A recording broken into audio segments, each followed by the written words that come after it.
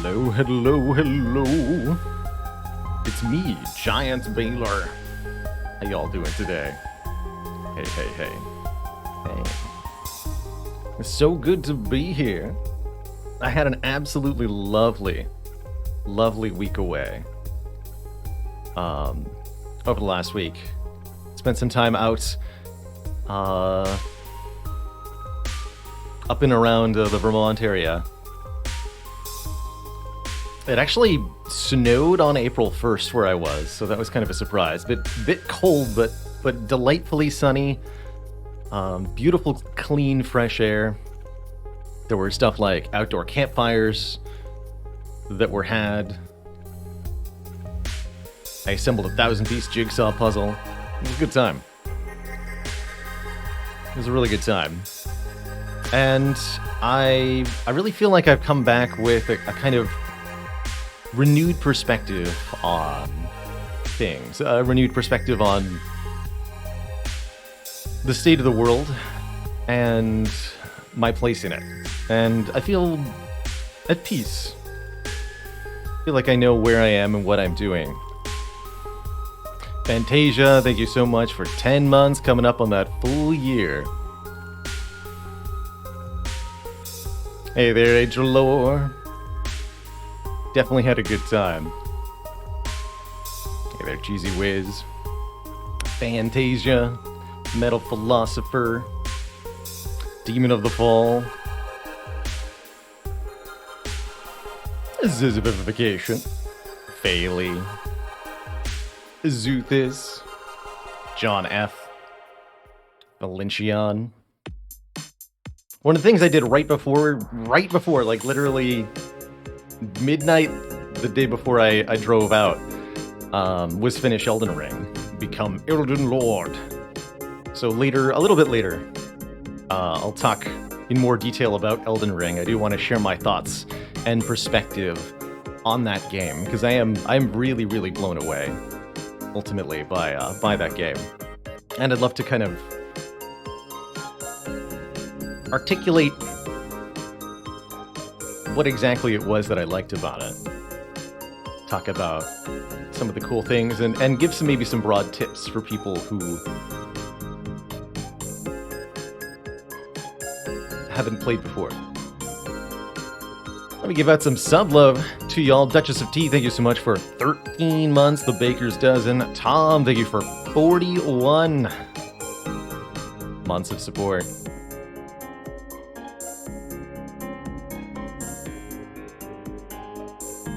Hex Dragon says, any plans to stream Slay the Spire Downfall? Yes, now that that's had a full release, we'll probably be doing that this week. There's a lot of off the beaten path content that I think I'd like to explore a little bit more of. Prior to the vacation, you may have noticed we did reduce our streaming hours a little bit. I went from more often doing an 8-hour stream to averaging closer to 6 hours. And part of that was because I was pouring time into Elden Ring, which I will still continue to do, because I do want to play at least another playthrough of it. But also because, well, I really needed a vacation, mostly. For a lot of reasons. Part of being that last sort of mental struggle to get through the end of winter and into spring, that kind of goopy, weighing feeling of, hey, I just need one nice, sunny, warm day, please. Just one. And yeah, that's finally here, so life's way better. More Multiverse? Definitely. I'm looking to do some Multiverse actually right after our chat session here. Everybody needs some time to cool down. One of the things that I did with my time off is touch base with some of my real life friends and people that I know, and something that I'm hearing from a lot of, especially my male friends in their 30s, is an expression of constant, unending fatigue and a slow, unpleasant degradation of their bodily experience, one way or the other. Back pains, old muscles, aches that never heal, and I don't know. It to me speaks of a chronic overwork, a chronic pushing oneself to one's limits that I myself am desperately trying to avoid. Hence, vacation. And I think there's so much of that that's unnecessary. Also describes fighting Melania. That was definitely my mild spoilers. Well, not mild spoilers, but boss spoilers here. That was 1000% the most deaths for me in Elden Ring was to Melania. Oof. It was like 3 days of practicing before I was able to figure out all the ins and outs of that fight enough to win it just one time. Yikes. Mr. Discord, thank you for 19 months. I don't think I went back up and thanked Fayley. Fayley, during the pre-roll there, thank you so much for 34 months and that ridiculous tier 3 sub. Yet not just one, but all of those emotes. Speaking of, have you all seen our new animated emotes? / our new tier 1 emotes? We've got a whole heck of a lot of new channel emote art, and it's all available to anybody who's a tier 1 sub. I didn't touch the higher tier rewards at this time, so everything new and flashy is available to everyone. We've got 5 animated emotes. I think 5 or 6 tier 1 emotes that are new as well. There's a couple new ones featuring our kind of S tier's reimagining of the Baylor, and I really like him. I think he looks super cool as an emote with his bright red skin and the lab coat.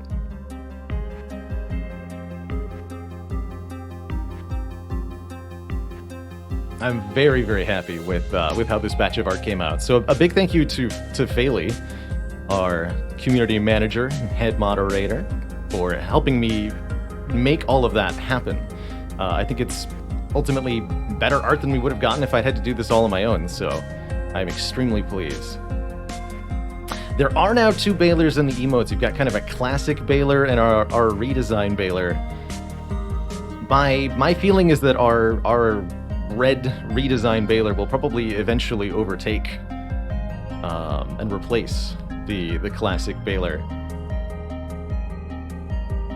But we'll see. I definitely feel myself personally identifying less and less with the old brown Baylor. He never did quite look right to me.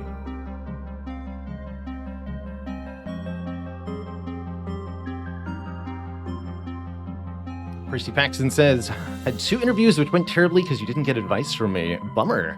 Next time you're in an interview, just think, what would Baylor have told me to say? And then you'll know what to say. Fluffy Mittens, thank you so much for those 5 gifted tier 1 subs. Welcome all to the Cozy Sub Club. Enjoy the heckin' cool new emotes. And the droid you are looking for, thank you so much for 10 months of support. WWBHTMTS. What would Baylor have told me to say? That's right.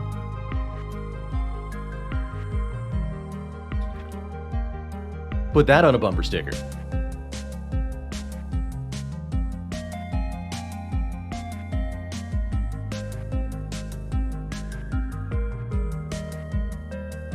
Let me pop open. So one of the things I was reading through on my time away, I had a look through our community survey back in February. We had folks fill out feedback, responses, information, what you liked, what you don't like about the channel. Let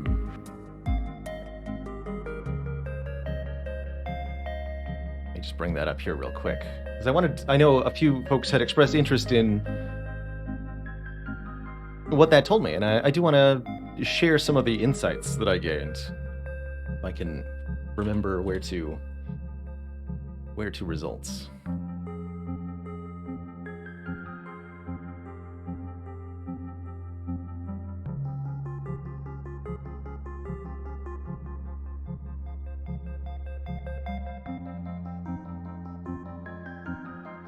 Here we are. Beautiful. And thank you all for that generous hype train.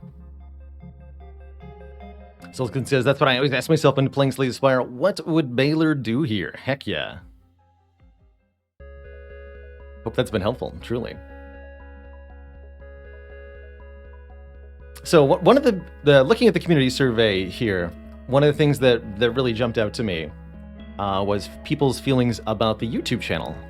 And that is another thing that I feel like I got some perspective on by taking a week away, so to speak, is YouTube as an entity, as a concept, as a model for online monetization. YouTube is a very strange thing, ultimately. And so a lot of the things that people said about the YouTube channel are things that I've had to kind of struggle with myself from the opposite side. A great example of this is the thumbnails.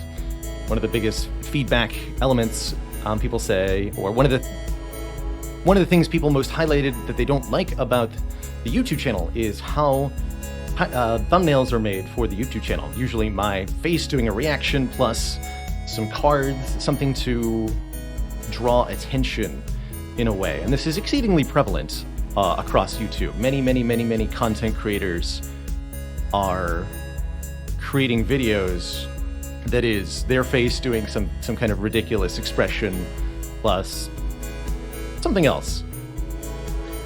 And some people really do like that, and others are rather greatly annoyed by it, especially by its broad prevalence, which I totally get.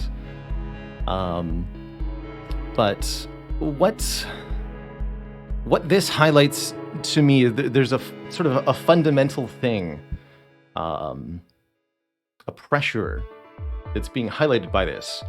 The reward structure of YouTube, the way that it works. Everybody who's creating content on YouTube is trying to optimize that content. They're trying to make it better and greater, and they want to fill a role or they want to achieve something. And what we imagine in our heads when especially when we're trying to work towards an artistic vision, we have a mental image of this kind of perfect work that we're trying to manifest into reality. You have a dream or a vision. You have a dream house that you want to create, or you have a book idea that you really want to write. And that's one way to get to some kind of ideal, but not often what people are doing in their field of work. When you are operating a business, usually you make kind of small changes left or right to try to see how they improve your metrics, right? You have some kind of metrics that you're keeping track of, and you look to optimize those metrics in some fashion. And on YouTube, that's like views and clicks and ad revenue or whatever. For a in-person store, it might be total transactions, profit from whatever goods you're selling minus the expenses. So there's a metric there that percentage of people that walk into the store that then buy something. That's a metric that you can track and improve. And what I'm seeing happen is that the metrics that we're using to monetize and grow YouTube content is not the same thing as making our content better to watch for people. The reward structure doesn't match what creates the best content. And that's, to me, deeply troubling in quite a few ways. But I can absolutely operate under the way of things. And so yes, you get lots of reaction face thumbnails on YouTube because that's what works on YouTube. And then because that's what works on YouTube, the structure kind of reinforces that. People see other channels doing it, so they're then compelled to duplicate, and you end up with this almost like cultural expectation that you have these now, and oh boy, this is getting very strange.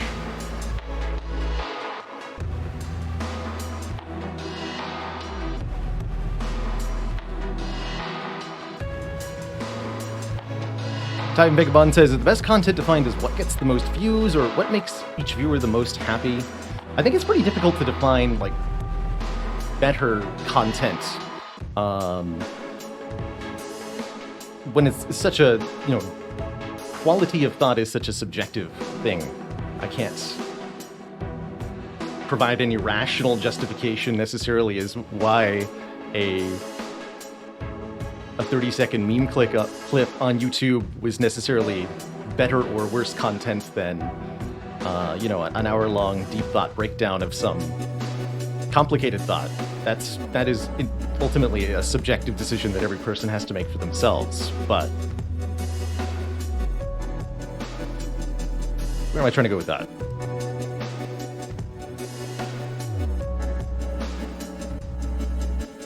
There's an analog of this that you see in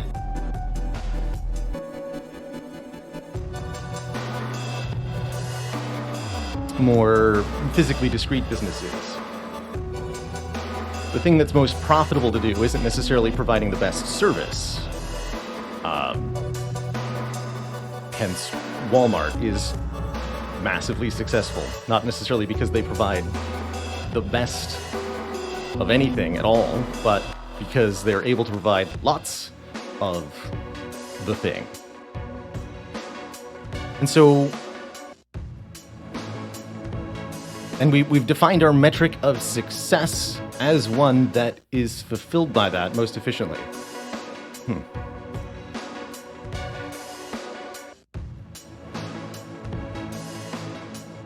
And I feel like that kind of broadly applies to YouTube as a concept too. There's a push towards a particular kind of something, particular kind of content, entertainment, and a particular way of presenting it. But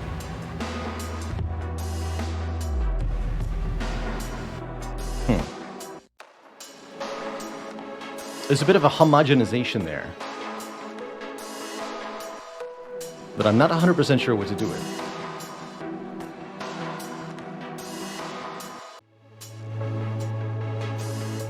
Very corporate thought train I'm on.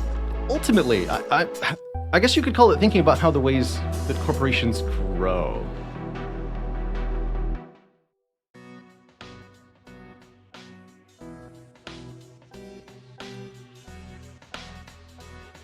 Not selling widgets, you're capturing people's attention. I like that. These are the days. A cultural industry. It's ultimately the monetization of people's attention. And that's why advertising, on a fundamental level, is such a huge industry. It allows us to capture and then monetize people's thoughts and attention. BE, thank you so much for 9 months. Good to be back.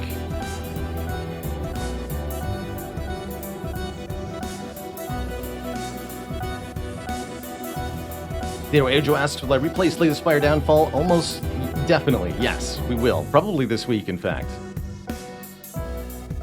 We'll tune down the music just a little bit here. Just make sure the conversation.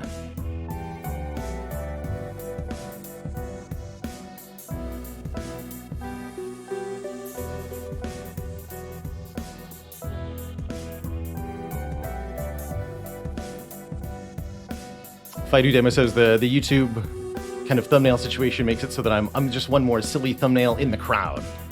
Almost kind of blending into the crowd. And to some level that's intentional. I like I'm not necessarily driven to stand out excessively, because I know that to do so requires effort that will ultimately be detrimental. I think that's the other sort of trap that you get caught in when you're designing content for YouTube or even mass appeal. Attempting to refine or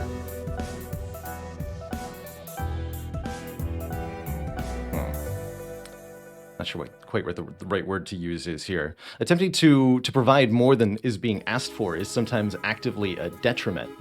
You put time and effort and investment into something, and it can result in people being put off or uninterested by. I run the YouTube in cooperation with a man named Riley. Helps me with all the editing and does, admittedly, actually the bulk of the work for the YouTube. It's also allowed me to remove myself directly from the decision making of stuff in YouTube, which has allowed me to kind of truthfully benefit, because if I poured more of myself and my creativity into stuff like the thumbnails, I know that I would actually get less views. And I don't like that. So it's an intentional blending on some level. A lot of the things that I do for the stream are calculated choices, compromises that I'm making with myself, compromises that I'm making with the systems of the world that I must interact with.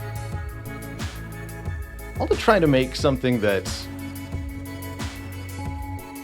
to me, fills an important niche.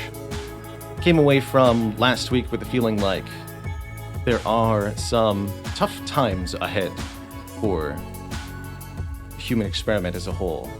And I want to make sure that I continue to be a sunny spot on the internet, a place where people can come have a good time, regardless of what else is happening, regardless of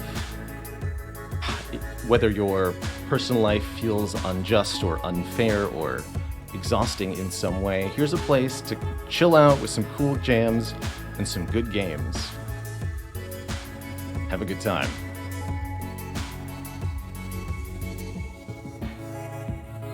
And that to me is what the stream is for the world, or where it fits into the world, is a cozy place. Smile and sit back in a dark and terrifying world.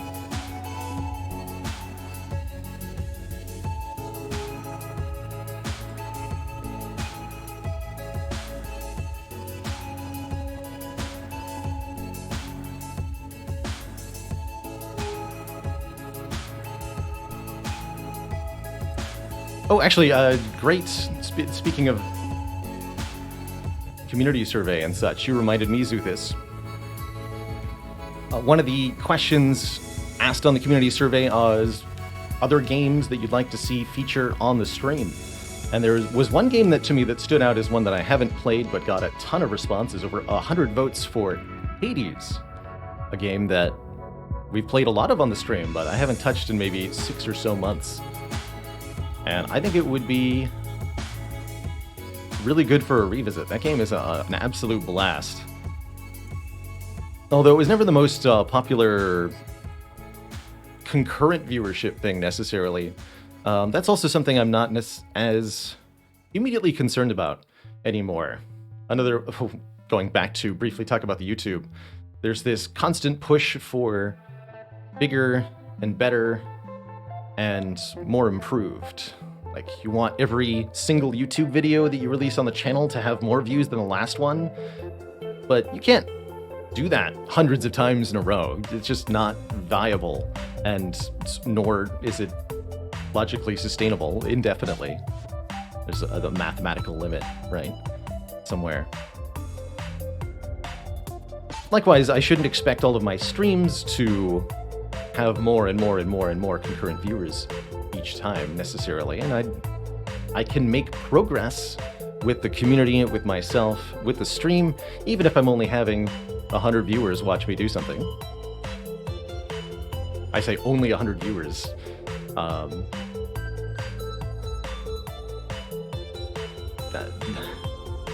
But that is truly so many people. That's a heck of a lot of people. And it's still shocking to me just how well this community has grown in its kind of particular unusual niche. Spirits Bros says, am I stressed about growing my business? Not at all anymore. No, I don't feel pressured to do it from outside forces any longer whatsoever. And so I will grow it if I want to. It will potentially contract a little bit, and that might be good too. But I don't feel any pressure or stress one way or the other. And I'll be here doing what I do, even if we lose half of our viewers suddenly for some reason. I wouldn't be stressed out about it too much, nor would I be panicked about having to do something else.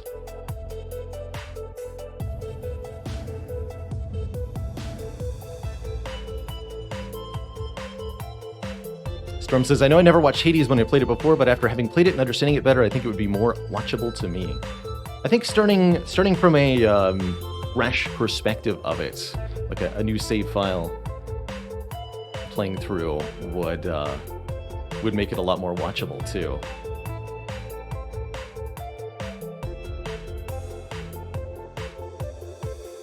Hexarchy, I think I have heard of that spanner.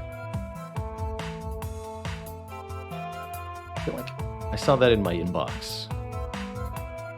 Baidu Demo says, stressing over numbers can ruin your motivation to stream. Stressing over numbers can ruin your motivation to do a lot of things. Any kind of work-related thing, or just stressing. It's tough, man.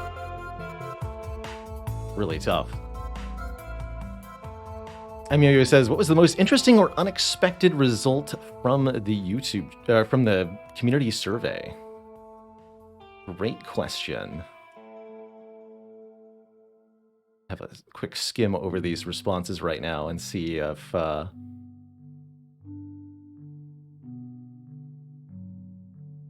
see what stands out here.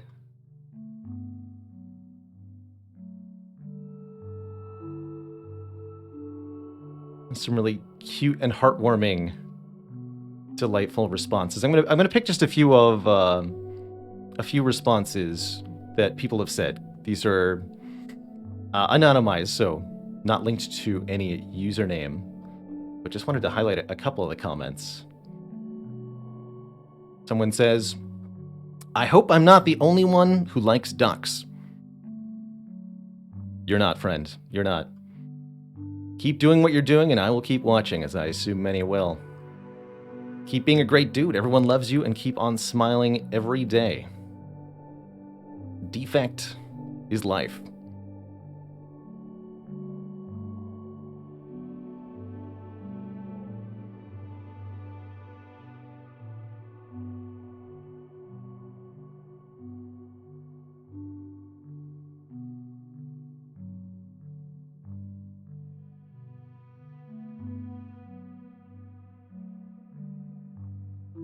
Yeah, if it had said Watcher's Life, we would have known who that was.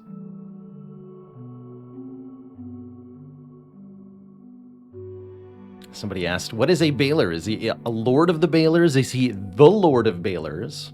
Or is a Baylor Lord the species itself? The Baylor is the species, and I am a Lord of Baylors, I guess. I'm a Baylor who is a Lord. Not necessarily lording over other Baylors, but just lording over things in general, I suppose. Baylor being the demon from Dungeons and Dragons. I think originally appeared way back in 1st edition. The original monster manual might have had the Baylor. I don't remember. Or if it was a little bit later. But the Baylor featured in a number of computerized D&D RPGs. I'm particularly thinking of Baldur's Gate and Neverwinter Nights when I say this. games I adored as a kid. There was also Baylor and Temple of Elemental Evil, and oh man, was that a brutal fight. If anybody played through that and fought the Baylor, you know it was a bad time.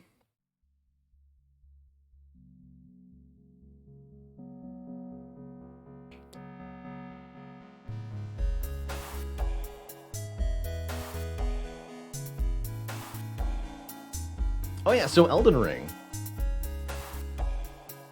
I had a delightful time with Elden Ring. It was about 150 hours total for my first playthrough, which is absolutely wild to me. With the only other RPGs that I've played that I've invested that much time in a single playthrough have been some of the old and great titles. Baldur's Gate, Skyrim, Neverwinter Nights.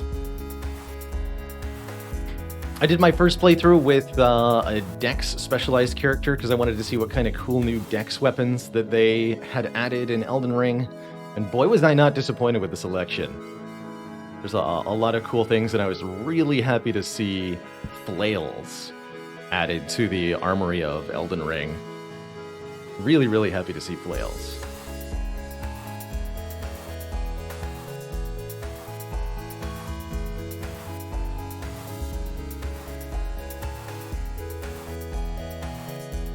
Spirit asks, would I be chaotic evil, neutral evil, or lawful evil? If I'm playing evil, it's going to be neutral evil most of the time. Been one of my favorite sort of mindsets to play from. Pure strength as a caveman with a large club. So I haven't explored a lot of poise breaking in Elden Ring, but it seemed like a mechanic that was way more advantage takeable of than in prior games, since you're able to score a critical hit on basically any boss if you stagger them with your attacks. It seemed to me like focusing on inflicting as much stagger damage as possible could be really, really effective.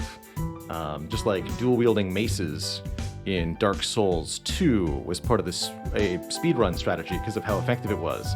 I imagine something similar works pretty well in Elden Ring, where you just bonk your foes in the face with a two-hand combo two or three times, and you get a free follow-up because they were poise breaked after that.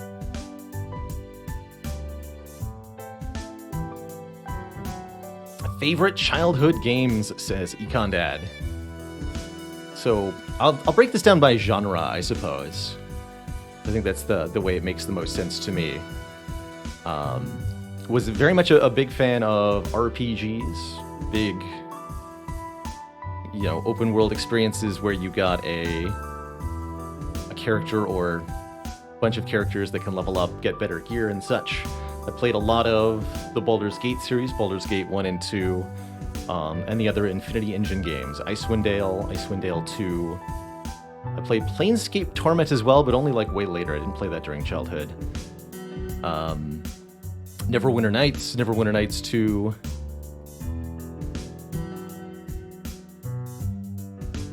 I didn't play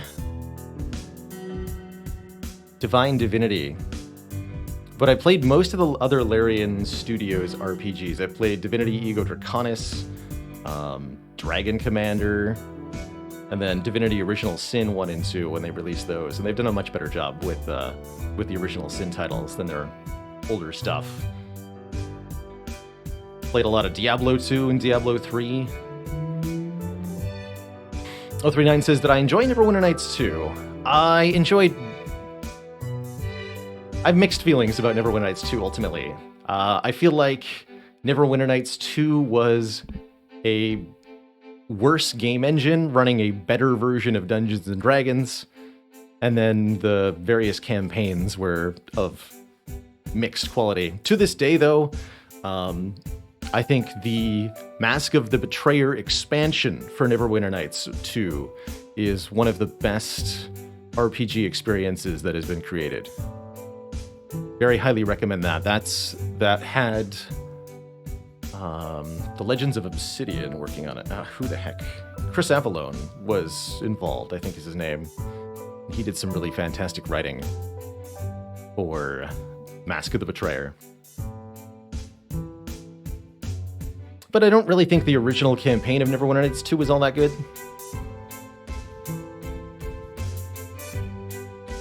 You can absolutely play Mask of the Betrayer standalone. I think you can pick it up on GOG. I believe they have Neverwinter Nights 2, which is not on Steam, to my knowledge.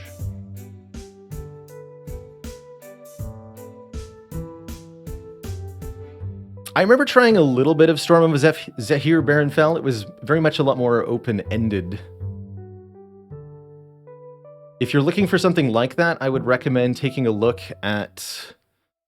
oh heck, what's it called?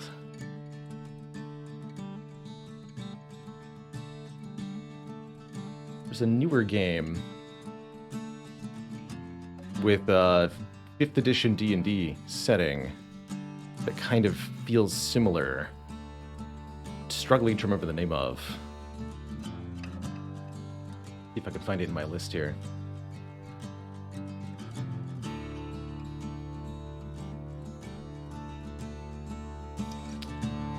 Yes, Solasta, Crown of the Magister. That's right. I'll be in chat near it. Yes, I would recommend taking a look at Solasta, Crown of the Magister. I haven't personally played a lot of this. It seems like it's still under active development, but the more it gets fleshed out, the better it seems to look.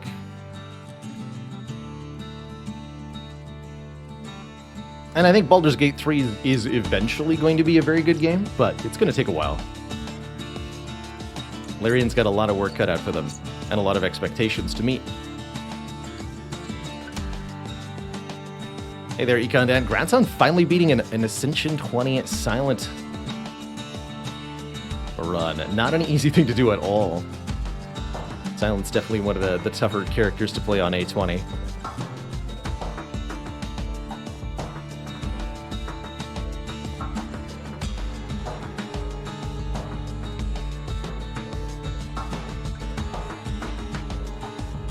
Good stuff.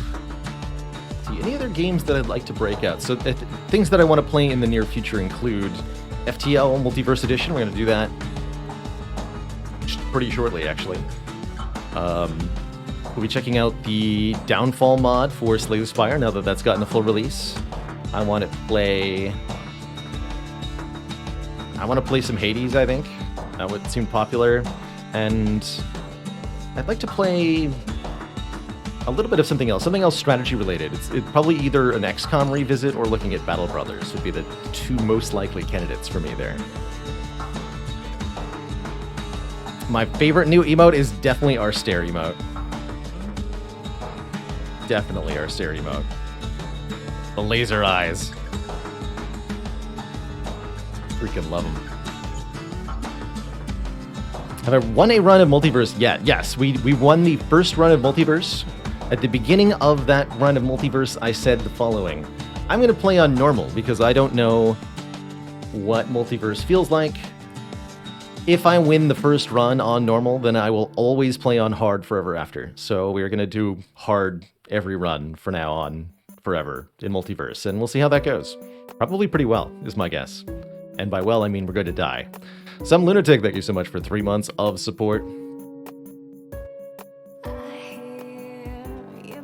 And this all means that in addition to Slay the Spire, we still have our year-long challenge to do. I have no intention of abandoning that or changing our trajectory whatsoever. So there will still be 300 more, well, 301 more, if we can get Silent to win, Ascension 20 victories this year in Slay the Spire. Tom says, reminder that Multiverse has its own difficulty setting in addition to the native FTL difficulty. I'll have to take a closer look at that, because I don't think I actually parsed that. Hello and welcome, Maisie. Maisie says, have I ever heard of the Legends of Runeterra card games single-player series Path of Champions? I have. We've even taken quite a few sponsored looks at that at various points of the stream. And I've had a pretty good time whenever I've chosen to play. I think it's pretty well done. The devs could make it a lot more replayable if they were willing to incorporate a little bit more procedural generation. For example, the maps that you're picking paths on are exactly the same every time in that, and I think if they change that, they could have a lot more fun there. But it is Legends of Runeterra, every time I've checked in with it, has had a better single-player experience than before. So the devs seem to know what they're doing, and they're working towards something that's pretty good. How long do I think Spire can keep going as content on Twitch and YouTube? Honestly, a shockingly long time. There's still a residual popularity for, well, I mean, we're going to play some right now, right? FTL Faster Than Light. That game is now 10 years old. One of the oldest and most beloved roguelites. I think Spire will probably be around for around the same time.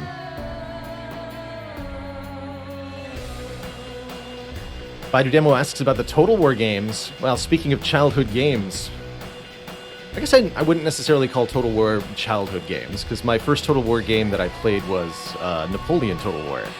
And I have played and enjoyed many, many Total War games since. Total War games are kind of interesting. They're very, especially as they broaden the campaigns, which they've been really, really doing with the Warhammer Total War series, which I'll talk about in a second. They've been getting more complicated and intricate with the strategy layer of the game, but the opponents that you're up against are not really capable of interacting with all the complexity. Never really have been, truthfully. There's always so much going on mechanically in a Total War game. So you've got this really, really cool universe that you get to participate in. You get to really feel like you're commanding battles on a historical battlefield, or if you're playing Warhammer, you get to feel like you're at the head of a fantasy army, which is such a cool feeling. If your PC can run it, which is good luck to you.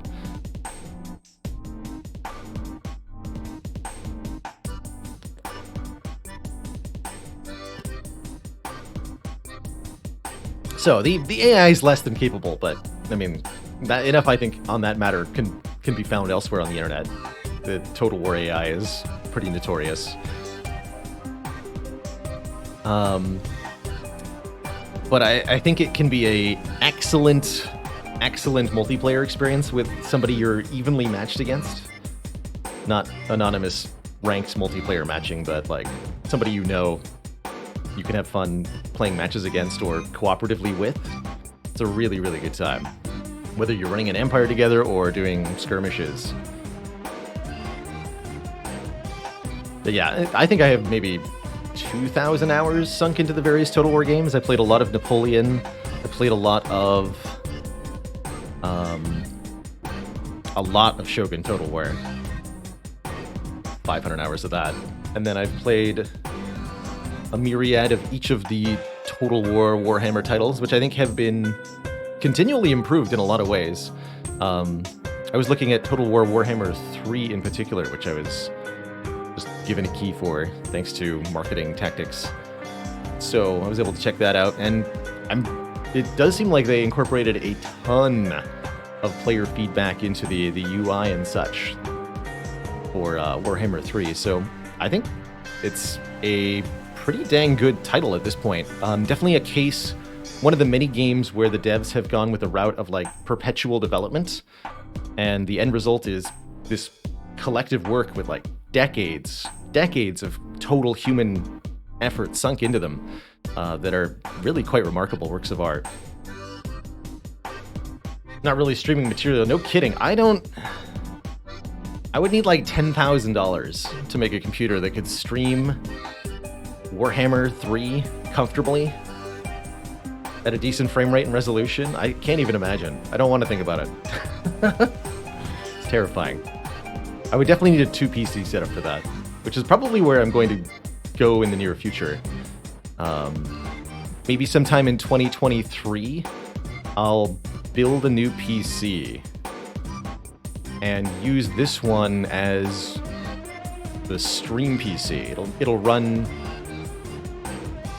all of the software for the stream and do the processing for that, and then I'll have a separate machine running the actual games, and we'll capture the output from that on the stream PC.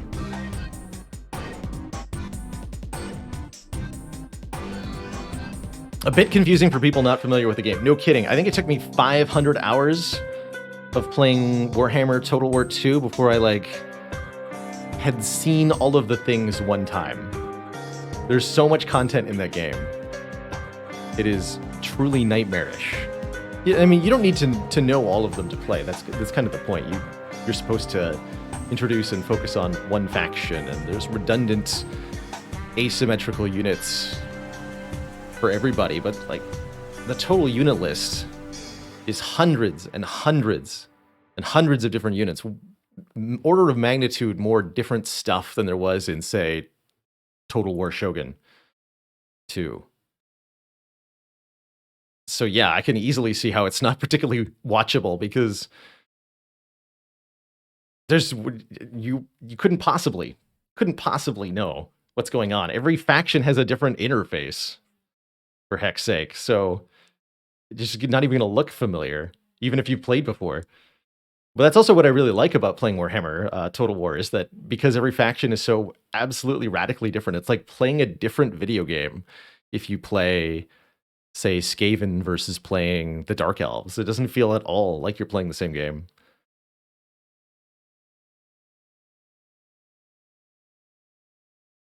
Hey, congrats on Elden Ring Platinum, Crazy Aho.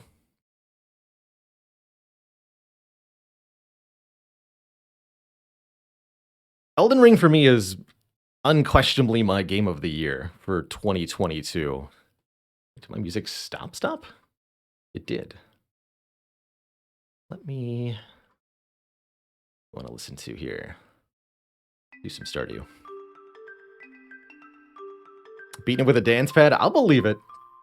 I have to say, Elden Ring to me felt... Even though I had... I've beaten pretty much all of the Souls game prior. Elden Ring for me was really quite challenging. In a way that I didn't necessarily expect. They really upped the ante with not only boss design, but also, I would say, enemy statting. Elden Ring is a higher level campaign, you could call it, than any of the Dark Souls games. You achieve a higher soul level by default, a higher level, character level. It's not souls anymore, but whatever. You achieve a higher total character level in one playthrough of Elden Ring than you will with the other games. And enemies' stats are appropriately matched to that. So you'll fight things like bears with 10,000 hit points, or bosses that can take a nearly maxed out health bar to nothing in a couple of swings.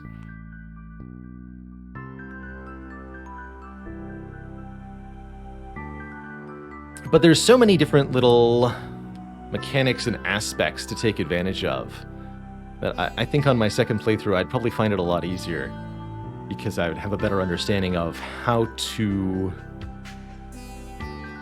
leverage my strengths.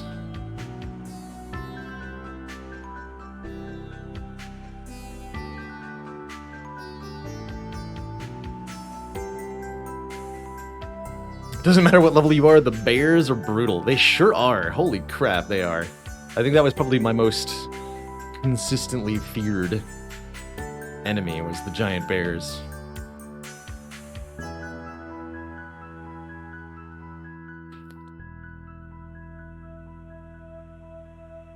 Really liked the boss design of the main story bosses. I'm really impressed with Elden Ring's open world design overall. It truly does feel like this, truly immense. The game does a good job of initially actually hiding at just how much game there is, with the way that the map is presented to you. It slowly scrolls out as you explore larger and larger chunks, and the way the map is laid out.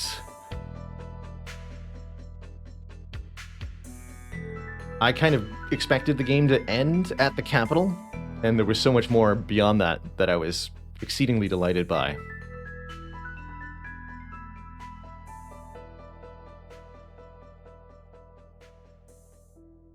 Those dudes that hate arms that don't stop attacking. The Royal Revenants. I know the ones that can teleport and then vomit at you. I hate those guys. Yeah, they're nasty. They are really nasty. There's an easy way to cheese them if you can use an area effect heal, because they're damaged by healing effects as undead creatures. But man, they are absolutely mean, and they definitely killed me quite a few times. Other enemies that I'll give a shout out to being exceedingly annoying and difficult: the pest guards in the Aeonia swamp areas, the like centipede men that can shoot spines at you from obscene distances. Heck, those guys.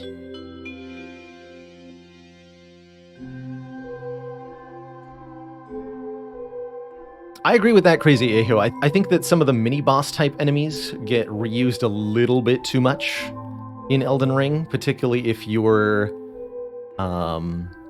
persistent with your exploration. For example, I fought, I think, 3 too many Godskin creatures for my tastes, and I definitely fought a couple too many magma worms as well. But for the most part, I have to give From credit that even when enemies were similar or reused, they're often put into a situation that is different, or they have something different about them. For example, something really basic that From did that added a lot of flavor to the game for me was there's these big flower enemies all over the game, and depending on what area of the map you're in, the flowers will spew different kinds of spores. The basic ones you encounter early will spew poison spores. The ones in Caelid spew scarlet rot spores. There's other ones you can encounter later in the game that spew sleep or madness spores. And they didn't need to make that change, but that small change does add so much more flavor for the different regions of the world and the creatures that inhabit them. And the same is true of, like, the basic knights. You encounter some variation of foot soldier or knight many, many, many times across the course of the game. But the soldiers of different lords have different battle tactics. They'll throw lightning pots versus fire pots, or they'll have different weapon art skills that they use against you, depending on where they are. So you've got a partially reused asset, but with a variation on it that does feel unique. Most annoying enemy. Ooh. The falcons with swords on their feet. Particularly the one with a flamethrower mask is definitely up there for, like, please stop tormenting me. What else did I have a lot of trouble with?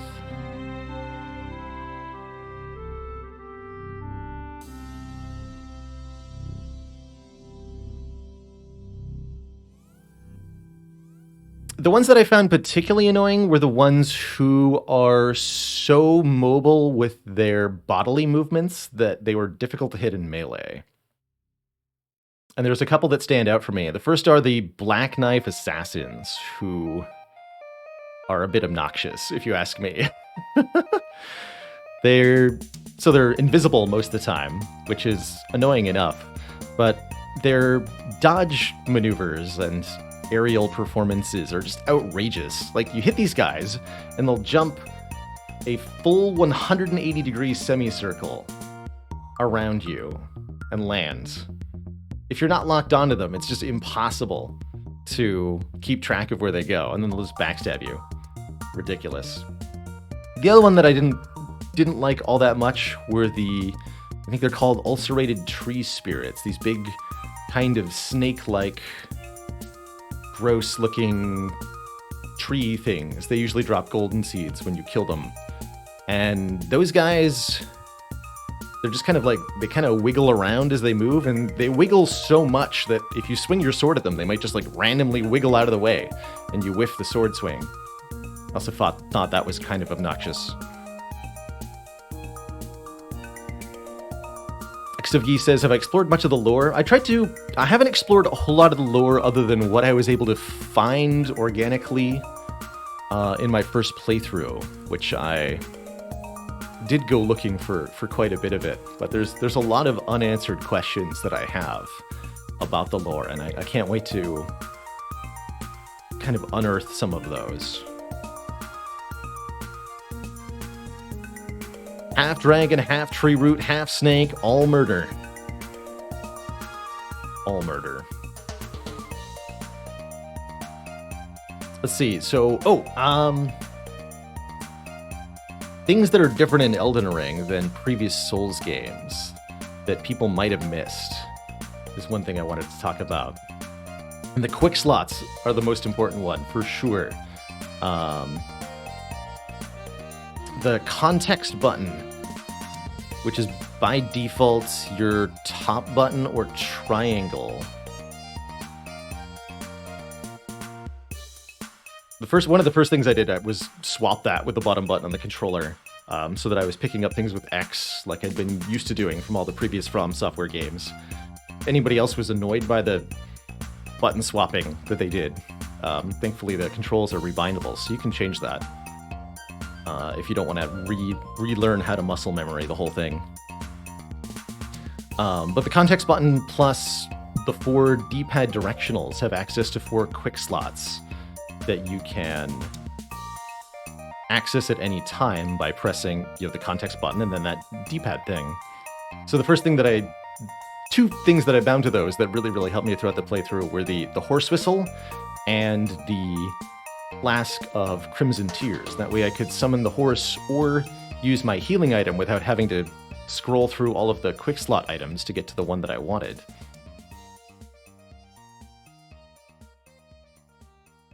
But I've spent like 30 hours getting used to the stupid top button. Yeah, I put up with it for about 5 hours before I was like, wait a minute, can I do something different than this?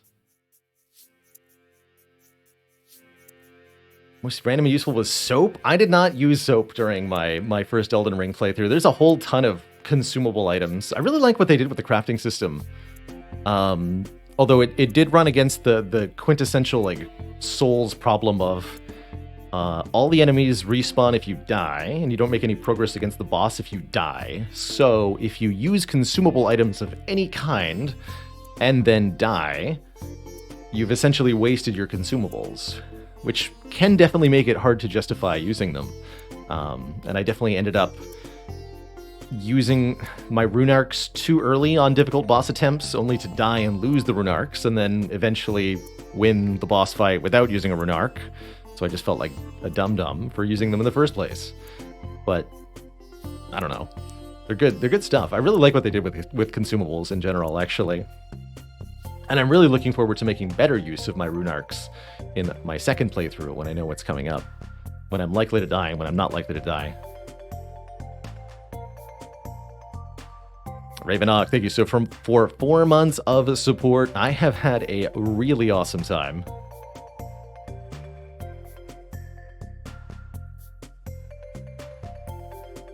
Yeah, save all your stuff for the fight that never comes. At least they added a new replenishable thing, the Flask of Wondrous Physic, which is definitely one of the coolest things, I thought. All of the different little concoction mixtures that you can create using that item, some of which have really powerful effects and some very cool potential uses for them. For example, I couldn't figure out initially how to dodge Radahn's meteor attack, so I used the Flask of Wondrous Physics one-time damage absorption to just face tank the explosion. And that worked out perfectly. Mountain Sir, thank you so much for 6 months of support.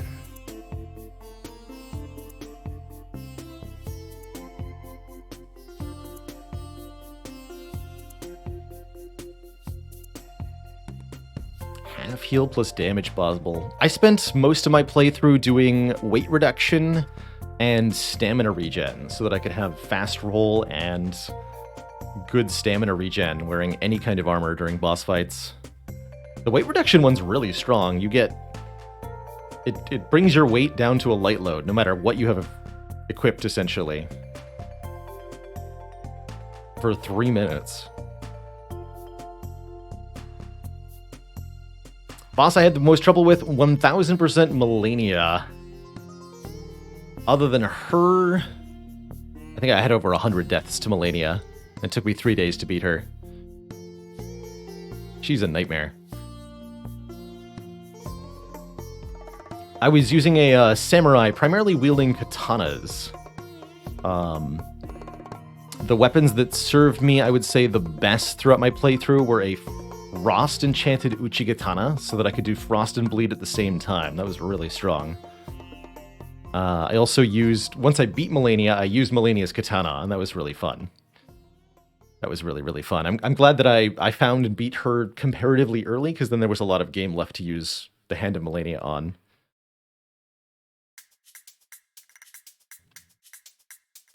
I also got a ton of use out of Rivers of Blood katana, because it has a special weapon skill that with obscene range for a melee attack.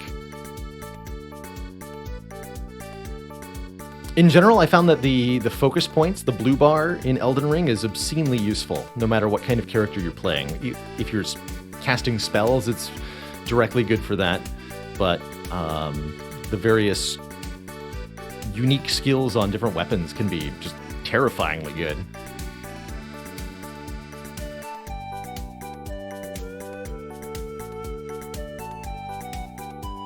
I definitely cheesed more than a couple mini-bosses with the Hoarfrost Stomp weapon arts, and then I found that halfway through my playthrough they actually nerfed that particular one really heavily. Felt right. Felt right. It was a little too easy with Hoarfrost Stomp to just break stuff. Hey there, Sir Van Buren, you're looking at him in the flesh. It's the digital flesh. And blood. 'Tis me.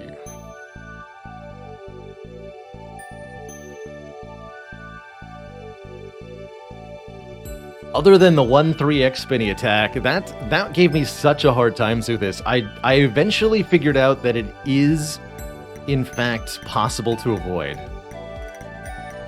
But boy was it hard. Boy was it hard. I didn't use any summons during my first playthrough of Elden Ring. Generally speaking, when I play Souls games, I like to do so without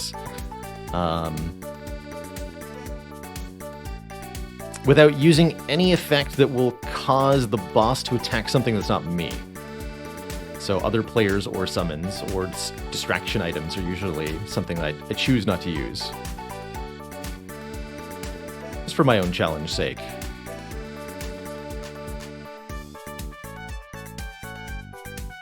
I'm sure I'll put them to use in future playthroughs. There's so many different ashes that you can use for summon assistance. So it really seems like a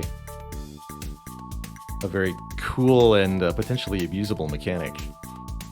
I did note the Mimic tier ashes. I picked those up and I upgraded them all the way when I found them, just because I know these are going to be OP. Didn't end up using them on anything, but I wanted them. I knew they'd be good.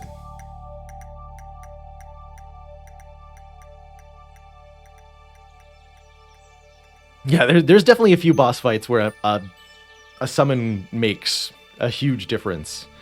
Particularly some of the double or triple boss battles, especially if you're finding those tedious, like that three Crystallion fight.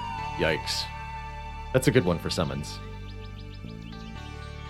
Trying to dodge offensive attacks from 3 or more entities at the same time is very, very challenging.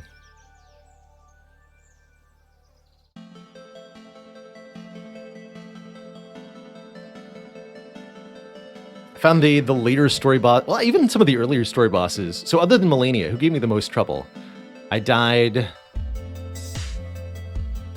a lot to Margit the Fell Omen when I first encountered him. I only had like a +2 weapon, so I was pretty undergeared for that. And that was maybe 50 or so deaths. I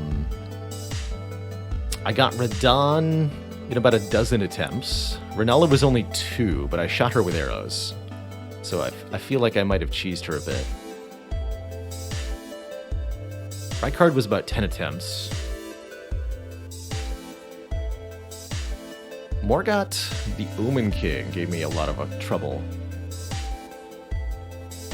I also had quite a bit of difficult time against Mog, but I beat him without figuring out how to avoid the blood curse. I just face tanked his blood curse.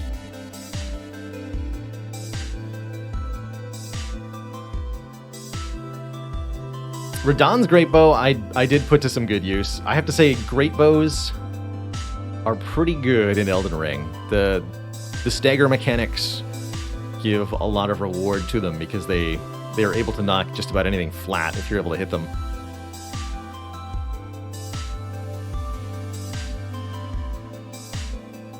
Cheese cancels cheese. Ultimately, it's a single-player RPG. You're allowed to play however you want, doing whatever you want. And the beautiful thing about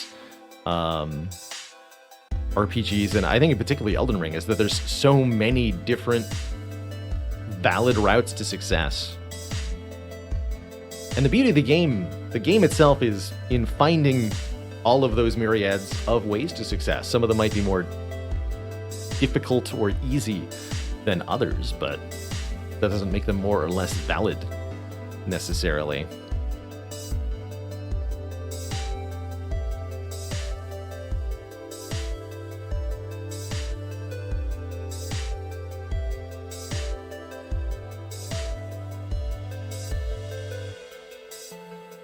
Yes, the curse mechanic in that fight is just a huge opening to do piles of damage.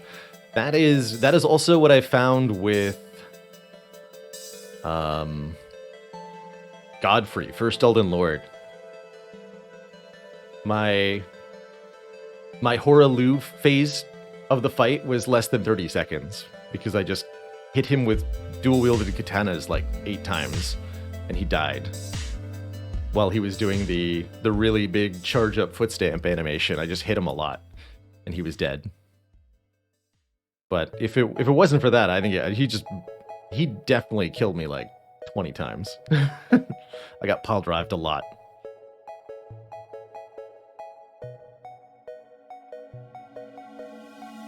But yeah, there's so many cool and abusable mechanics from staggers to parries. I beat Melania without even knowing you could parry her. I tried it and noticed that she bounced off of me. But it seems like for her and some of the other late game bosses, you have to parry them 3 times in order to get an opening. It's rather interesting that that's how they how they chose to do it. That you're still allowed to parry the bosses, but that it's more difficult to do.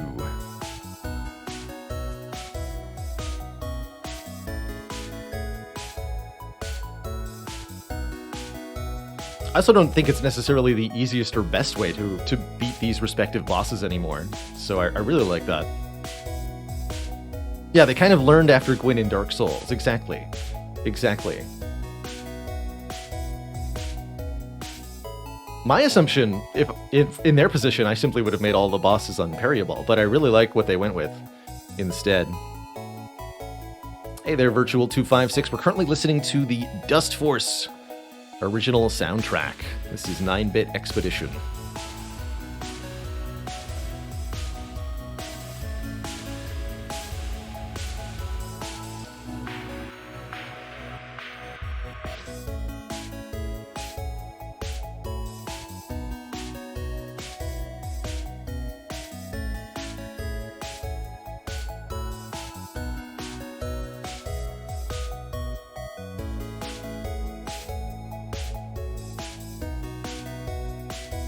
I was kind of personally hoping to see a little bit more inside the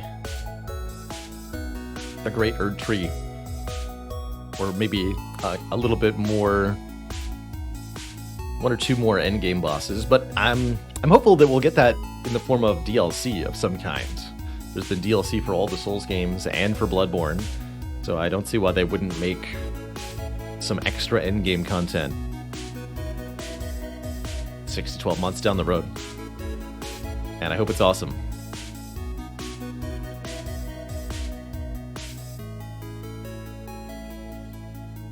I definitely had a difficult time getting upgrade materials early on in Elden Ring.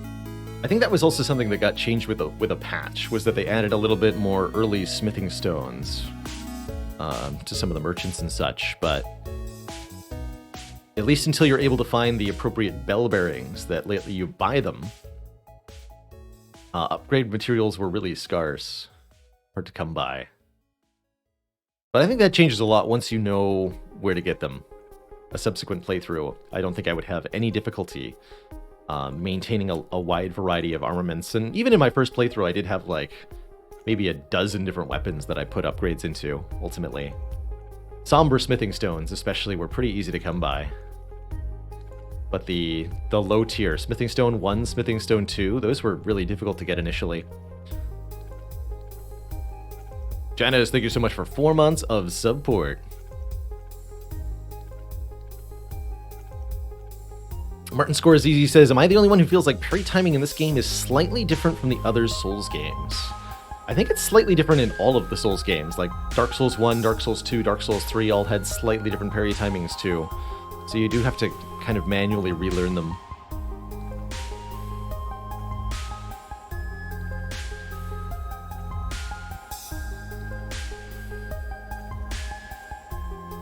I have to compliment From for doing a really good job in taking out the tedious parts or the unnecessary parts of their game experience. And there's 2 missions that stand out to me as very, very, very important changes that made Elden Ring a lot better. First off, item durability is not a thing. Just plain and simple, there's no item durability in Elden Ring when there was in previous Souls games. And I think everybody kind of expected there to be. But all the more important for all the different tons of items you collect. Like your item inventory gets so cluttered in Elden Ring. Just because of the scale of the game. You don't need to have to worry about tracking the durability and maintaining each of those. Yeah, they got rid of upgrading armor sets. All armor is unupgradable, and so you just kind of mix and match. I did find optimizing armor to be reasonably rewarding against particular damage types. The way defense values work, if you're able to stack a lot of defense, and there's definitely a myriad of ways to do so. If you stack an armor set that has good resistance to the damage type, plus the damage resistant trinket for that type, plus the Wondrous Physic global damage resistance buff, or any kind of particular, like a dried cured meat of the appropriate type, any specific damage resistance buff, then you can end up really dramatically mitigating that damage type and making your hit points go a lot further. So if you're finding yourself getting one-shotted even though you have a massive, massive health bar, it's better to invest in defense than it is to get even more health.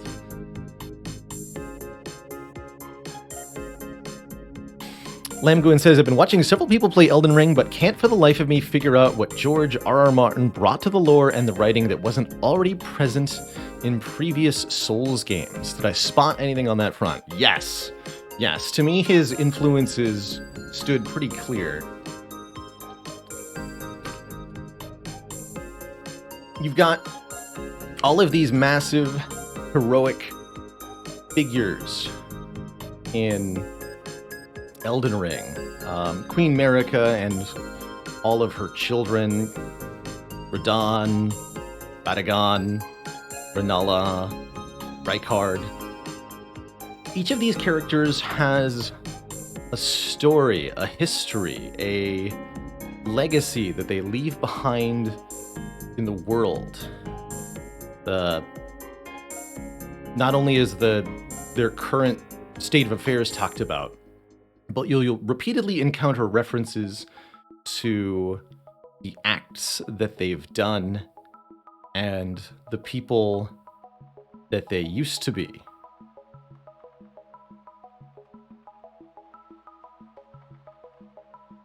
So, for example, you see Radahn at his kind of final resting place in Caelid, twisted and maddened by scarlet rot, brought to ruin. But you're also told of the path that he took to get here, battling Melania to a standstill, in the swamp of Aeonia, discovering his own personal goddess within her. His fiery mane of red hair that people said was kind of like his mane of courage. There's all these little details and embellishments that, to me, speak of a greater picture being conveyed. And that to me is the telltale sign of Martin, having his hands in the work. So Martin isn't like any particular dialogue or interaction, but rather all of the grand picture of how the world is laid out, the conflicts that the nations have had between them, the heroes that participated in those conflicts. That's all Martin's designing. Rick80, thank you so much for 41 months of support. A heck of a long time. 41. And Yagi, thank you so much for that full year. Tarnished. I think some of the terms that, yeah, some of the phrases and dialogues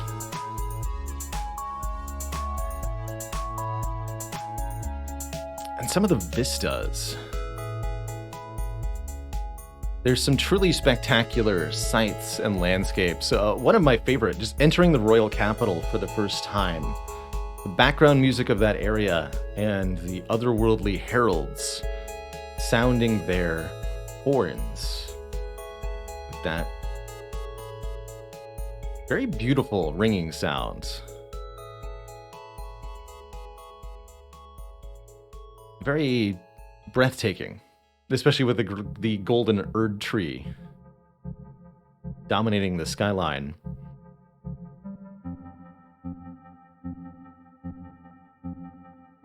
Yeah, I can also see why, how that could be grating. It's quite a tone. It's definitely otherworldly, I would describe it. It's not quite right. Hey there, Rick, and I did indeed beat Elden Ring right before I went on vacation. I did, and I'm more than ready to label it my game of the year 2022 for sure. Possibly my game of the decade. Been quite a journey, and one that I'm very excited to put more time into. I ended up with the Age of Stars ending for completing Ranni's questline. But I was also eligible for the one for completing Fia's questline.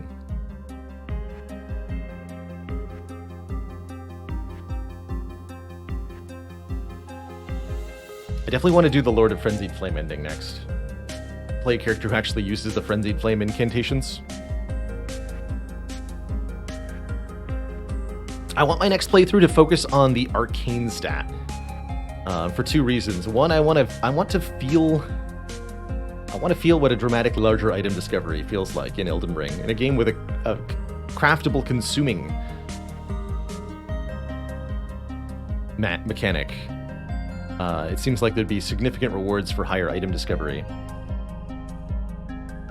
I also want to try status effect scaling. Seemed like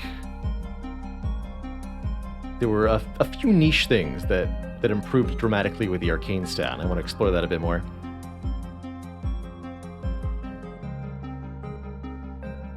Madness only works on other tarnished. Oh, that's right. That's right. So it's only for PvP or for taking down NPC phantoms, which there's some of those.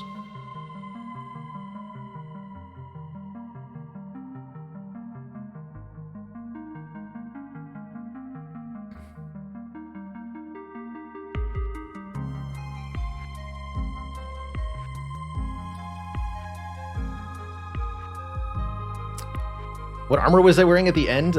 I had the... I don't remember what it's called, but there's a samurai mask of like a snarling old man face with lots of white hair. And I had that on for the ending cutscene, which was great. The Okina helm, that's right. Gives you +3 dexterity, which is why I was using it. Really enjoyed that. Great helm for dual-wielding dex weapons with. The damage output was obscene. Just obscene.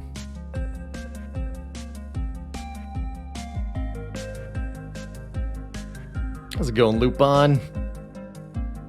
Pleasure to have you by. So I think there's supposed to be 6 different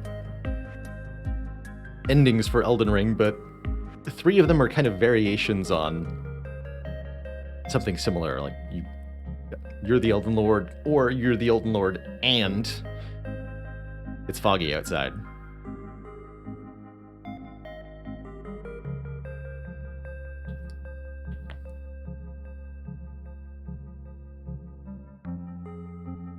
Rick80 still rocking the starting armor. I did that for probably a good 50 hours. There's tons and tons and tons of armor sets in the game, but they're all not necessarily really better or worse than each other for the most part.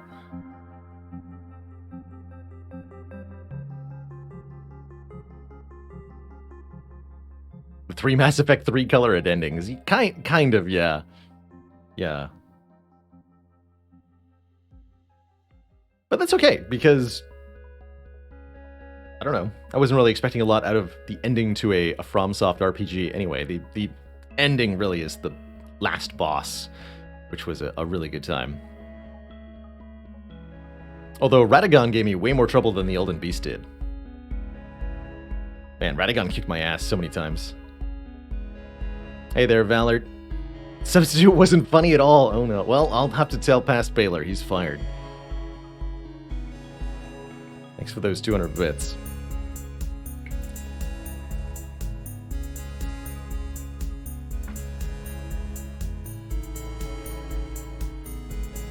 Let's see.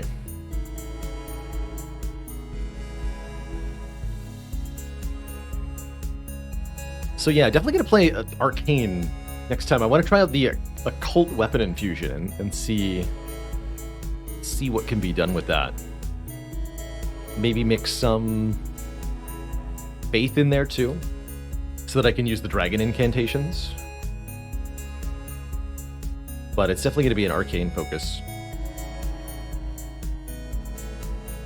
Really get to think about Elden Bling if you start with no clothes. There you go. Stecco says, did I level arcane when I used Rivers of Blood? I leveled arcane to 20 on my first playthrough. Second playthrough, I'd like to go to 60 or 70. It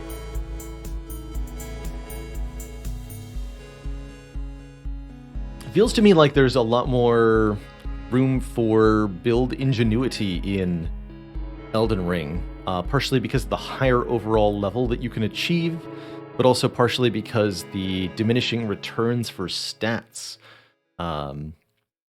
doesn't kick in quite as quickly. So, for example, in Dark Souls, leveling a stat above 40 is mostly a waste. But in Elden Ring, you can go up to 60 or 80, excuse me, before things start to really become unworthwhile. Really big example of this is Vigor. Hit points. You get the most hit points for the least investment going to 40 Vigor, but you can get a ton more health and survivability by going to 60 Vigor. That's where the diminishing returns really kick in, is at 60.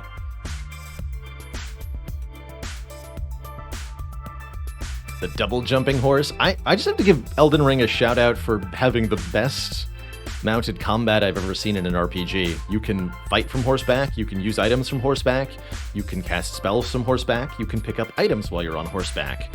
You have separate buttons for attacking on left and right sides of your horse, by the way. If you didn't notice, the left and right shoulder buttons are left and right-sided attacks off the horse. Anybody who played 150 hours without knowing that? Anyone? It definitely took me about 80 to notice that. And the horse has a different hitbox and different health bar than you do. It's really remarkably well done. It's definitely...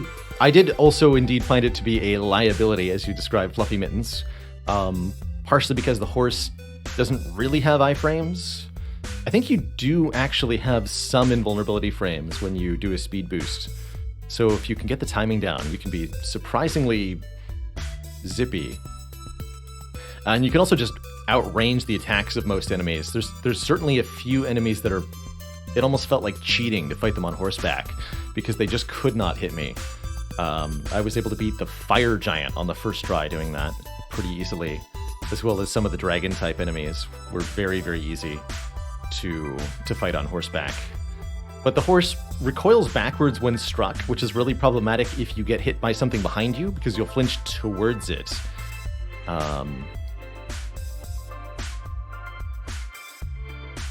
And I found that I was knocked off of horseback pretty constantly.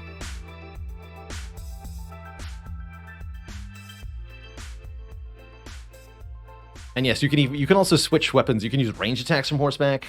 They don't let you fire a great bow from horseback, which is disappointing, but I understand.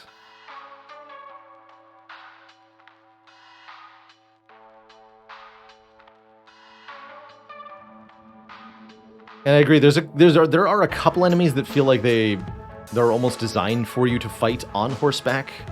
Their attacks may, if you're encountering an enemy who seems really difficult to avoid the hits from, like there's just no reasonable way to dodge it, you might want to try using your horse, and that can really help. That was definitely required for me to figure out the Radon fight, for example. There's just a couple of attacks that are almost impossible to avoid on foot, but are very easy to avoid on horseback. His meteor attack and his rain of arrows.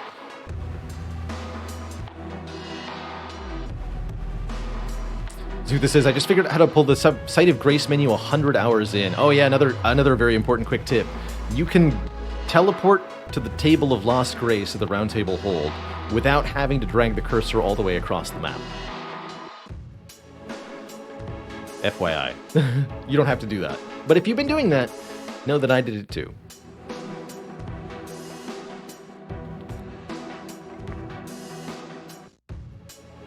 But yeah, you can press one of the buttons to pull up the menu of grace locations, and then there's also another button to immediately warp to Round Table Hold. So no matter where you are in Elden Ring, you can warp to Round Table Hold with 2 button presses.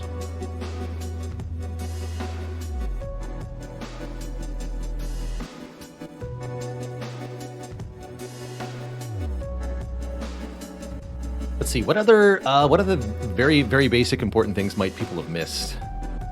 Jumping attacks. Jumping is really, really powerful in Elden Ring. They removed the ability to kick and do like the forward leap attack where you flick the control stick forward and press R1 or R2, but instead you now have the ability to do light or heavy attacks while in the air. You can also even do ranged attacks or cast spells in the air.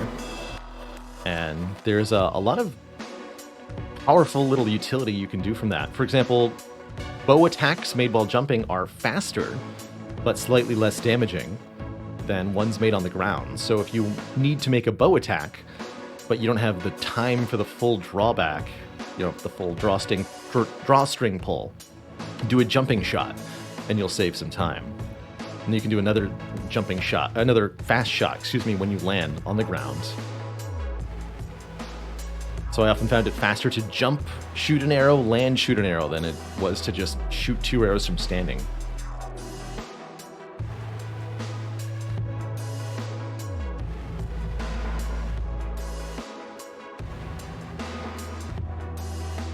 Crap says, there's 3rd playthrough and I just found out that you can tell if you've beaten the boss in a cave, catacombs, etc. Wait, really? I actually did not know... How? I did not notice that.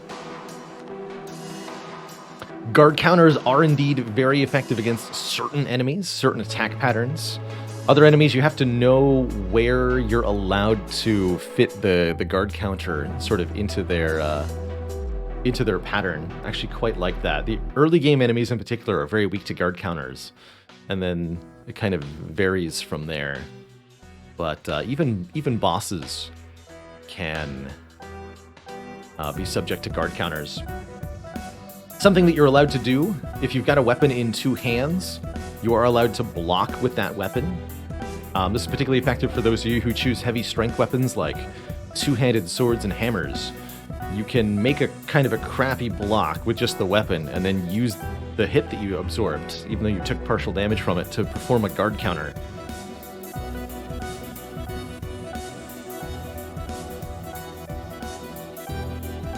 If you can't warp out and it has a red line in it, you haven't beat the boss. Really? Oh. I noticed the inability to warp out of like catacombs areas, but I hadn't realized that it changed once you beat the boss of the area. Maybe it doesn't. I was always under the impression that as long as you were in a cave, you couldn't warp out.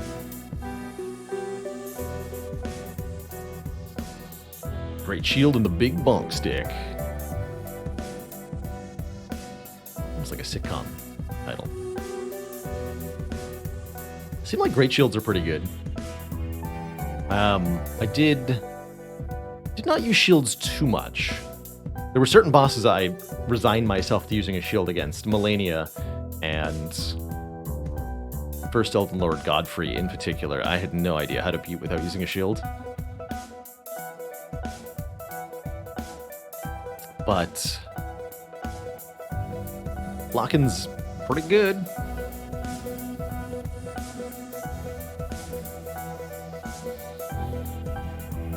Bad Self says, saw a thing that if you tack on a high ledge, that'll tell you whether the drop is lethal. Yeah, I'd heard that there was... They added some kind of code to prevent you from falling to your death by trying to attack something, which I think is a good little quality of life improvement to make. It sounds like it actually only kicks in if the fall would kill you. Otherwise, you can attack off a ledge. That's funny. And I guarantee you can find locations in the game world where that doesn't hold true, probably. My favorite boss. Rykard, for sure. Lord of Blasphemy. Thought that fight was so cool. I really didn't know what I was getting into going into that, too. But then, picking up the Serpent Slaying Spear. My favorite fight in Demon Souls was the Storm King Manta Ray fight, and the Rykard fight felt like the ultimate, well-done, very fun version of that. So I was exceedingly happy fighting Rykard.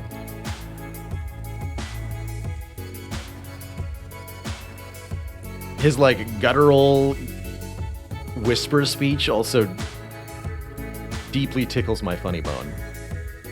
Together we will devour the very gods themselves. Good stuff.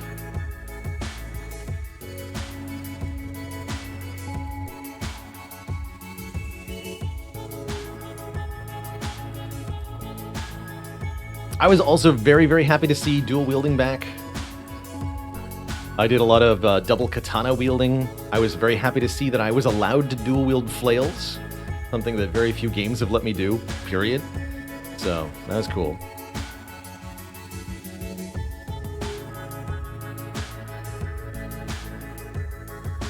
And I can easily see a lot of future playthroughs involving dual wielding of some kind. It seemed really strong, too. Particularly jumping attacks with dual wielding. Just massive amounts of damage output, massive amounts of stagger.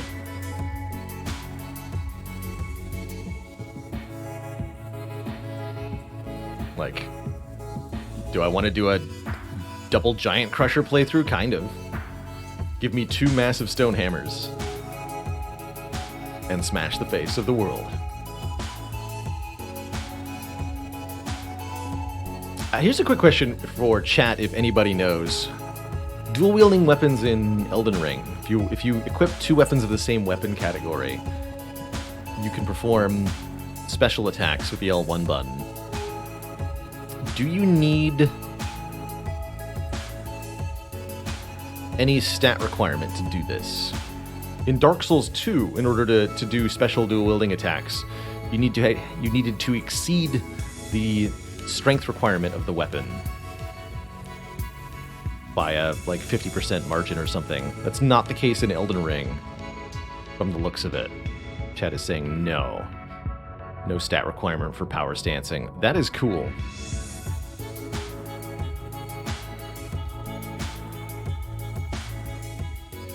So if you could wield a great club in one hand, you can wield 2 great clubs at the same time. That sounds fun.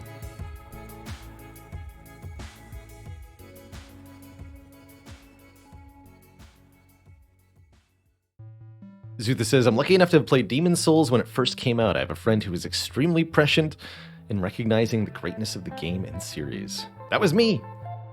Well, I wasn't your friend necessarily, but I got to play Demon's Souls when it first came out. Dark Souls when it first came out. I think I played them all, actually, almost on release. Kaiser Soja, thank you so much for the Tier 1 sub. Welcome to the Cozy Sub Club. Nirvar says, I've never played the Dark Souls series. Should I try Elden Ring? I would say Elden Ring is the best of the Souls series, the best of the From Software games, but at the same time, if those kinds of games aren't to your taste, you wouldn't necessarily enjoy Elden Ring. There's certainly a good place to start, albeit a rather mechanically complex one. There's a lot going on in Elden Ring, and a lot of stuff.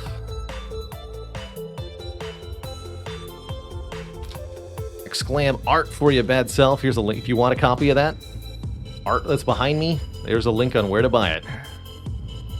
Doesn't help me at all. That just goes to Fangamer, but if you want it, there's a link.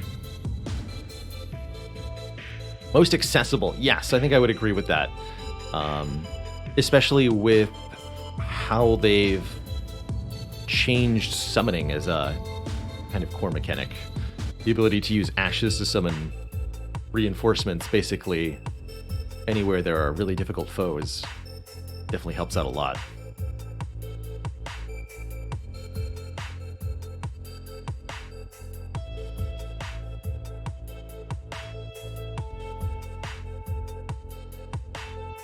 I think Elden Ring is definitely a game where you'll benefit for having prior experience from the games in the series. I'd say Elden Ring to me felt maybe 80% Dark Souls, 10% Bloodborne, 10% Sekiro, slash... Yeah, 10% Sekiro, slash Demon's Souls. So there was stuff like the mining enemies in the tunnels were very reminiscent of the Stonefang tunnels in Demon's Souls, for example. So having played Demon's Souls, I knew exactly how to kill them already. Hit them with a mace, and it worked. 35% Breath of the Wild.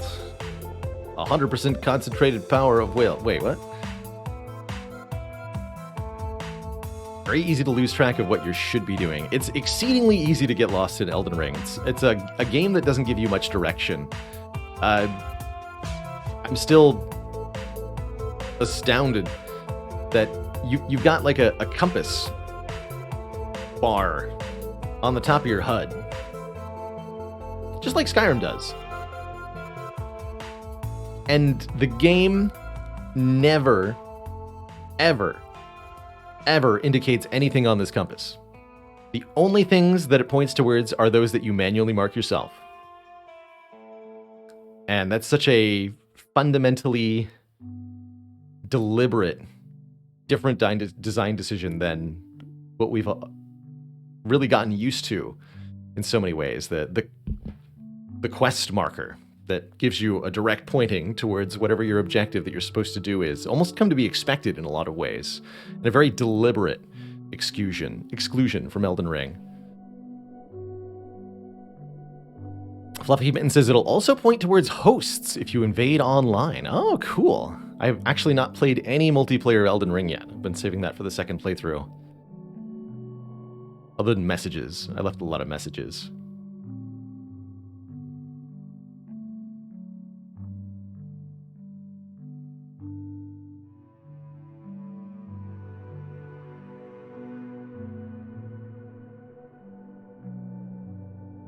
It's a good time.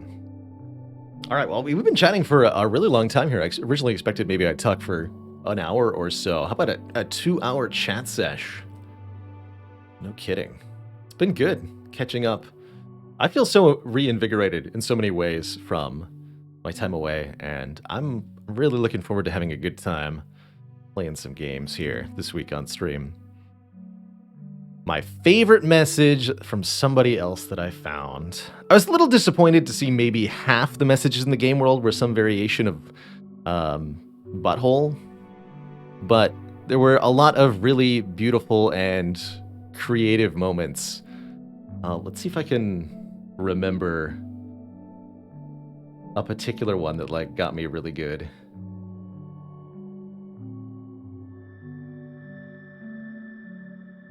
Could this be a dog placed in front of a turtle? Classic. Didn't expect crab. Die Chopper, thank you so much for 18 months of support.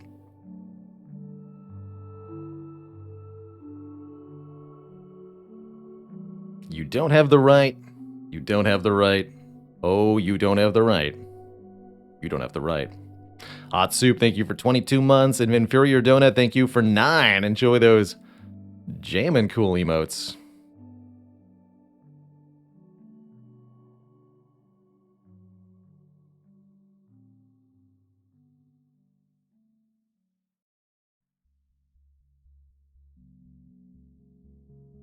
A railgun lobster. The first time I ran into those lobsters, I think I got killed almost a dozen times. Oh, here's a good question for myself. What was the non-boss enemy that killed me the most times? I think I was the most scared of the bears, but I didn't actually die to the bears all that much.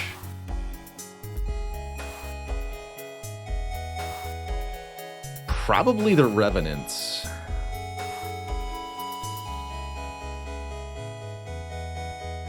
Stupid Revenants got me a lot.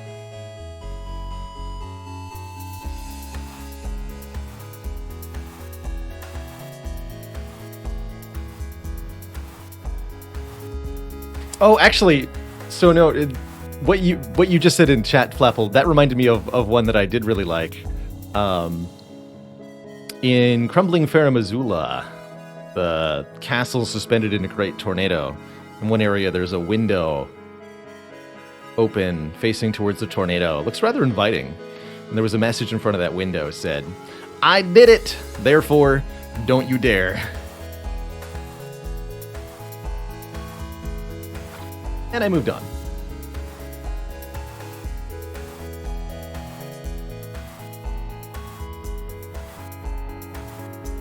Behold dog.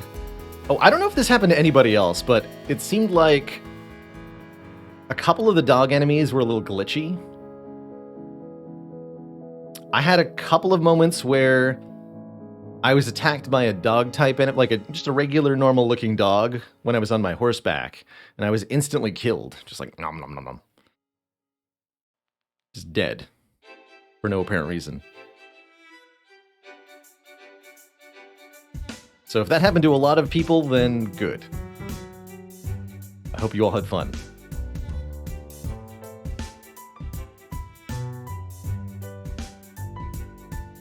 Small bleed dogs are bugged, and one of their attacks is a bugged hitbox. Yeah, that sounds right. That sounds right. I definitely encountered that. I did see another bug where I was able to look through the world at one point. Overall, I had to say it was for a game, an RPG of its size, it was remarkably bug-free. Not completely bug-free. No game ever is going to be, and certainly not one the size of Elden Ring, but all things considered, very, very few bugs that I encountered. So they did a video on the dogs, and it says something about them doing 11,000 damage per second. Yikes. Oh, that's another enemy that killed me a lot. The big gargoyle guy in front of the bestial sanctum. Because I picked a fight with him way too early. He killed me a lot. But I was glad that I did that because I ended up having to fight that entity a few more times, and I was very good at that fight for all the practice I'd done.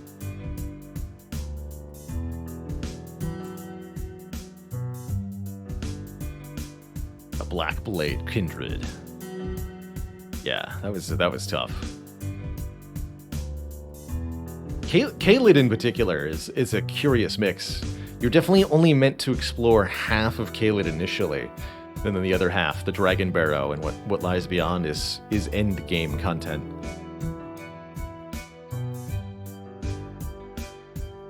But if you're able to clear out the Caelid area early, you can get a ton of runes for doing so.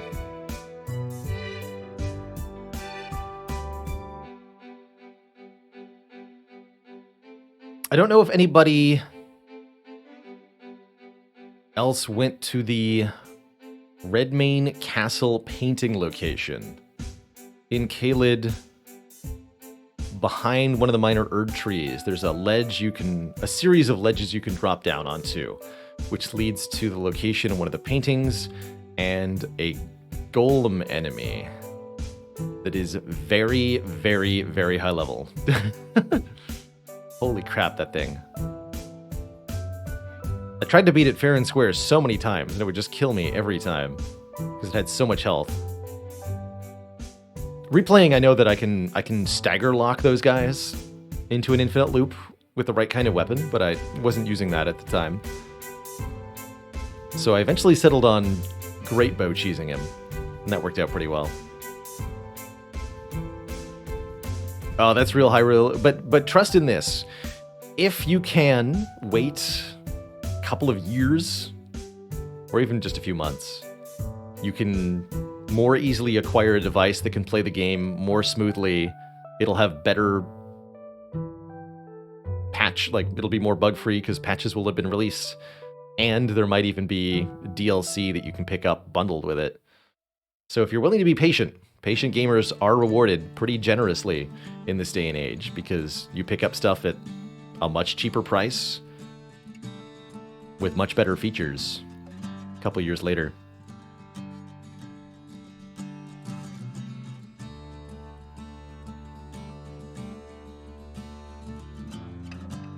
The comp I have is so old, it's an upgrade. Brixmeyer says, playing Witcher 3 for the first time. Lots of fun. That was a game I was patient with. I played Witcher 3 after all of the DLCs had been released, and I had a very good time with that, although it almost overstayed its welcome for having too much content. I thought Witcher 3 was very, very good. And definitely, Elden Ring will be seeing more balance patches. This is the inevitable nature of anything with a multiplayer community. Especially when you're allowed to directly compete in multiplayer. Like, duels are a thing, so they want to make sure that has some amount of fairness to it. I hope they do.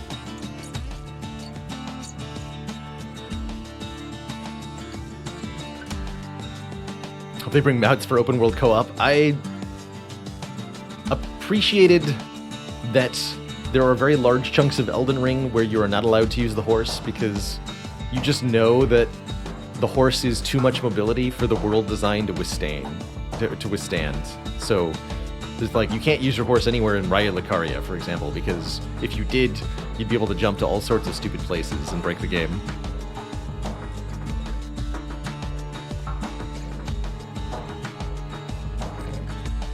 Hello and welcome, Waxstep.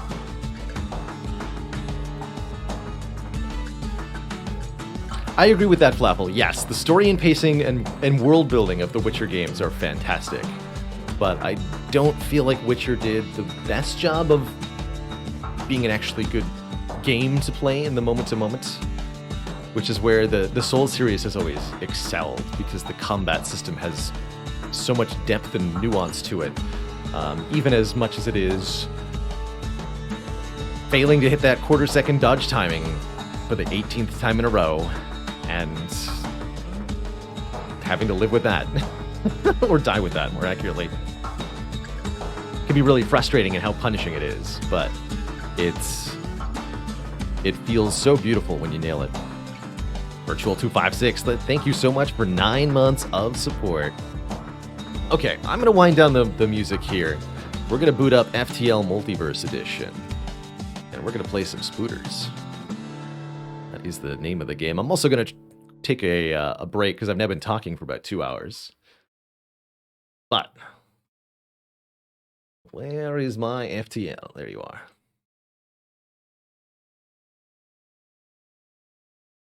one thing for this, right? Huzzah. I haven't used this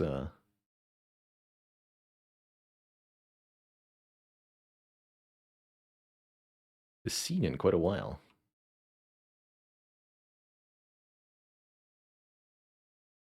Let's recenter here. There we go. That feels right.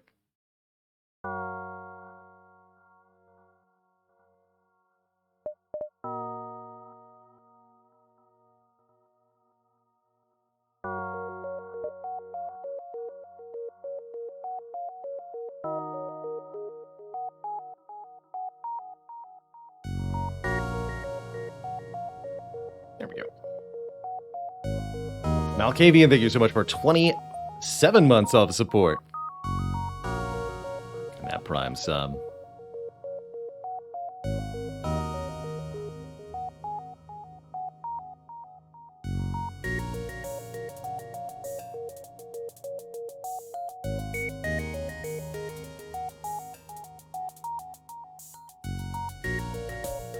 Giant alien spiders are no joke.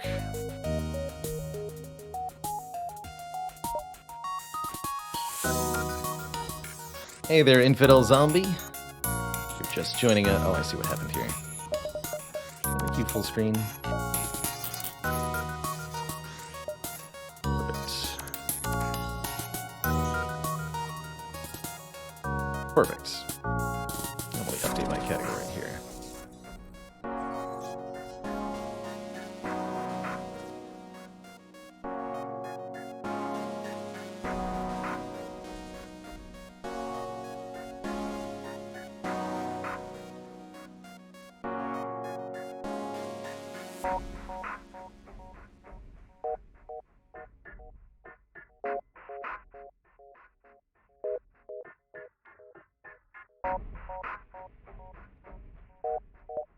So, FTL Multiverse. It's a huge content mod for our beloved FTL Faster Than Light, which turns 10 years old this year.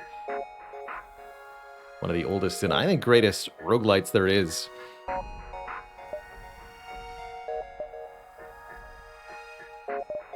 We did our very first run of Multiverse the week before our break here. We played a run with the Multiverse Kestrel, this thing is called.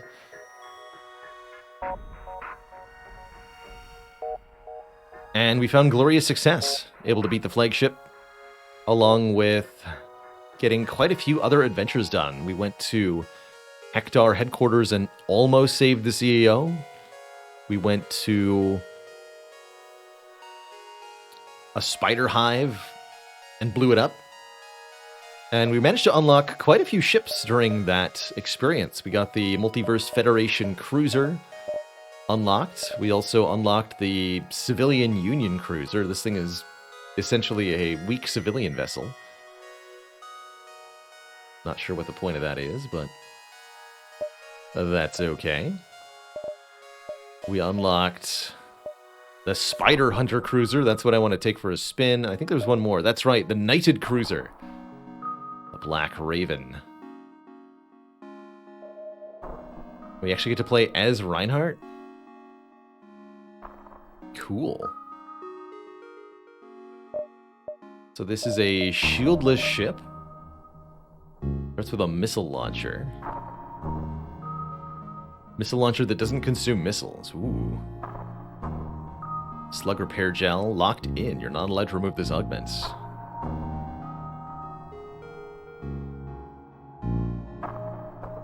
Coats the inside of empty rooms, providing 35% combat resistance and 50% hazard resistance to crew inside them. Interesting. So the slug repair gel does more than just fix breaches now.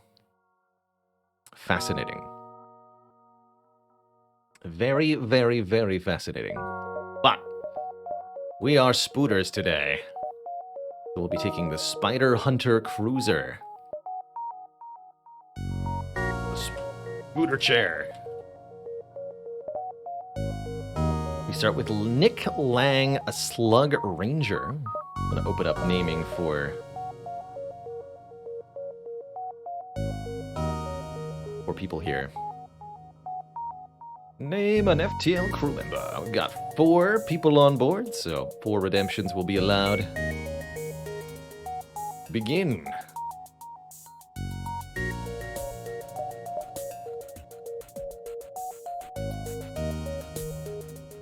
Fluffy mittens.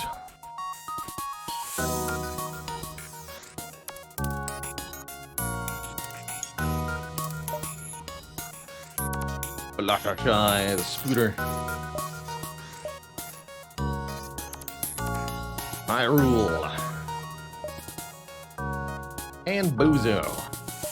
The clown spider. The clown alien spiders are no joke. So we have 1 spider weaver and 2 giant alien spiders, which can be evolved into weavers. So the giant alien spiders are... They've reduced health, they take more damage from fire, and they have very, very bad repair speed, but they do massive combat damage. They have huge movement speed. They heal faster in mid-bays. Oh, that's right, can only be controlled temporarily, whatever that means. Yes, the spiders can only be controlled temporarily.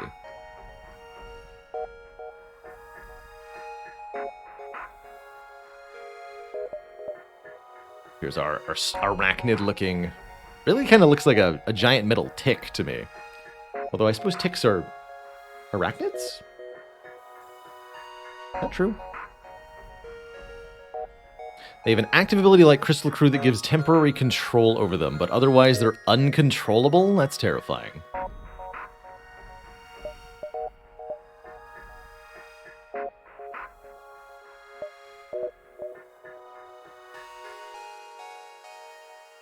We start with a Pierce Laser Mark 1. 2 shots, pierces shield, chance for breach. This is a pretty useful weapon for early on. This will be good for a while. Why aren't the human ships shaped like giant humans? You know, asking the important questions.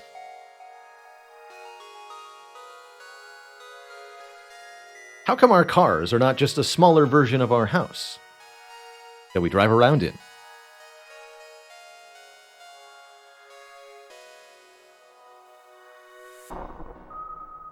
Crystal Lockdown Bomb. This gets a 30% accuracy bonus, negating the extremely annoying vanilla FTL problem of missing your specialty bombs. Very difficult to miss that.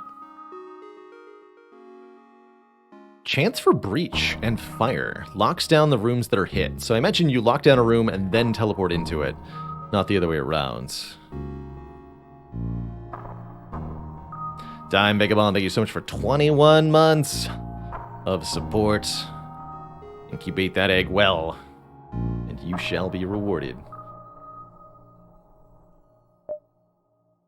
Alright, we're going to be starting on hard mode, playing with layout A and beginning. Actually, wait, we have respirators. Half damage from low oxygen. An external system upgrade. This augment will provide its normal effect, but take up an augment slot. Can be converted for free to the internal version in the onboard tech category. Interesting.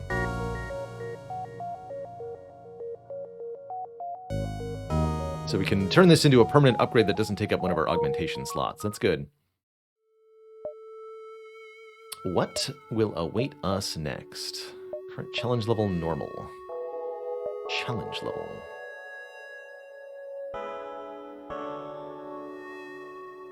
Second confirmation and more details.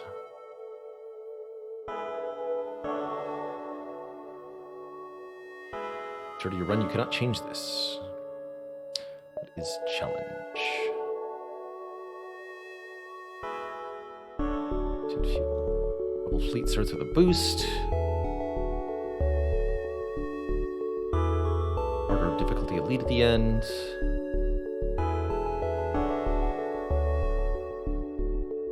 Bosses are buffed. Increase the difficulty of the true ending.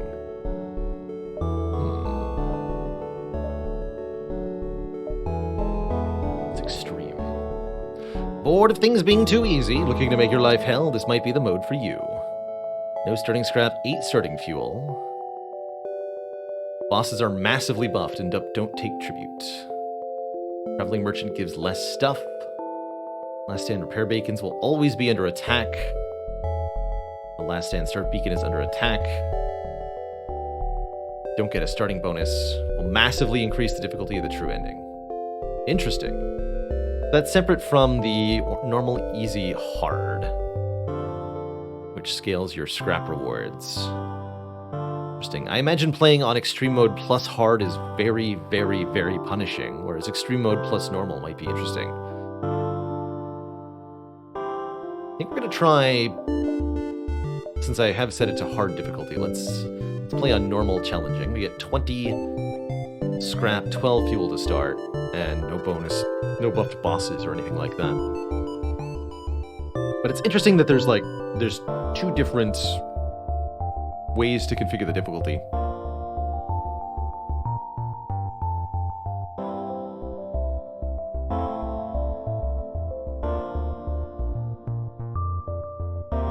Shmammerun. How do astronauts organize a party? They plan it.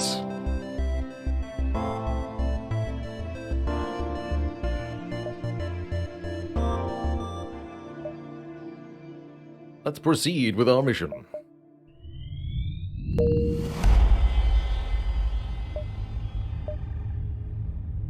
Hurry to your ship, but realize you still have a little time before you leave. Grab one last thing. We can grab a weapon, a crew member, some resources, or we're good with what we have. I think I'll be grabbing a weapon. Got 4 crew, although I'm not able to directly control all of them. Okay, so I do get a starter weapon of sorts. So we're offered Leto missiles. 1 damage missile weapon. Very weak. Sells for 20 scrap. Simple ion sells for 20 scrap. They all sell for 20, okay. So, 1 shot, 1 damage.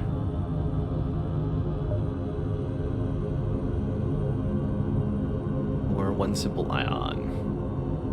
I think I'll take the ion. You can get 2 ion weapons. You can do some pretty cool stuff. Something aboard the ship. Perform a task. Yes, you are allowed to run a salvage mission at the start here. Interesting. Neat. So, here in FTL Multiverse Edition, we start with a ship and crew. Our goal is to progress through 8 sectors, facing enemy ships along the way, until we face a final boss at the end. In proper roguelite fashion, we must amass strength at the opportunities that we're given in order to make sure that we're prepared for the end game. In FTL, that usually comes in the form of accumulating scrap, the major resource used to upgrade the ship. But it can also mean new weapons systems, new crew members, or new ship systems, all of which ultimately require reactor power.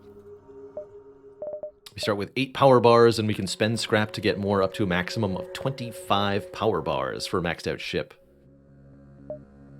Let me put exclamation point multiverse in the title. If you're looking for details on the mod we're playing, exclamation point multiverse has you. Beautiful. Let's see. So, these guys, that's right, can't be controlled.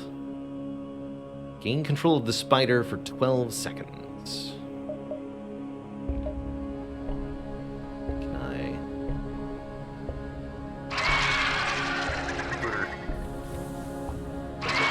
press them all separately? That is deeply concerning if so.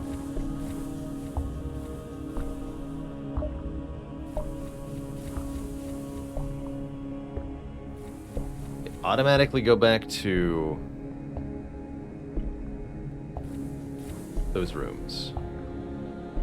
And I can't make them return to the teleporter. Interesting.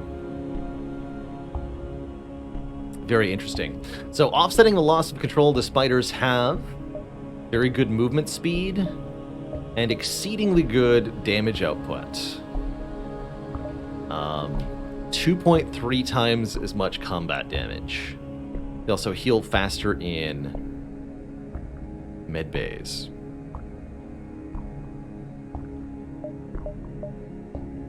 Using key will activate. That's right, okay. Unfortunately, though, that does cause all 3 sound effects to get played at the same time, making it 3 times as loud. So, heck. I'll just tune down the sound effect volume slightly, I guess. But I mean, really. Do you have different durations? That more than Mantis? Yes, Mantises are... I think they were originally double damage. I want to say Advanced Edition made them only 1.5 times damage. But the damage output of these spiders is truly enormous. And with a 4-pad teleporter, we'll find that we're often able to absolutely obliterate the enemy crew. One of the spooters is a Weaver, that's right. Weaver has slightly different properties, a little bit less.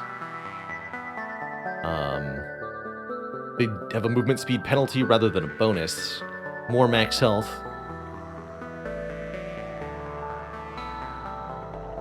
Pretty good combat damage, and bonus repair speed the Weavers get.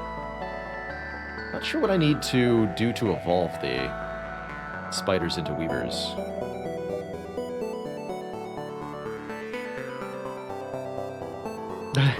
Hey there, Invector. Normally we play a game called Slay the Spire.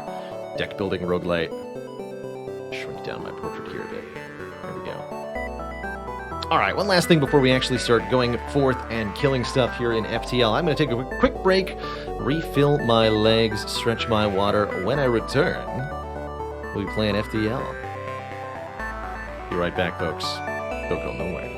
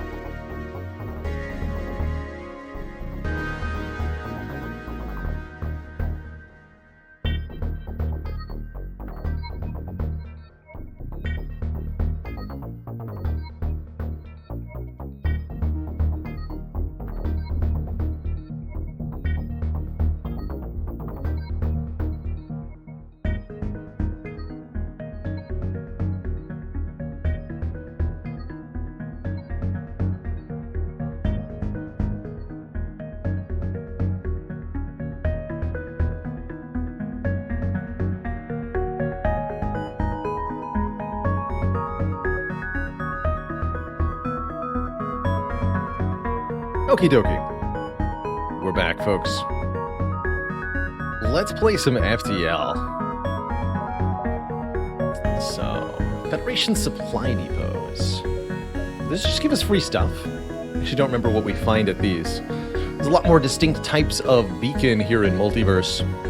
You'll also note, looking at the beacon map, we're shown the Rebel Fleet Pursuit. So we're actually able to see exactly how many jumps we can spend exploring the sector.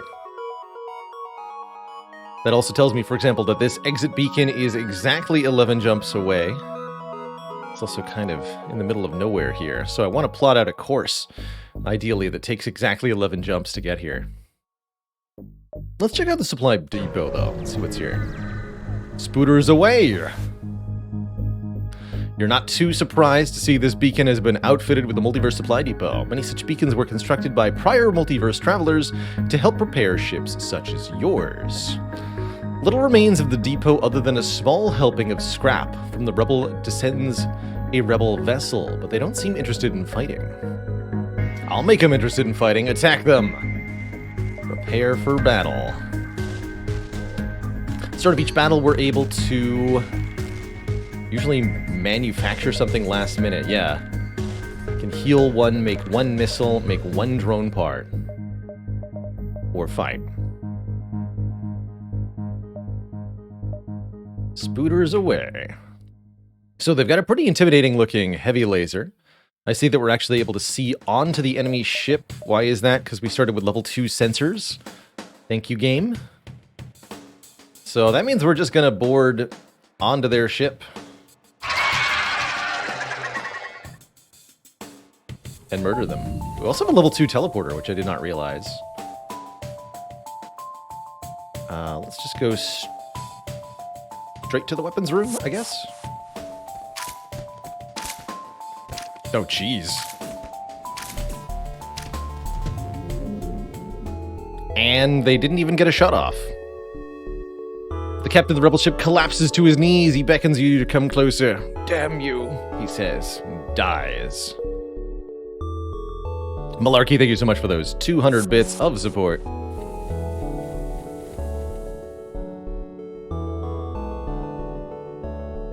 Oh no. I have to tell them... that's probably why they get bonus healing from medbays, actually.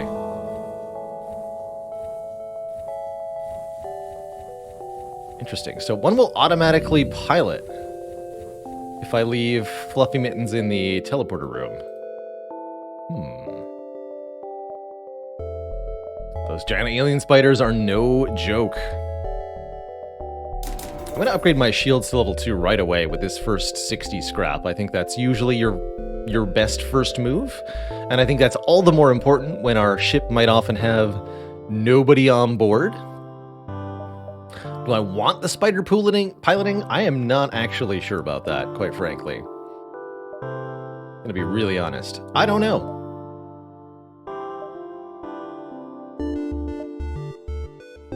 Go here, then to the distress beacon.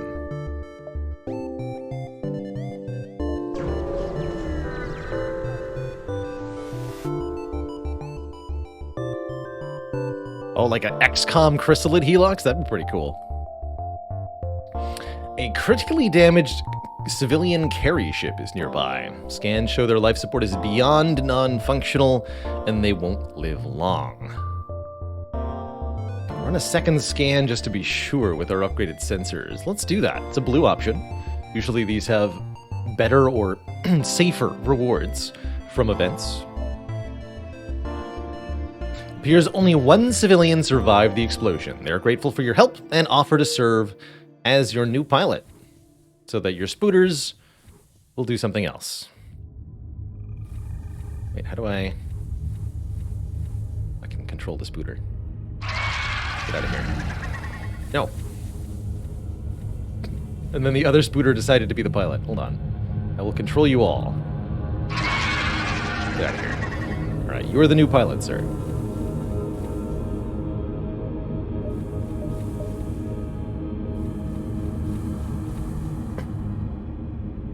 And we'll open up naming for this new pilot as well.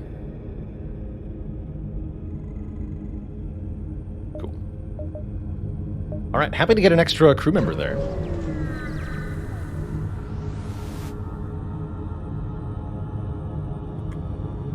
You have arrived at a Federation supply depot for multiverse travelers. These were well established across various realities, deemed prominent for protection. It appears you've arrived a little too late. Something, whether they be pirate or rebel, has razed this place and destroyed everything in sight. Skyfish. Any tasks to perform? No. We should be able to install the onboard lab because we have the upgraded medbay. That's right. So we can now upgrade people. Webbing, silk touch, or predatory instincts. Webbing. Each spider in the room halves the movement speed of nearby non-spider crew. Interesting. That would allow us to catch enemy crew who are running through rooms, but that really only matters if I can control the spooters. Silk touch. Spiders gain triple repair speed, but do less damage in combat. I could see us potentially installing that. Predatory instincts. Spiders can't repair or man systems, but gain more damage and movement speed. Terrifying. Just terrifying. They already have so much of those. Both. You can also use scrap to install internal upgrades, essentially buying augments. So there's a lot of different options here. That's right, Need to Stun in the shield room is pretty good. You can get weapon performance upgrades, shield performance upgrades. Cura. A strange signal is being broadcast here. Okay.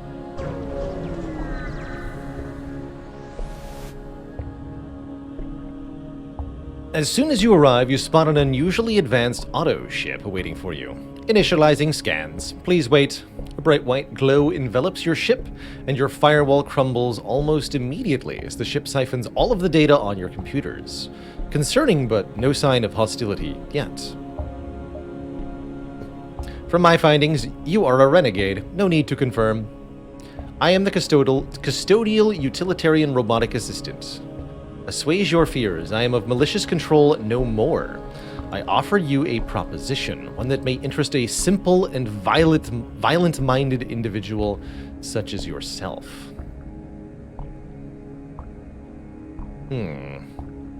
Assist me in collecting artifacts relating to Mr. Wentworth, and you'll be rewarded. But I don't have any scrap for you, so I'm not interested.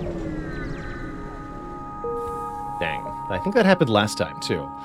So I'll try to remember to have 30 scrap before jumping to a Cura beacon if we see it again. I have to go to the store now. Guess we'll visit the distress beacon first.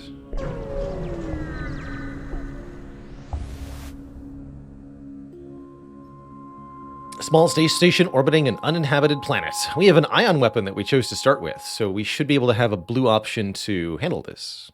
Classic vanilla FTL event here. Disable the defense system. I've never seen a weapon like that before. Thanks for your help, they say, and we get pretty generously rewarded. Good.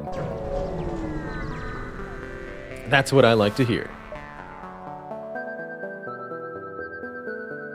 The nearby market is overlooked by an allied refueling post.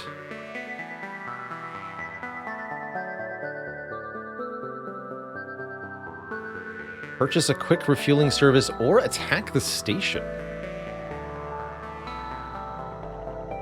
Pretty tempted here, given that we are giant alien spiders, to behave as such, attacking particularly civilized Federation members on site. Just feels appropriate, really. Attack the station. It is highly unlikely the market will want to trade with you after this, but that won't stop you from harassing random civilians. They have a teleporter. They're coming over here, apparently. Good luck to them.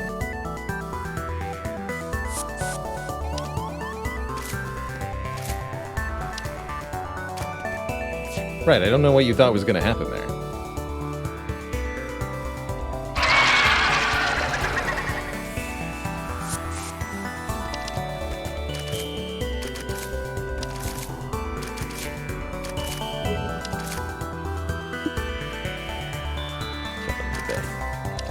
Oh, I see.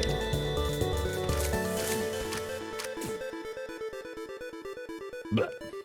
One of the civilians on the ship is still barely alive. Your crew tries to bring him onto your ship to revive him, but he dies before anything can be done. You sigh, knowing there is no way to forgive this. No way.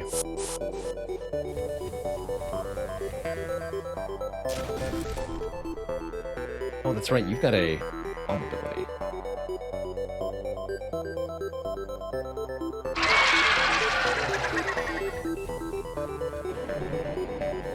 Why is the mid-bay so small and depowered?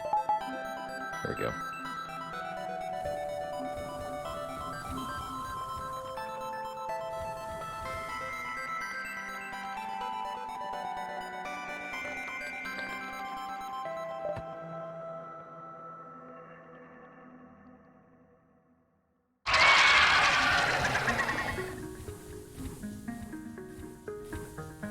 Definitely want to replace the medbay with a clone bay. Pretty much at the first available opportunity. Oh, crap. Didn't realize that was going to be overtaken. Thought that would be visitable. Well, that's not good. Upgrade the engines. Twice. Although I might be able to just kill the rebel cruiser thing pretty quickly here. Let's see. But we do miss out on the rewards from this beacon, whatever they are.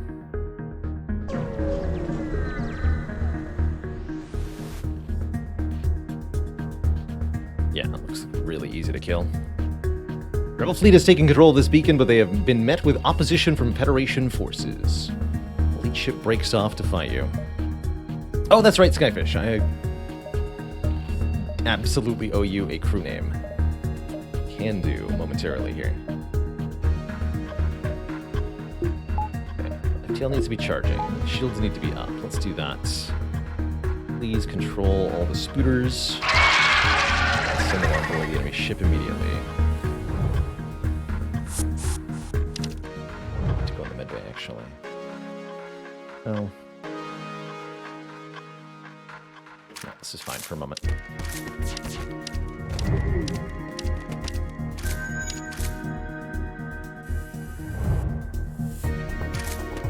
Oh. There we go. Okay. You managed to defeat the fleet ship, but you hardly have enough time to salvage more than a single fuel canister. And we're still waiting on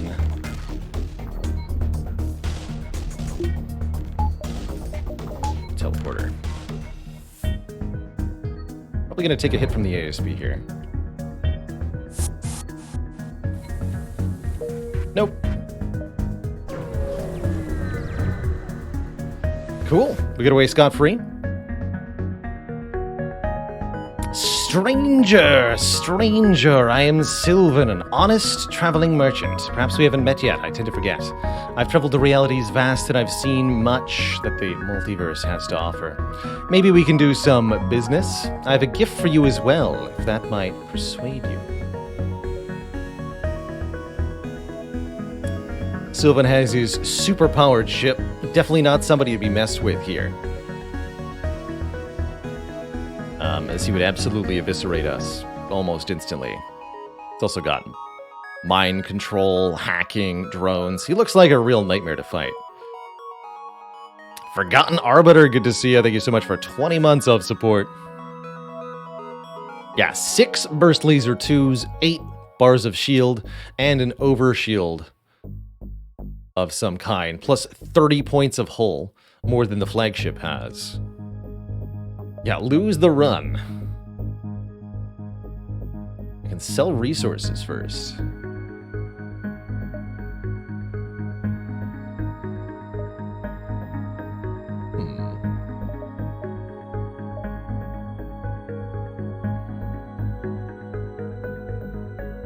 Missiles seem kind of useful at the moment, especially given that he just gave me a missile launcher.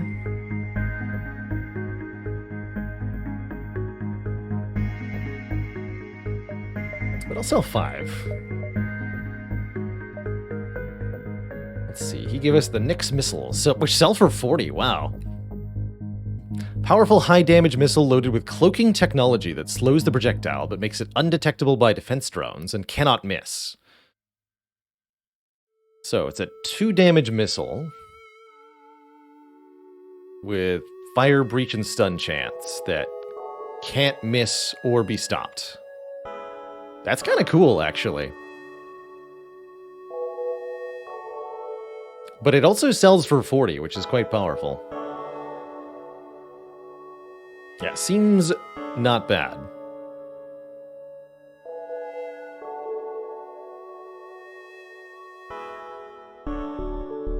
Seems not bad at all. What is he selling? Burst Laser Mark 1. Heavy Laser Mark 3. 3 power, 3 shots. Smasher Laser.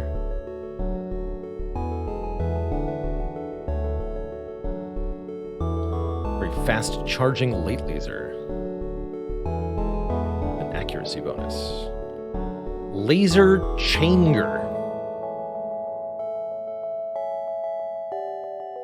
It's a laser chain charger. A chainger. I get it.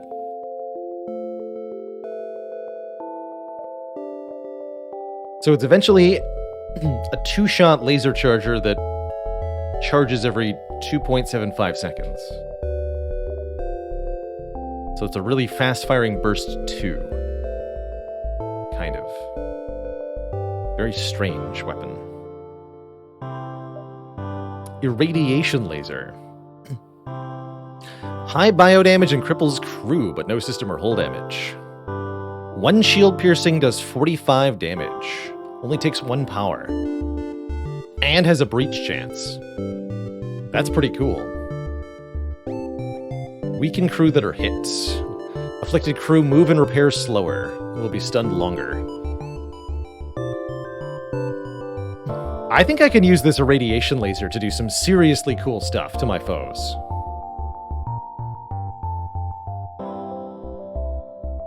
Does it hit my own crew? Yes. If they're in the room it strikes, it should.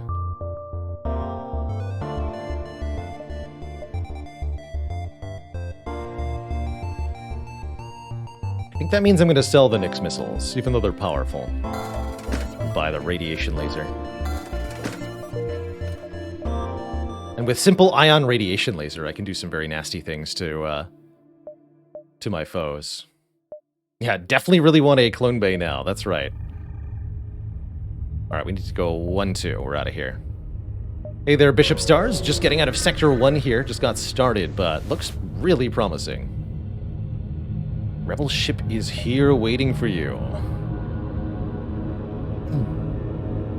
Oh no, it's the Beam Master. He's back for more. All beams, all day.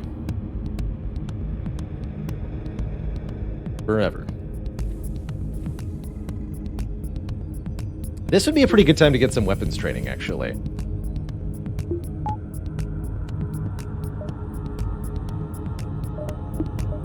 Here, why don't we snipe at them with the radiation laser?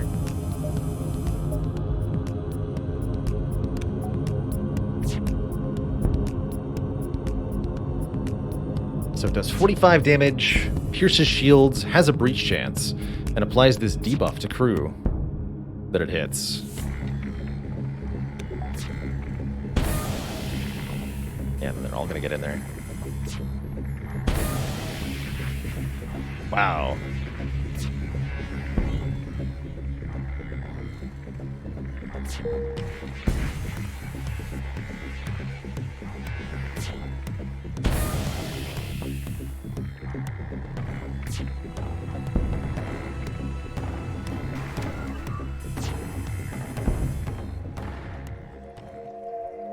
This isn't the last you've seen of me, Federation scum.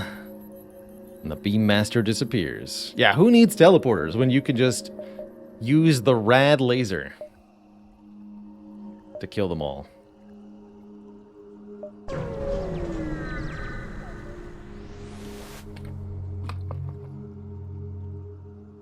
The Rebel fleet must have sent one of their fighters after you. Rebel elite breaks into laughter upon seeing your ship. You won't take this insult lightly. Got some guns. They're going to teleport over here. Don't think it's going to matter much, though.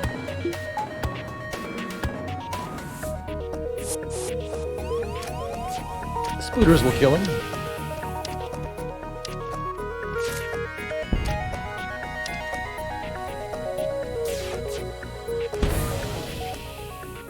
Blap. You've successfully defeated the elite ship. You now have time to do something else. We get Tyke missiles. We've already run a salvage mission.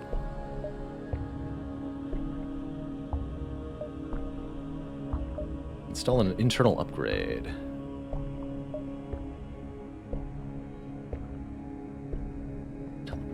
There's a reconstructive teleport too. That's pretty good. Medibot dispersal.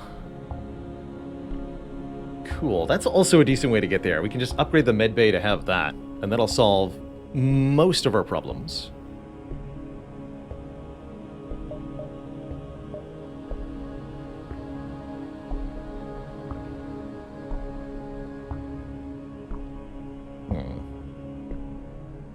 Do that later. What's our new gun? Tyke. Slow charging 2 damage missile weapon. It's a conservative weapon. No, conservative weapons use no power, but require another weapon to be powered. So it uses missiles to do 2 damage, double damage to systemless rooms, but requires no power. That's pretty good. Guess I'll swap the lockdown bomb for that. I like it. Good use of our missile resource.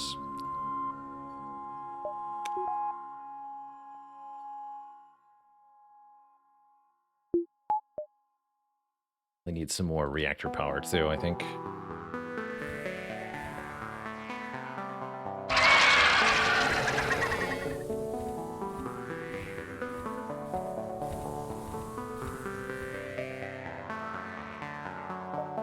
Always insult the scrap arm as soon as you have 50 scrap. That makes sense, too. I did forget that was an option that we can do to get 10% more scrap from here on out.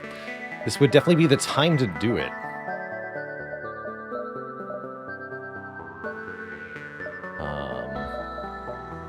Am I able to... Yeah, here I am. Onboard tech. Install an arm. Yeah, so if we want 10% more scrap from here, we can get the scrap gathering arm.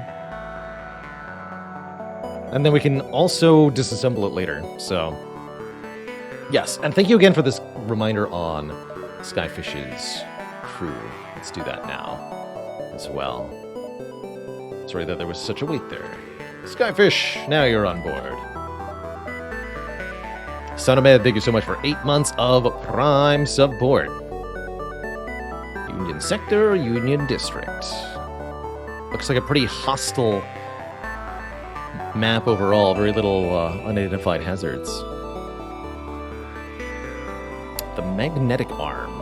Not sure what that does. I'd like to install multiple of these, yes. Oh, I can't check now anymore. Never mind. Go to the Union District.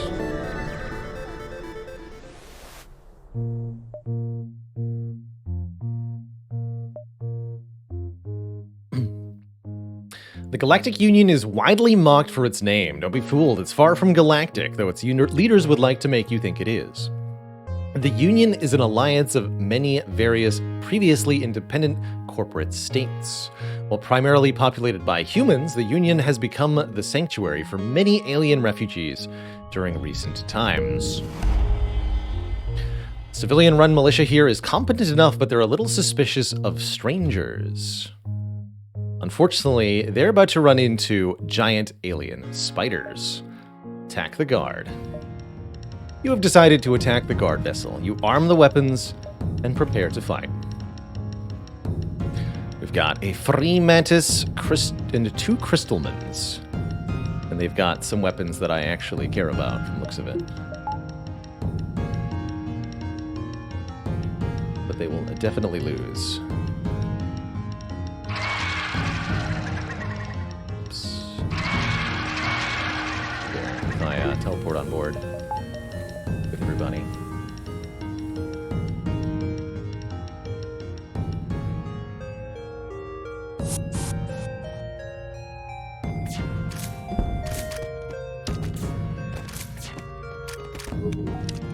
So I can't control. Yeah, it looks pretty good.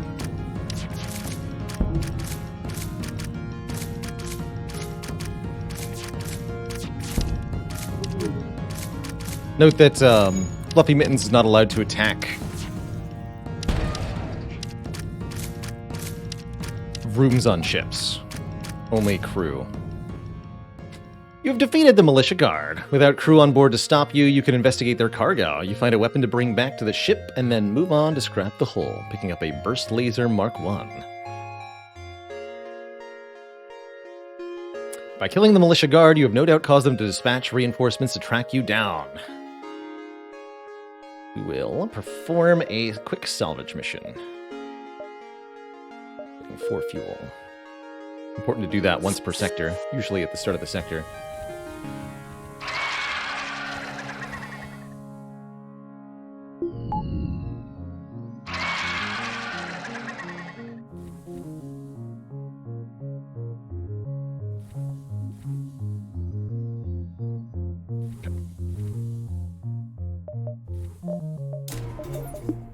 Actually, what are our jump options?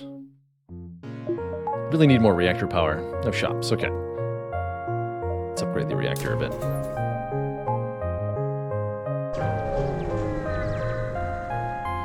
Chaotic Spider.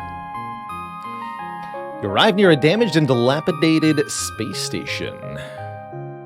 Your slug senses life forms aboard the ship. None of them look promising. Following your slug's advice, you decide to avoid the station. Skirt around the edge and collect some scrap instead.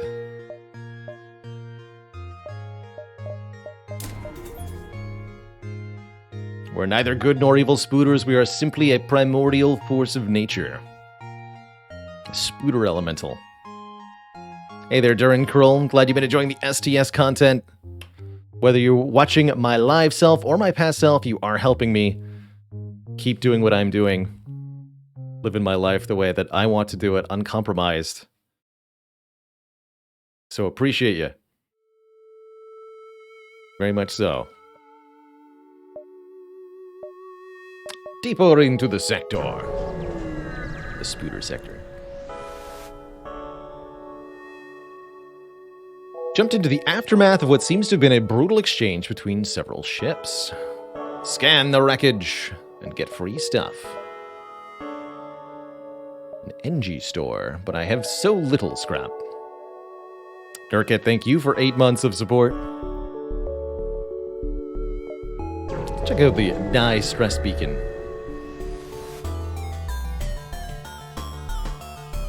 The distress call was a lure to attract unwitting ships into weapons range.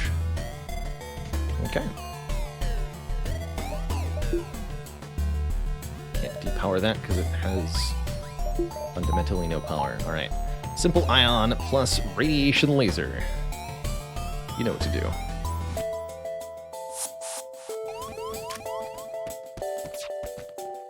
Only one spooter decides to defend our ship.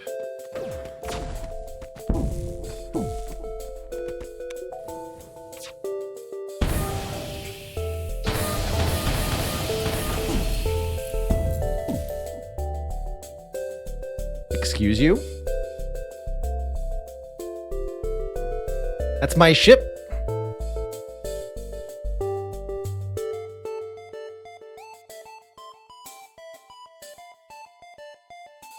I'm sorry, I thought we were playing FTL, not Into the Breach.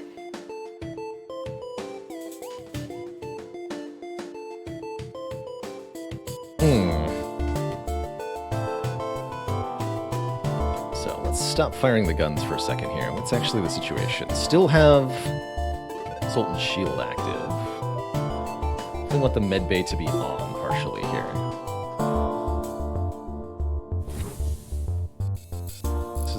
I don't want to do that. They're going to use crew AI as spiders, so they should naturally avoid suffocating.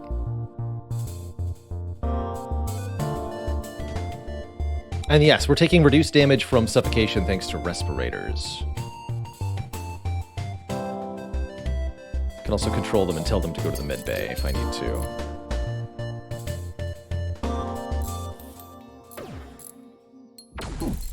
Okay. Now I can target this Rockman, I guess.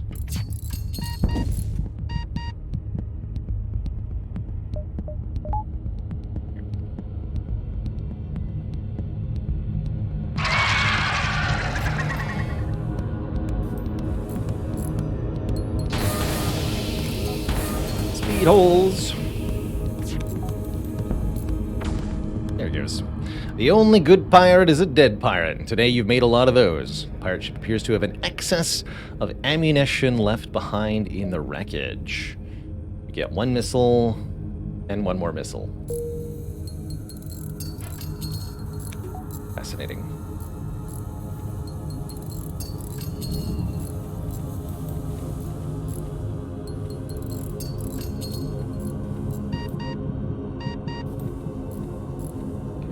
Not do that though. Okay. They seem to know not to do anything dumb.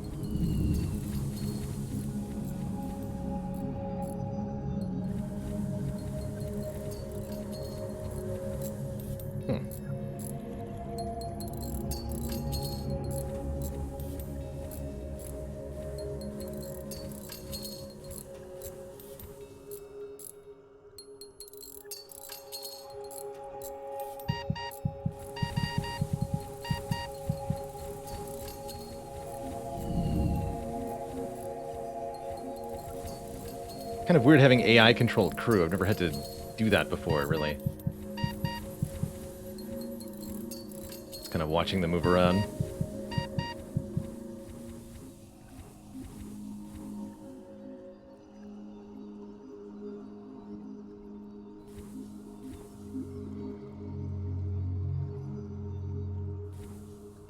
Okay.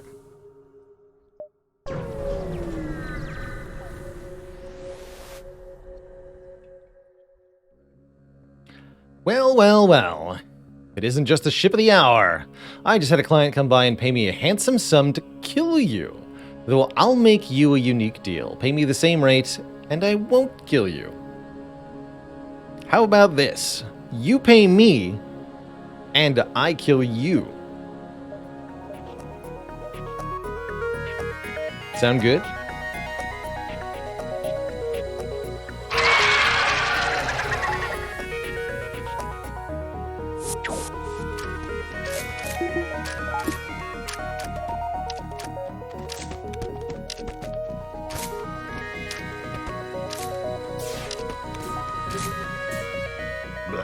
You've killed the mercenary scum, leaving you to decide the fate of their ship, which is scrap.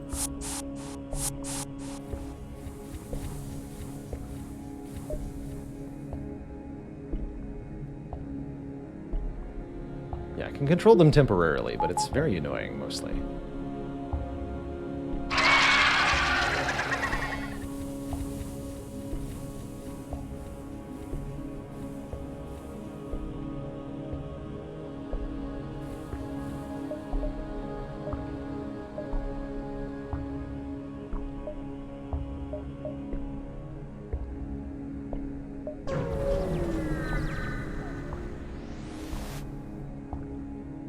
A multiverse portal opens nearby and a bright green auto ship exits.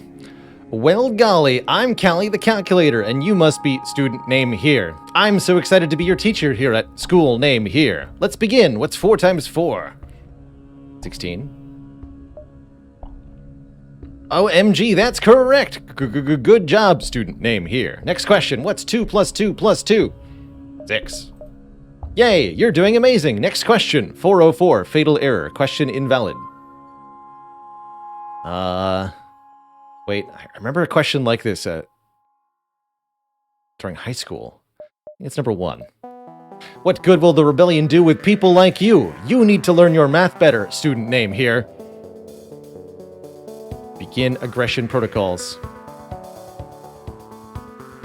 Well, golly gee, Callie the calculator sure looks kind of vicious here.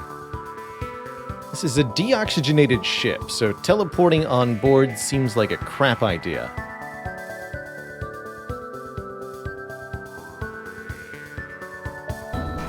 What do we got? Unknown weapon, basic laser, some kind of drone. Okay, the pierce laser will work fine here. The pierce laser, rad laser.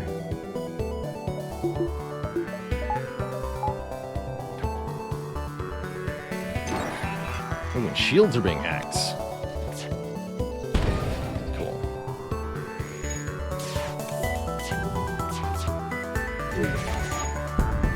There we go. This auto ship can't repair any room with a hull breach, so all we have to do is breach the important rooms. Next problem. If x equals 4, what is 2x plus 3? 11 to 16, or there are infinite outputs. Can I break it? 2 times 4 plus 3 is 11, though. Good job, student name. That's correct. Keeps firing.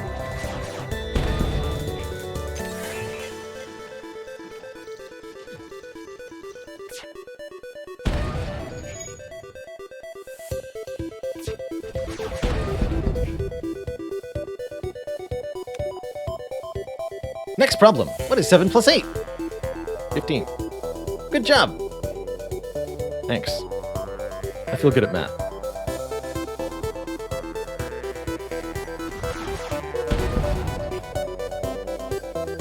Seems pretty crippled.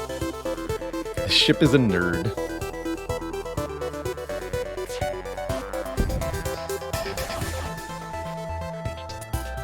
Same question as before. 56. Oops! Oh well, there's a spot in hell for students like you. Wow. Do not give wrong answers to the calculator.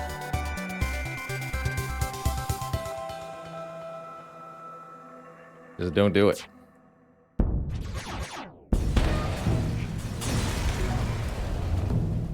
How rude, student name. You need to learn some manners. It seems the wreck of the Kali contains a special modified weapon, which you bring aboard. Special loot weapon. Missile consumption 2. Total crew damage 225. Plus 135 crew damage, plus 1 missile cost, plus 1 power. Cool. I subtract enemies from existence. I like it. And yes, that's also an irradiation weapon. That's just going to kill any crew in the room I target. No matter what they are. And it will hit, because it has 30% accuracy bonus. That's deadly. It's very deadly. Guess I'll lose these... No, I need the simple ion.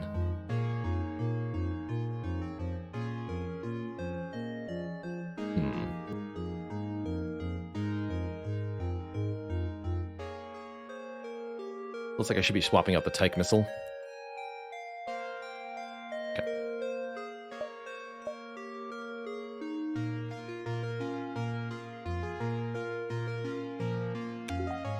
This does hull damage too, right? No. Okay. 2 missile consumption is very expensive. Of that, I don't doubt. Let's see. Okay, it's not ether tech or anything fancy. Fun. Anything else I would like to do with my power at the moment? Feel okay.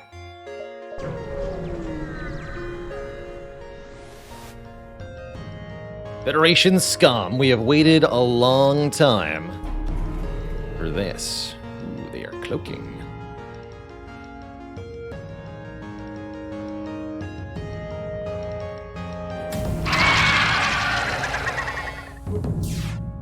Oh. Get in there, friends.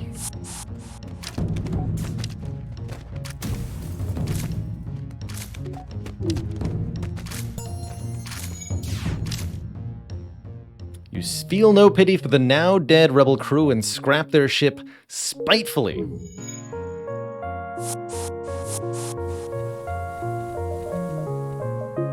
Spitefully scrap their ship. Guess I maybe wanted to go to that engine shop, huh?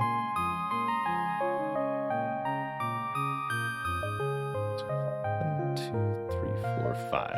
Yeah. Down here.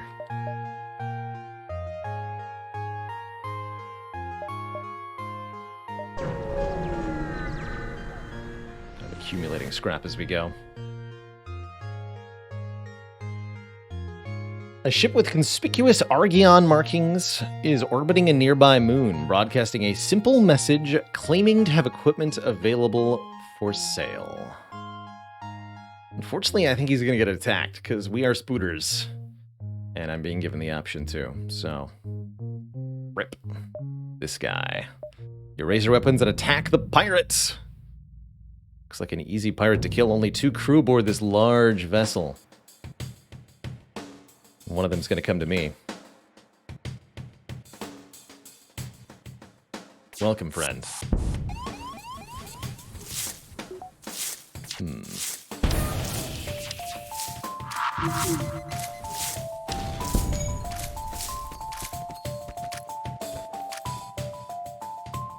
You've slaughtered the entirety of the pirate crew. All that's left is to scrap their ship. You also get some extra missiles. Good.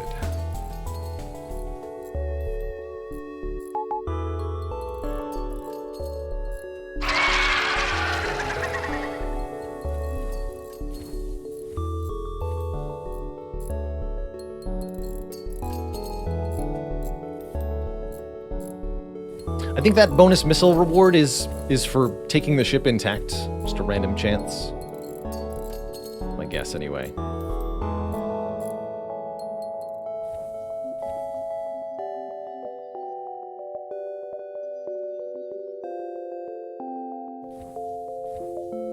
So far, we've been having a remarkably easy time. Waiting for things to change slightly.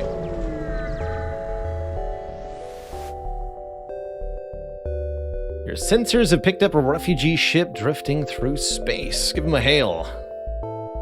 7 fuel if we give them 4 missiles. That's a good deal. I will trade with them. Given that we are not given the option to mercilessly attack them like spooters, we will be civilized, I guess. Another critically damaged civilian transport. Give it another scan. Shelton. Oh, hello. What are you? Shelton is a Zoltan.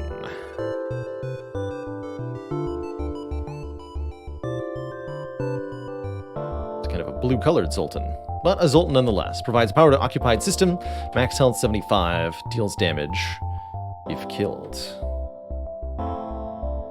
We'll open up a crew name for that person, which I will try to fulfill promptly, but we'll see. Shelton, you're now... I usually put my Zoltan in engines. I tend to find that that's where they move around the least and therefore cause the least number of power disruptions. Does mean we have to reset our dodge training, essentially. That Hyrule? Hyrule has no dodge training, actually. You've made 0 evasions so far, so... Be gone.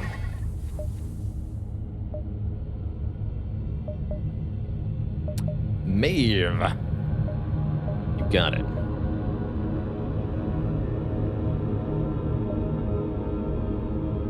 I accept.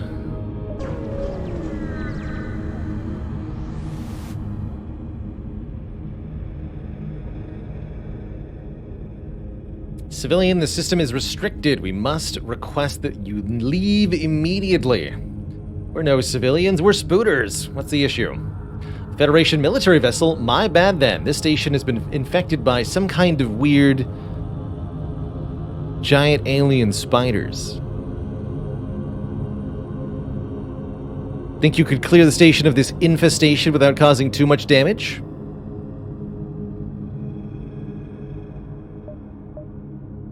Yes? Especially if it leads to me getting back to the hive, and then we can do negotiation with Mom. We can meet our own mom. And we definitely have what it takes to clear this station, so I agree. We aren't sure what these things are, but they seem to be able to keep the system's stations functional. Missile launcher included.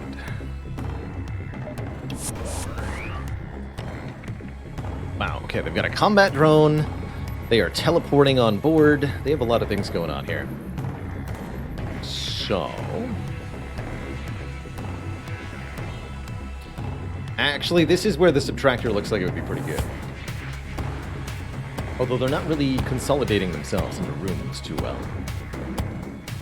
I need to shut down the weapons. So we charge the ion and the pierce. I don't think teleporting onto this ship is a good idea right now.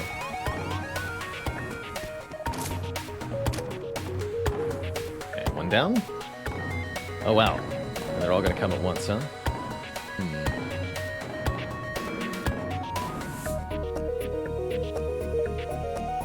is a 10.8 second charge time.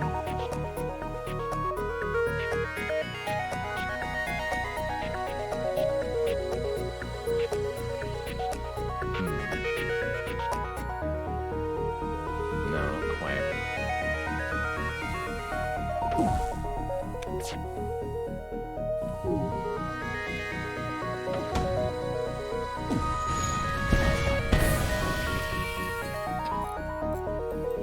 Well, I got rid of that troublesome drone, I guess. Okay. What's happened over here?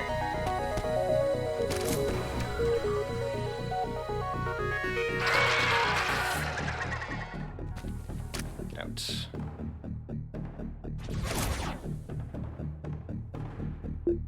To be powered. Needs to be vented. They leave.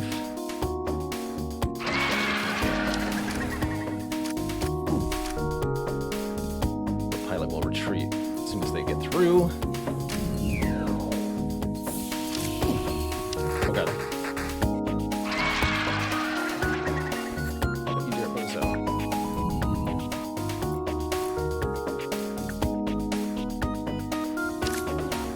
Definitely would be losing crew members if I was playing no pause here. This is pretty terrifying.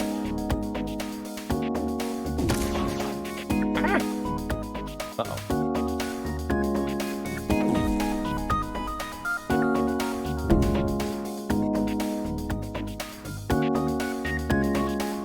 You've caused too much damage to the station's hull. You need to stop damaging it. Kill the spiders or quit. We'll get somebody better for the job. No, we can do this. Fine, but make sure not to destroy it. Okay, that's my last pierce laser shot then. Just needed to control the borders here. Okay, they've left.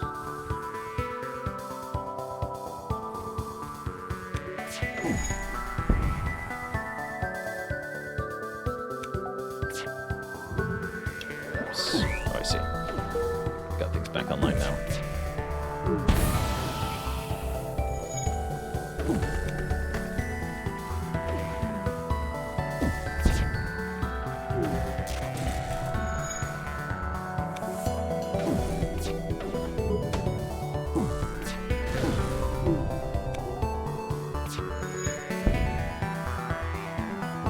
Healing? No, that's the debuff. Got it.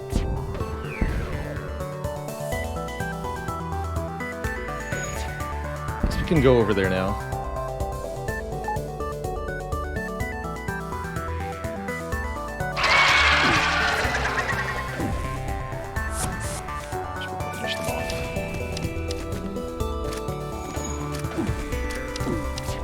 There we go. Cleared out the spider infestation. Militiaman, thank you for your help. And payment is given. But what about the spiders? Things came from the Brood, one of those pirate clans that live out in abandoned space. Commander Montgomery could tell you more than me, but he's busy handling the infestation elsewhere. Could we help? We hired another renegade sorta like you a while back to help, but from what I understand, he hasn't been of much use.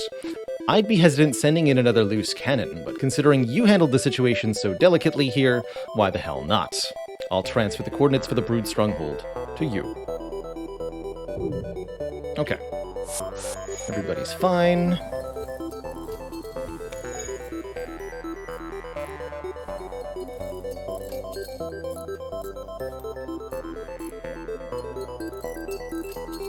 I mean, delicate enough, I suppose. Get the job done. What are you complaining about?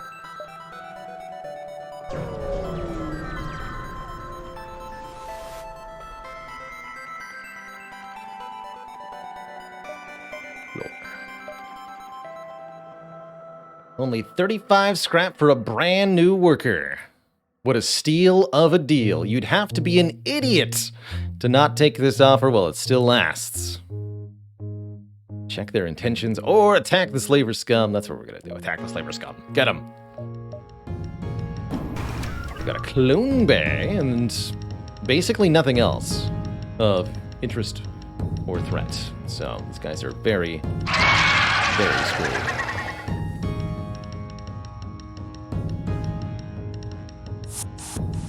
Forward into the weapons room that way. Can prevent their ship from hurting us. They do a lot of damage there.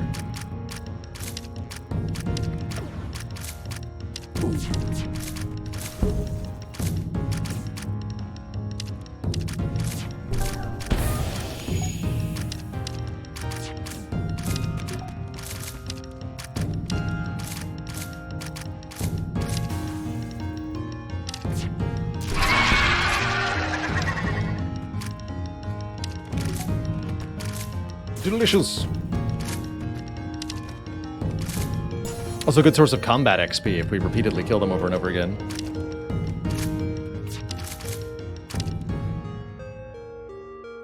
Find a number of slaves in the cargo hold. They look at you questioningly, and one asks if they're to be released. You could use more crew, but it won't reflect positively on you for taking slaves like this. You can free them all, or demand a Mantis, Rockman, or Engie join the crew. I think having a Mantis as part of our spider team seems pretty sweet. There's definitely an argument for the Engie as well, so that we have somebody to man the ship while the invasion crew is tearing face. But let's go Mantis. That way we can invade. We'll leave Fluttershy the Weaver on the ship. And we'll have our boarding crew be Hyrule Bozo, Fluffy Mittens, and Declan the Mantis. On board if it means we get to kill some flesh bags. We definitely picked the right man for the job, it sounds like. Good. Good. Flesh bags will be murdered, that's for sure.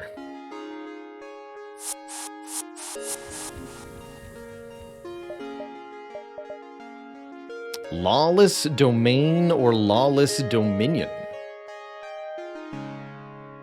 Well, I like Dominion as a game, so let's go to the Lawless Dominion.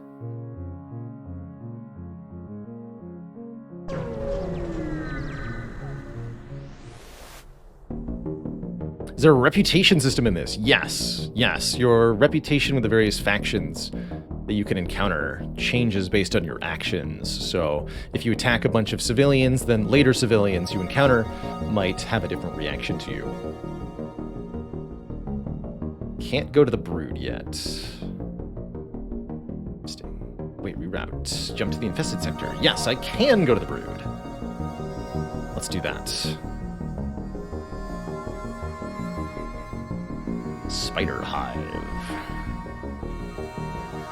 Civilian sector under duress. These coordinates were given to you by the militia in hopes you could assist with their spider infestation issues.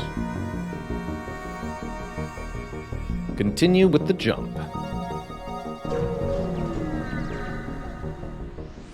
And yes, I'll open up naming for the Mantis here.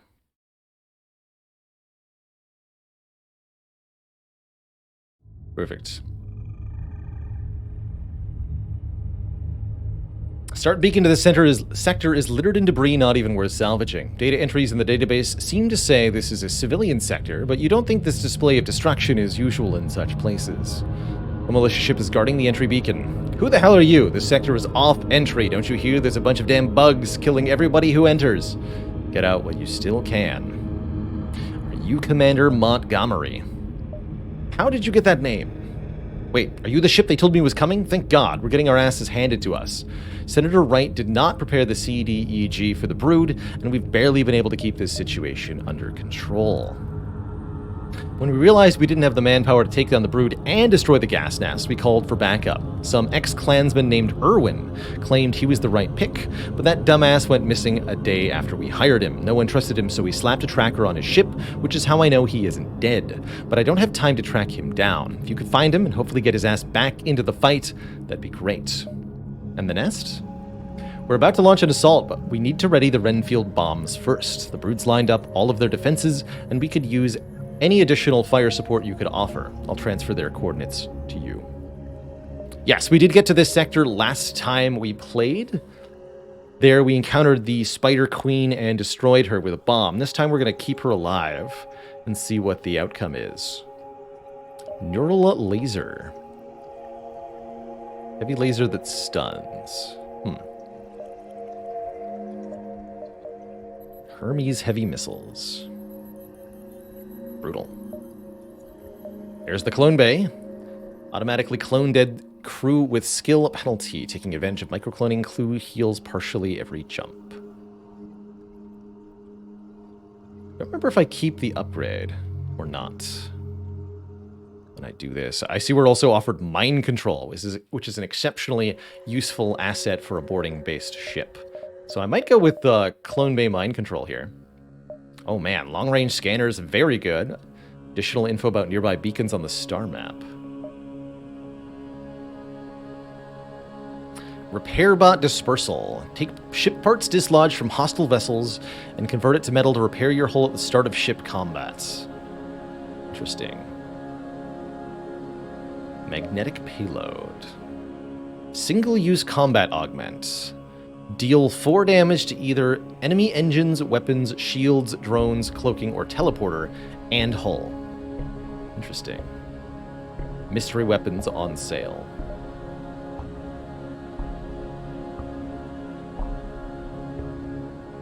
This required power of 1, 2 shots. I think I'll probably swap the Pierce Laser for the Burst Laser Mark 1. Sell the Pierce Laser Mark 1.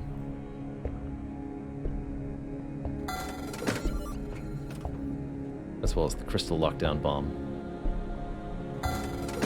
Keep the Tyke for now. Yeah, we can internalize the respirators, so we can free up an augment slot with that if we want to. I'm thinking about picking up the long-range scanners. Definitely going to take mind control, definitely going to take clone bay. Which, yes, comes in at level 2. Good. Fix the hull. Buy these. Bishop was the name of our mantis.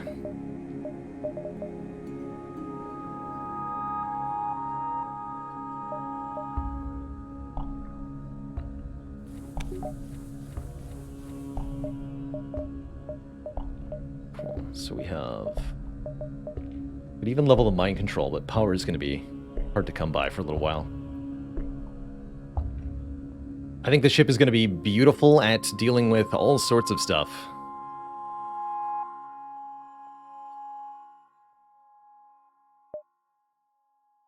Store/distress beacon. Here's Irwin. There's the nest. We should get Irwin first. Can we internalize the respirators? Let's see. That is... respirators. Install the external augment internally. Okay, there it goes. So I guess your options are either sell it for partial price or install it permanently. Clone bay upgrades can I get? There's backup DNA? I'll probably get that. It's not taking up an augment slot. I really like that. Cerebral Overcharge. Allied crew gain a buff to repair and combat damage and heal faster. Interesting. Very interesting. Tinfoil array. That's right. Mind control is powered. And Zoltan shield bypass is in there too. Cool. Awesome. Things to work towards.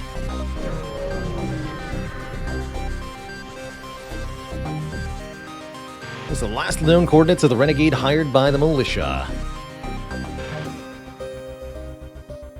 Failed to spot a second ship, a large mantis cruiser in brood colors. Seems Irwin is speaking with an unusually well-dressed brood member in what appears to be a painted ace uniform. Hey there, Virgo. Look, I know this looks bad, but Irwin is cut off by the imposing figure. I do not have time for your shit anymore, Irwin. Vale is getting tired. You had one job, recover the DNA, and what happened? You come slithering back to me with nothing. Now they're about to blow the whole nest to hell. You expect me to tolerate this? Well, yes. Look, it wasn't easy convincing the CDEG to hire me after the Vec disaster ruined the reputation of renegades. Irwin continues to protest, but is cut off once more. It doesn't matter. Too much time has passed. The window of opportunity is slim. Vale has cut a deal with the Brood. They will recover the DNA for us. We have no more use for you, Irwin. You are nothing but a loose end. Let's intervene. Seems this Irwin fellow might have information of use. You jump out from your cover and draw your own weapon. Virgo now shows no signs of disturbance, but merely retracts his weapon and hurries back to the Brood ship. Alright, got a lot of stuff going on here. They have their own mind control. We'll use ours to counter that. They have a med bay, no clone bay, and a bunch of crew members here. As well as a lot of scary looking weapons. What's our strategy then? Well, we have a clone bay, so we should just board them.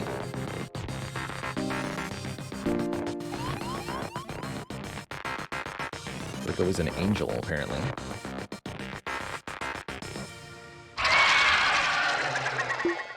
Okay, the teleporter is powered up and ready. Gonna board into the weapons room, I think. Yeah.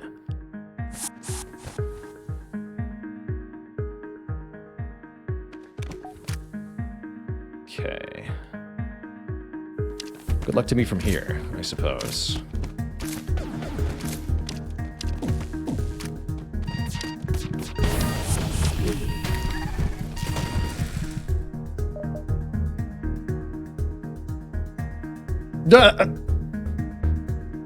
Rip. That's extremely bad, actually. We took ion damage to the clone bay while it was only powered partially, which means it's now offline, and there is nothing I can do to bring it back online. So we're going to permanently lose at least one crew, possibly more than one crew.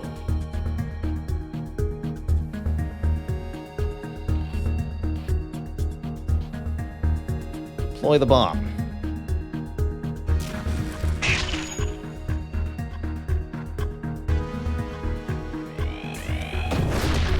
Oh dear.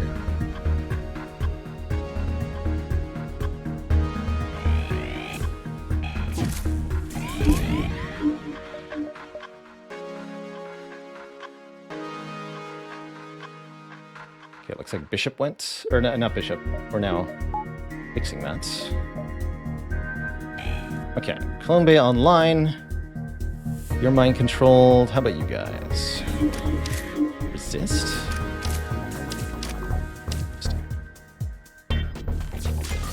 This has gone pretty badly.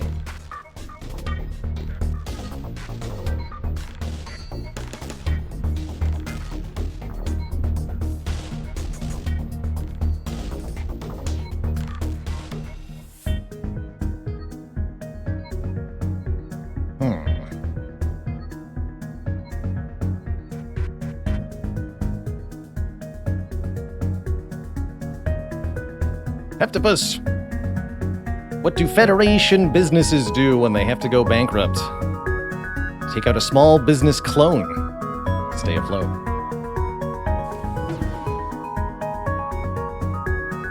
So, I could retreat back onto the ship with some people.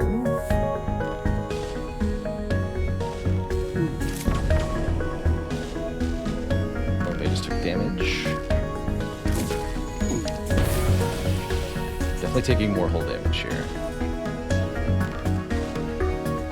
So about those backup DNA banks that I didn't get yet. We'll definitely be employing them if we're able to get out of this situation intact.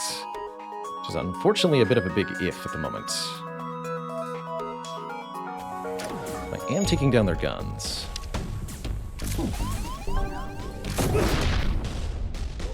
Piloting's offline though, as you can see.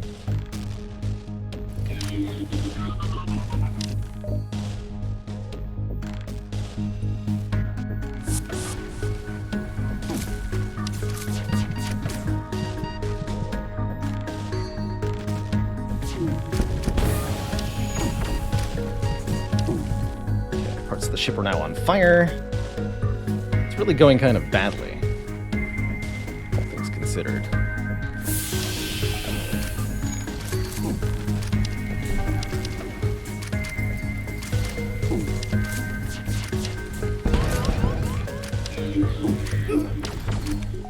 O2's off.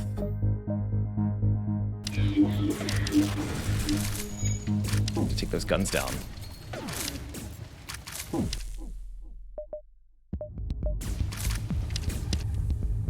Heck. Vitals critical. There we go. The brood cruiser has been defeated. It falls to the ground in a heap, and you scrap its remains. Boy, was that tough. When the slug sees you approaching, he immediately pretends he was never scared at all. But around his strange blunderbuss-like gun, his tentacles have gone white. Glad we renegades know how to stick up for each other. Now, what's your rate? I know this kind of service isn't free. I'm not stupid. You want information, friend? What a riot. Let's be clear here. Information is money. Money is everything. And everything is money. There ain't no sane man in this multiverse who works for free. Kindness is just a means to an end. For favors are blank checks. You're a renegade. Don't play me for a fool. We aren't philanthropists. We're mercenaries. Murderers with a price tag. I've been in this business long enough to know that. Well, what do you know about Virgo? Virgo is an angel, assassin for a Big Daddy Vale of the Syndicate. He's my most recent client. But the issue is Vale doesn't normally deal with rogues. His mercenaries usually work for him, and his patience with me was short. Virgo was his reassurance that I would follow through. Follow through with stealing some kind of DNA. These gas, the Vec, blah blah blah, they're all based on the same stuff. I ain't a biologist. I don't know what I'm talking about. Point is, Vale caught wind. Senator Wright was getting cold feet and was gonna blow the top off this whole thing.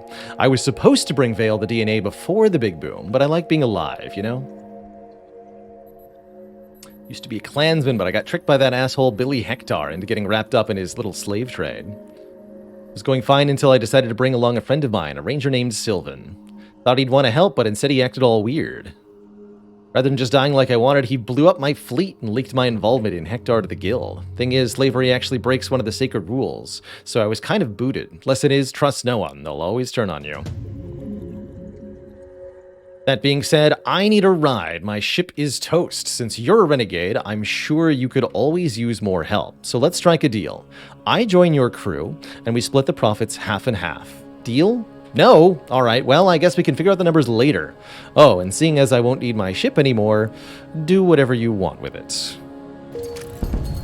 Ah, rude. The final barrage. So we have Irwin. Irwin is something or other. We gotta fix our ship first, though. Everything seems to be Trouble Town. You two, fix the doors. Actually, no. Prevent me from taking... No, we're gonna take one more hull damage here. This room breaking. There it goes. I'll let the shields room burn down, actually.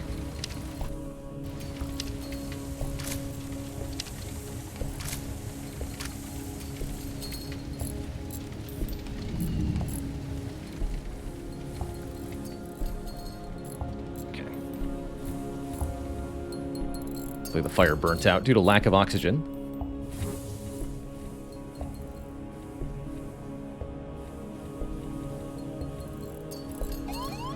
Oh, and oxygen's not on. I see. That's why the fire burnt out. Irwin died immediately last time. That's right. Or, no, it was Billy Hector that died. I don't remember what Maybe we did also lose Erwin. I don't remember exactly. But Erwin is a slug hunter. Temporarily neutralize all crew except himself in the room, setting their stats to default values. Blunderbuss does more damage. Not a slug ranger, a slug hunter.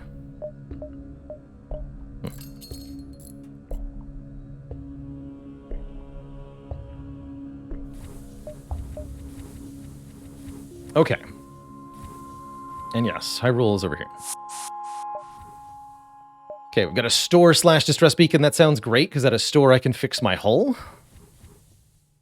Looks like we want to fix the health on these two as well.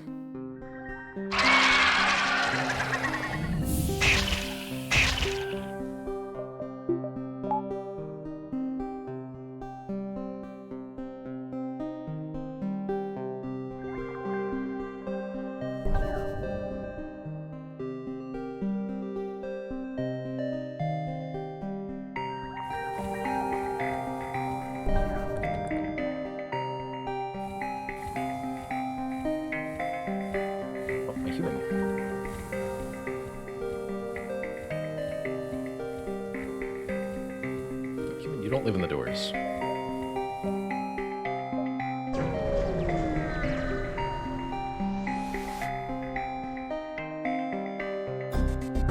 Looks like a brood ship is attacking the nearby market. If you can stop them, you should be able to access the store.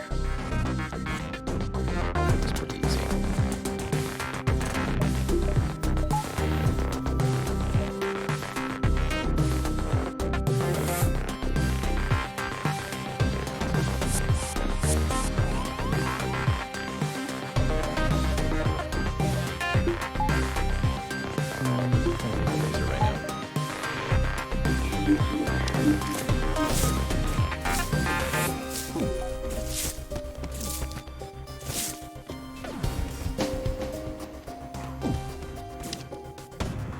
Oh, that's a big missile. Ah! Full 5. Whips it.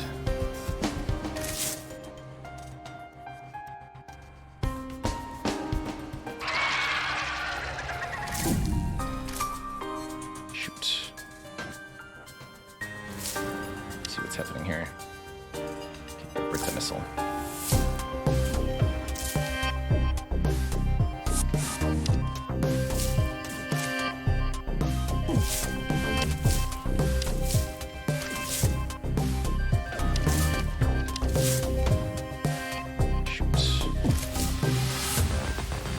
Chance at 0 because nobody's in the piloting. That means that missile will hit me. People in the shield room are just like stunned, it looks like.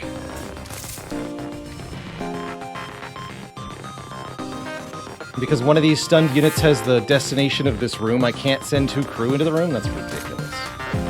Oh, God.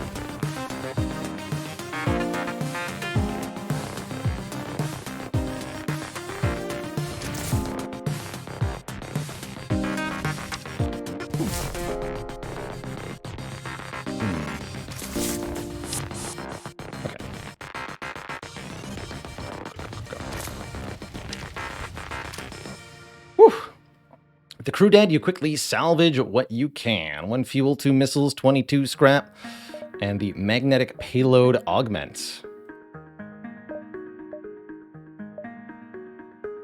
Single-use... Oh, then this is the thing we saw earlier. Single-use cogmat augment that can be deployed to deal 4 damage to either engines, weapons, shields, drones, cloaking, or teleporter, as well as their hull. I like that. I've got a deconstructor. Some very interesting weapons available here. And we'll get a full hull repair while we're here as well, of course. Pinpoint weapon does 4 damage. That looks nasty. It's a beam weapon, so 4 hull damage means it can pierce up to 3 layers of shields. -1 damage per layer it goes through. Missiles, Particle Accelerator Mark II. Can't damage the hull or crew, but does do heavy system damage. Shot radius. 5 shots per charge, doing 1 system damage. Interesting.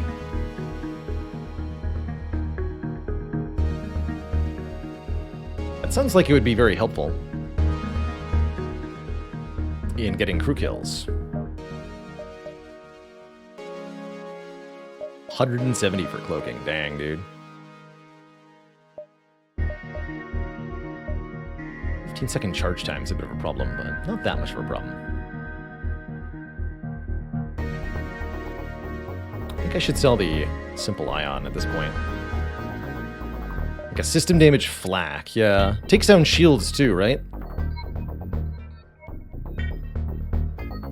Because if this is 2 power, 5 shots, shield shredder. Consider it pretty heavily.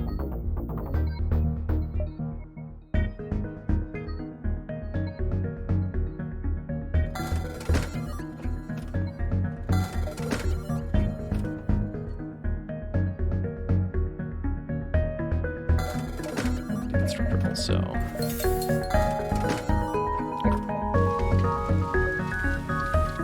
There, now the ship is fully repaired.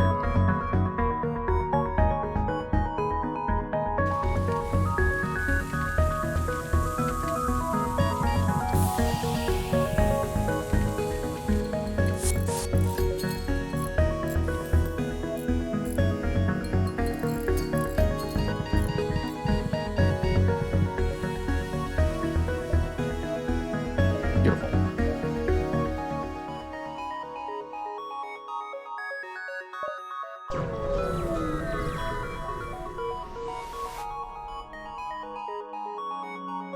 You assume most of the civilians had evacuated this sector, but one ship is searching through the wreckage of several large carriers. Ugh, JJ's gonna be pissed. Oh, hello. It's very fortunate you've shown up. I'm from The Trumpet, a small newspaper in the core worlds. Our lead photographer was sent here to get some pictures of the sector, but he's gone missing. Perhaps you could hunt him down for us. We aren't well armed enough for this sector. Get a quest beacon for the photographer. Okay.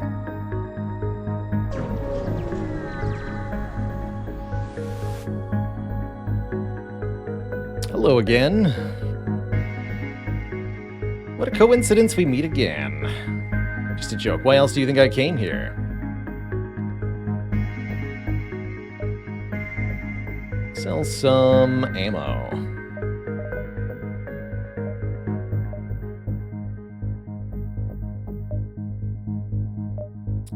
This. Ooh, a mine launcher.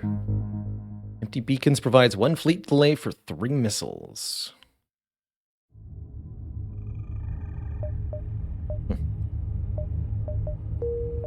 Not gonna take anything here. To the quest!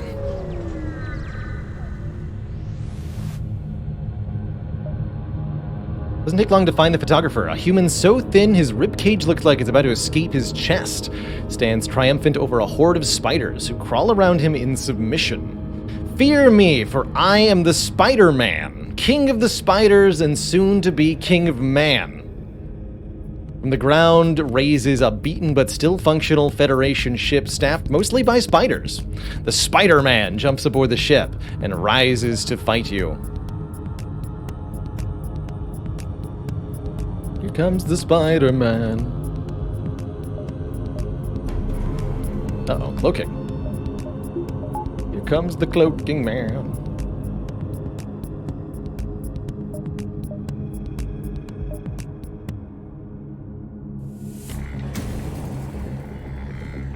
Got a med bay.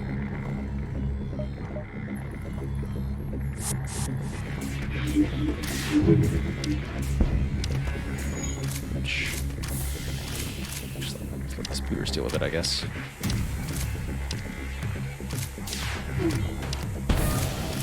Oh. Oh, right, only the Mantis will... Oh, heck. I understand the problem here. My boarders aren't actually attacking systems.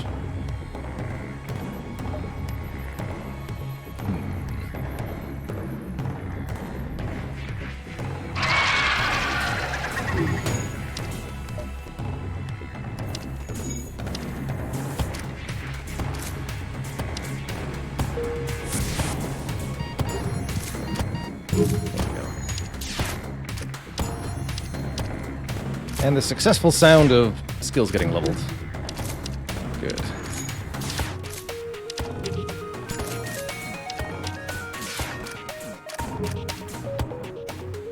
The now crewless vessel falls back down to the ground, crushing several hundred spiders and sending many more flying. With the horde dispersed, you land as well and quickly gather some salvage. There's no reason to report back to the civilian ship now. Tough time, man.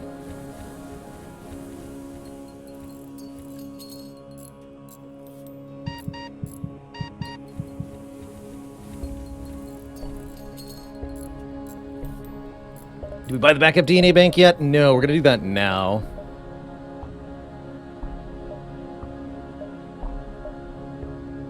Perfect. Okay. Never will we lose a crew member again, basically. Unless the entire ship goes.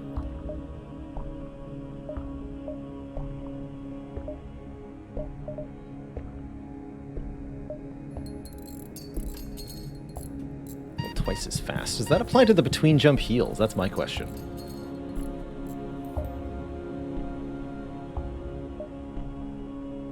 So we're at 51 on Fluffy Mittens.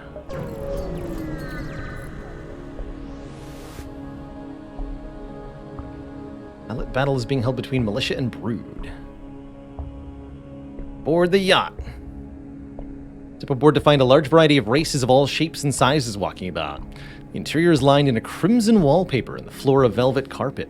Looks like some kind of weird hotel, and a strangely well-armed one at that. As you continue deeper into the yacht, you notice two doors, one marked Nightclub and the other marked High-Grade Military Explosives, off access. I want to join the Spider Club. You step into the nightclub only to find a spider seductively dancing around on a pole on a stage in front of the other pirates. You promptly close the door and head over to the explosive room instead. Steal some explosives. Your crew grab as much ammunition as they can carry until a Duskbringer in bright red armor bursts into the room holding a small bomb. Feds in my territory. Oh, now you've really made me mad. As you run to leave, you're chased down by the Duskbringer and several other brood members. Even when you undock from the yacht, you're followed by an unusually colored Duskbringer pirates. Cool, I'll fight the unusual colored Duskbringer pirates.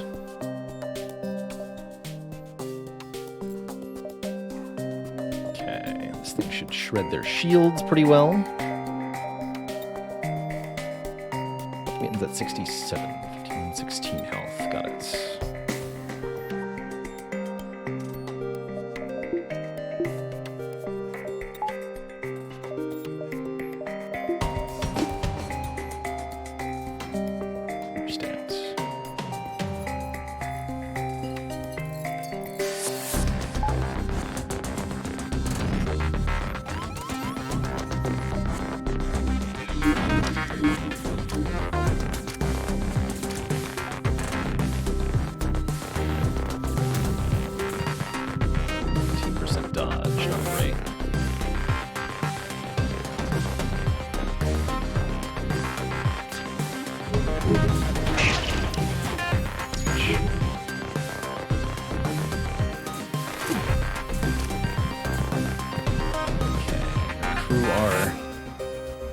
Partially defeated.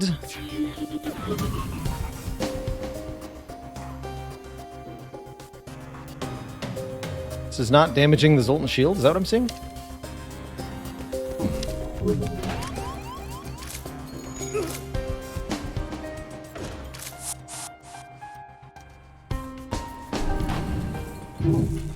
Yeah. No damage.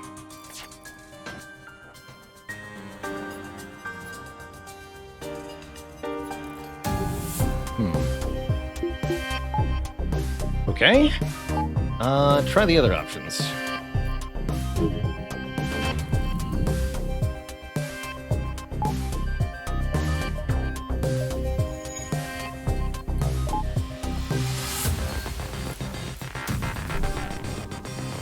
I'm gonna keep taking flak hits until I can restore control partially here.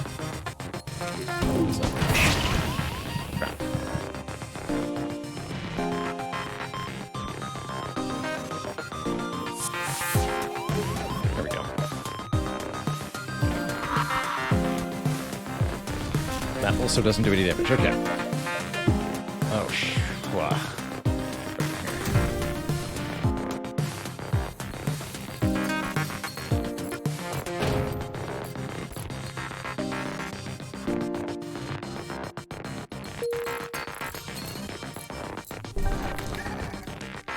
Fix this, please.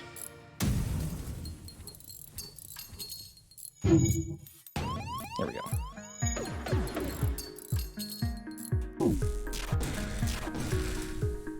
Alright, I'm leaving, because this is nonsense.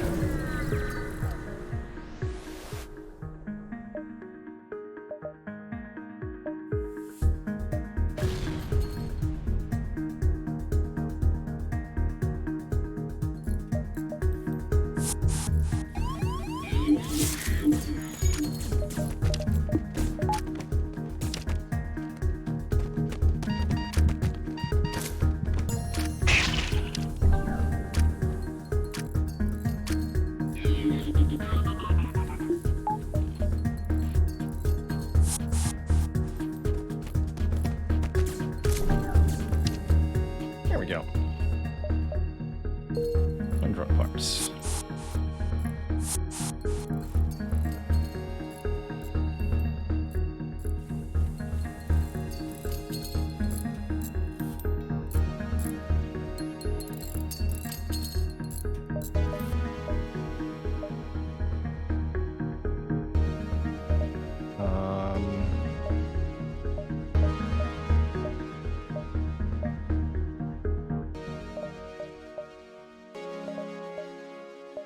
There's shield bypass installed.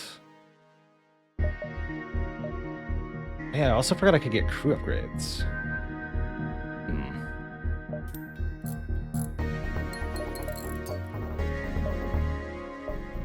The teleporter doesn't have Zoltan shield bypass as an option.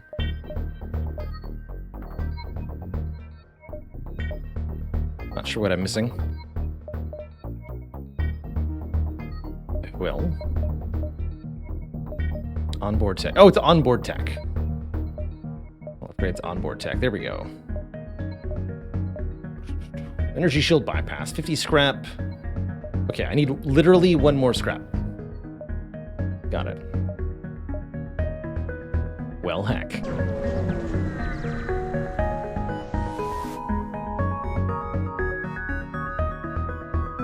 Two ships of the distress beacon. Infested vessel is hunting civilians.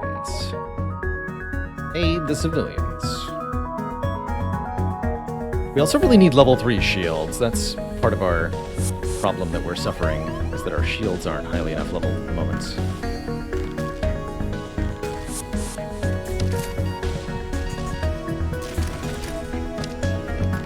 Oh, that bomb also does ion damage. That's good stuff. Gotta use that bomb more. Now everybody's dead.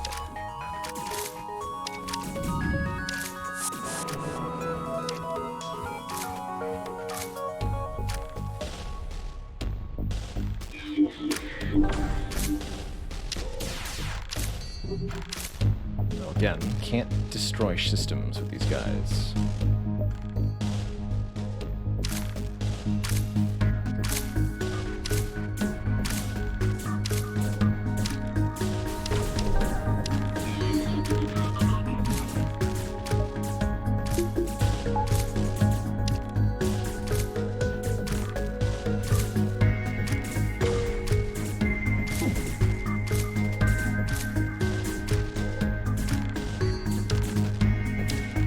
I have not leveled up my spiders into weavers. I actually haven't found the button to do so.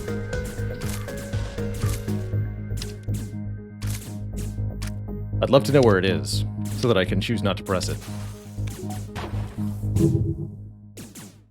Wait, this doesn't take down shields. Telling me I paid 80 scrap for this useless weapon? Ugh. Worthless.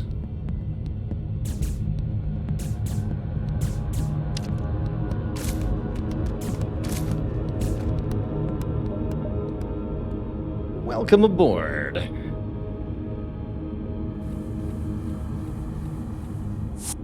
Though that does explain why it was unable to damage the Zoltan shield. It's just a crap weapon. I understand.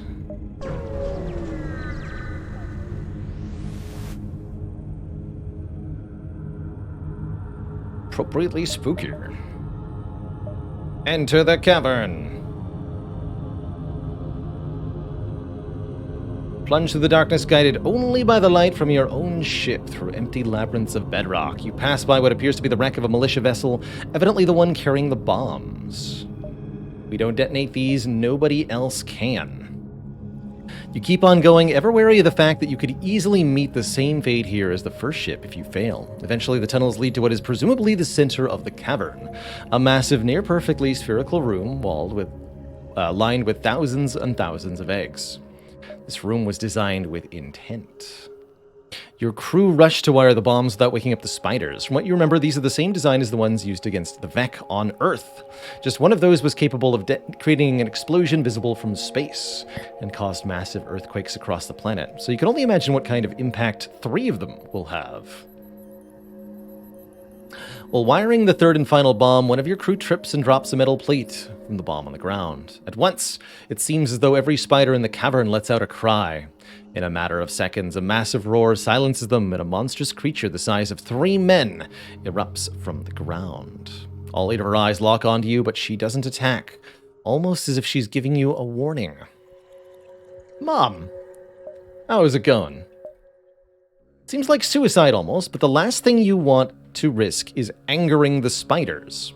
From all you've seen so far, they seem more intelligent than the militia is willing to admit, and maybe, just maybe, you can make it out of here without anybody dying. The queen seems to notice this behavior and backs away from you. Around her, several hatchlings cling to her legs, but they scatter when she turns and crawls through a hole in the hatchery walls. It almost seems as if she wishes for you to follow. Follow Mom. You crawl through the tunnel and find yourself now standing in a massive rectangular room with ships and lab equipment. You wipe away some of the dirt caked onto the walls and find underneath is rusted metal. This was a research center at some point, but judging from the smell, the staff are all dead. You see the queen walk over to a row of tubes on the walls where you find many exotic creatures, some of which seem eerily similar to the gas, the Vec, and other insectoid monstrosities used by the brood. GAS being giant alien spider, for anybody who is wondering. Find a letter addressed to, of all people, Oscar Wright. Next to it is a dongle containing blueprints for some kind of cruiser model, which you slip into your pockets.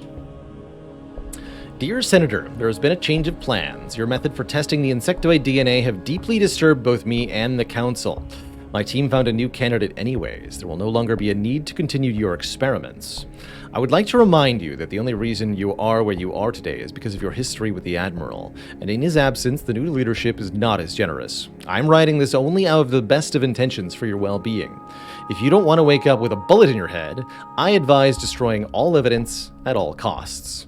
You know what you have to do, Oscar. Do not fail the rebellion again.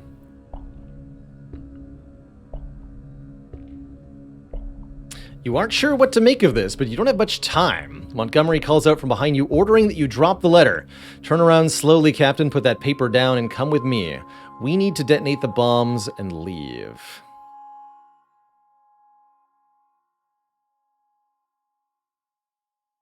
I think it's time for a confrontation. Hey there, Cacby. Cacby asks, does an unupgraded skill become upgraded if you duplicate it with a toxic egg? Yes. Yes. Anytime you would add an unupgraded card of the appropriate type, the egg will convert it to an upgraded version, and this includes creating duplicated copies of cards in your deck.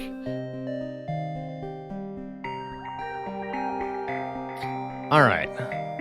This guy has 6 guns. He definitely looks terrifying. I see a halberd beam. I see some really scary guns here. Gonna be very honest. Uh-oh. Montgomery cuts you off before you can finish. What reason do you think the CDEG is here? Do you really think the Brood was behind all this? That some stupid pirates could just breach the security of the Union core worlds? No, but the Federation has been concerningly ignorant to the Senator's intentions. The brood is real, yes, but they were nothing before this. We gave them the insectoids to release. We planted the Vec on Earth. It was an awful decision in hindsight, yes, and that's why we're here. We cannot risk exposing the Senator's ties to the rebellion. I'm afraid you're now a liability, but disposing of liabilities is what I'm best at. I'm gonna do repair 1. Oh, crap. Oh, I'm super dead.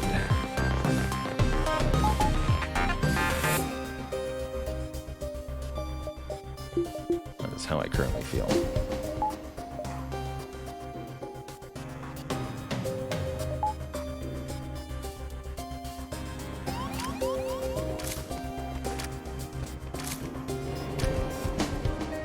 Okay. There are a lot of crew on this ship.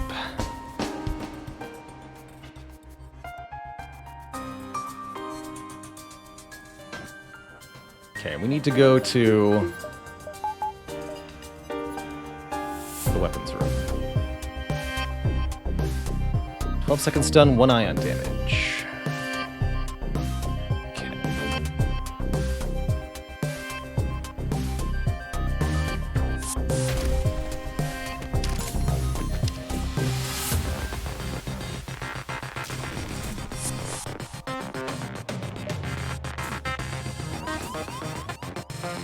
Get him.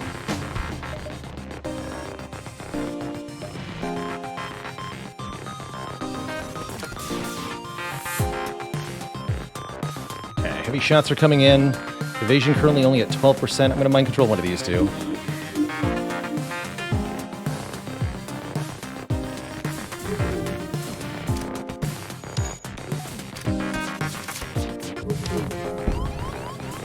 Not bad, not bad.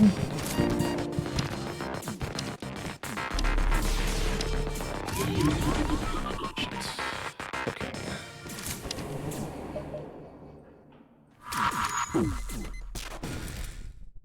Deleted.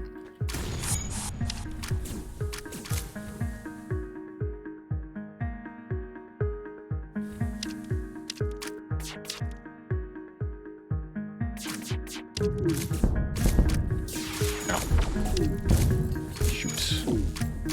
One last guy did not cooperate. Die. Subtracted. Montgomery in the end was not enough to stop you. Though the rest of the crew aboard the vessel are likely oblivious to the intention, they were necessary casualties. While scrapping the crashed wreckage, you hear the moan of a dying man and find Montgomery impaled by part of the debris. No evidence. An ace never fails. He raises his hand, still holding the detonator, and flips the switch. Instantly, the nearby Renfield bombs activate and the countdown to decimation begins. We have to rescue the Queen, is our first and only thought. Oh!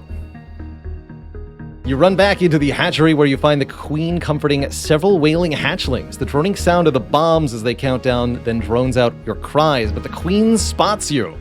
You somehow understand the severity of the situation. You make your way back to the ship and take off, rushing through the tunnels as the walls shake and the inferno behind you expands. In the end, it comes down to almost a matter of seconds as you kick the engines into maximum thrust and take off from the planet. We got the Brood Cruiser.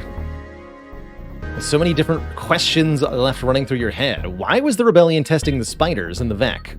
What is the new candidate? Who is Dr. Ew? You aren't sure if any of these questions will be answered, but you can't linger for too much longer. The Queen, while safe, is obviously disturbed by the loss of her children. Had you not saved her, the entire species would have gone extinct. All you can do now is be glad another ace is dead and carry on with your mission. Maybe someday, whether it's you or another captain, someone will get to the bottom of this. You pull out the dongle from earlier and attempt to download the blueprint data onto your ship for later.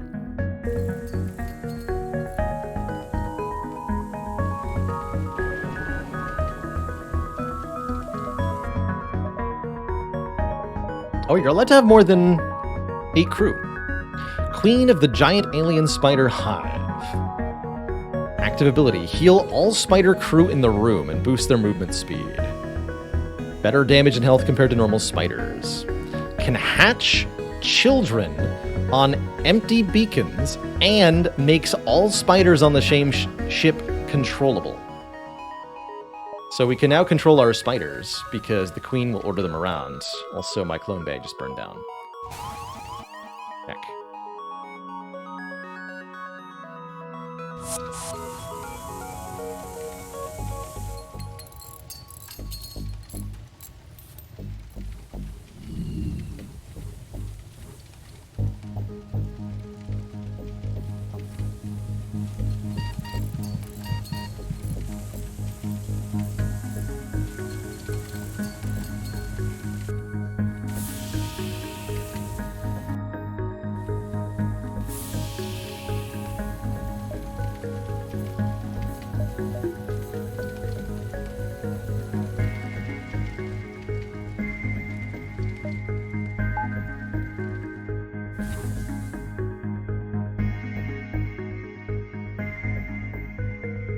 We are all spiders on this blessed day. That's right. I'm stoked that we can hatch new crew now. That's very hype.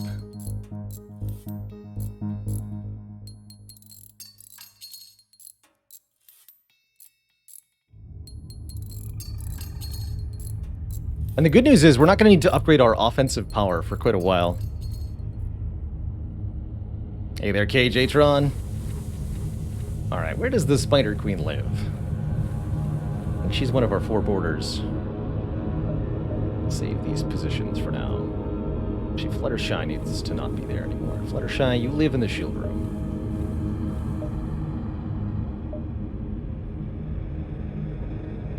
I understand. All spider crew? Well, we'll hatch as many as we can, that's for sure. I've got some stuff to do.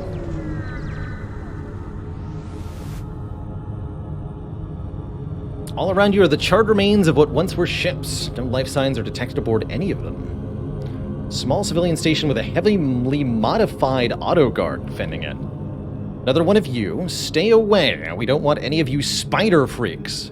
Get any closer and you'll meet your end just like all of these other infested wrecks. I will attack.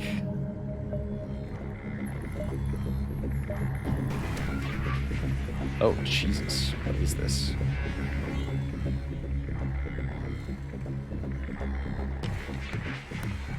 Might be dead very shortly. We'll see. You two are not coming.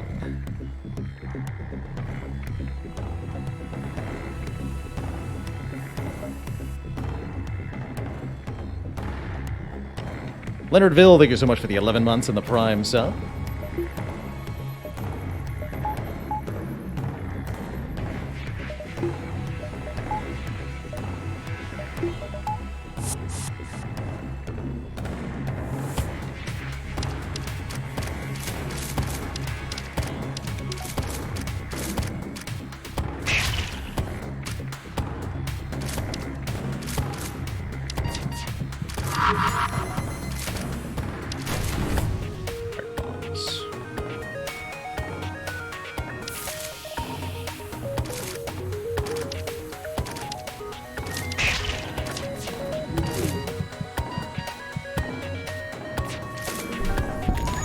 Yeah, that does kill my own guys.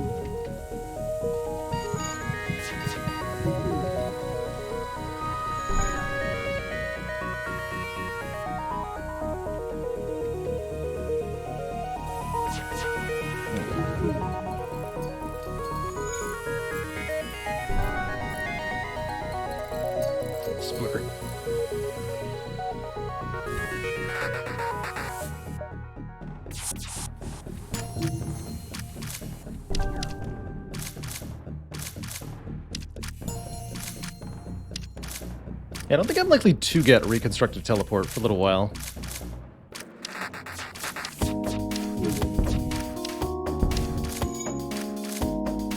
We need to focus on getting Shields 3 pretty quickly here.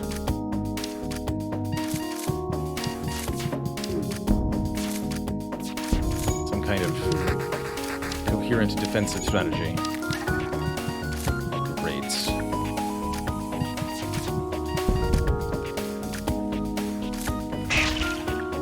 Squish.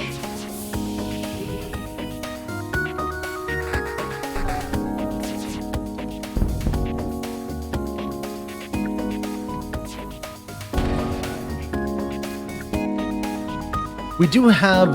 Or wait, did we not get Sultan's Shield bypass? I better get that if we didn't take it. I feel like I already purchased it, but maybe I didn't.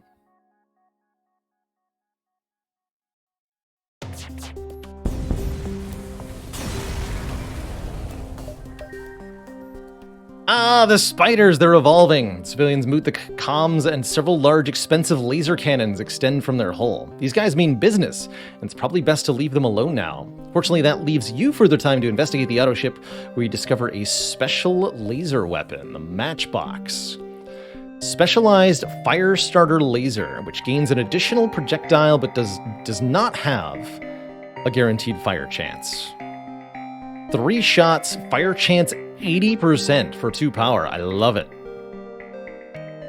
Brilliant addition to our armaments here. Really, really like that, especially for a ship that's got a clone bay.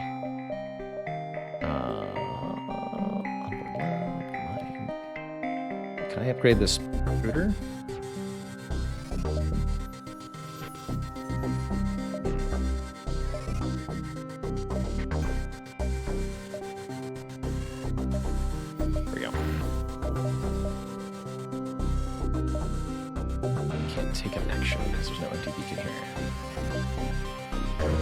This one will hurt shields, yeah, the Matchbox, because it's actually doing hull damage. Small Merchant messages you. Underground Federation comm channels are all talking about your secret mission. Here's a free weapon. Get some free stuff, too. Energy Cannon 2. 2 shots per charge, 1 hull damage, 1 ion damage. 20% fire chance. Current arrangement of stuff.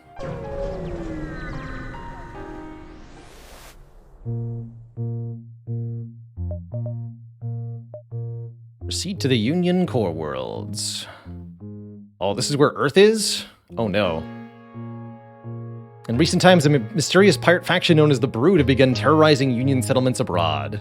Keep a lookout for these elusive pirates. Uh-oh.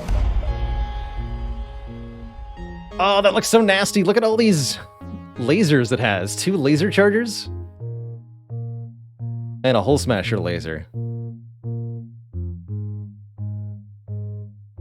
And cloaking. So I think I'm pretty likely to die if I attack this vessel. Especially if there's an anti-ship battery present. I will die. 100%. So I think I will undergo the inspection.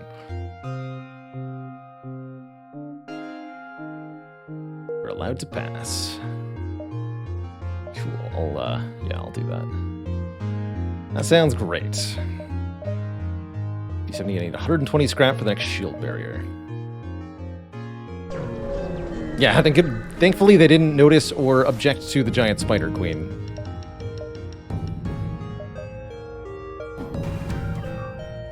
It's a lot of guns, man.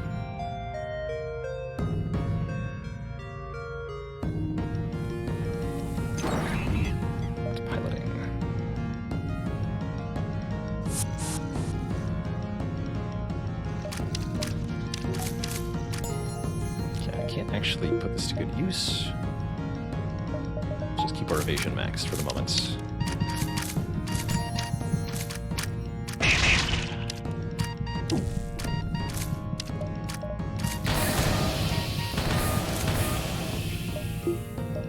Spooky.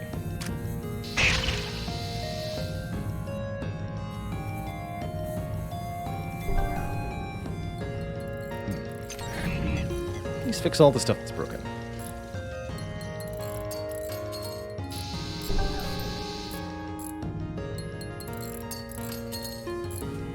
Can't currently control them. Makes sense.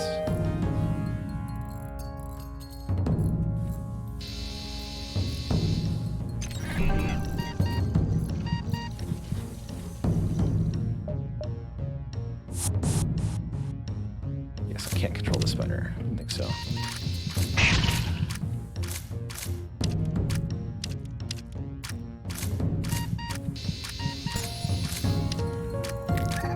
Get to work, Clone Bay.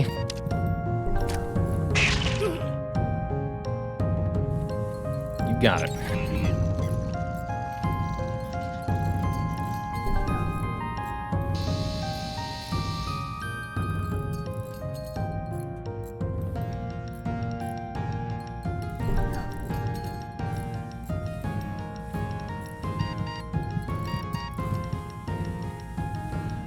It's gonna use the control button there.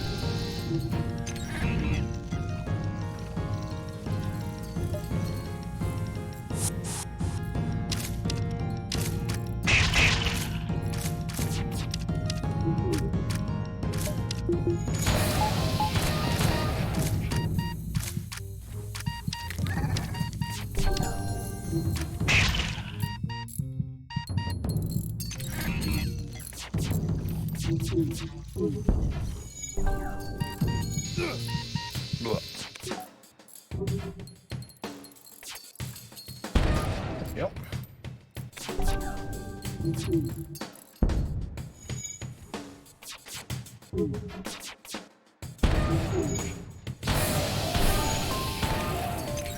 Slow and steady.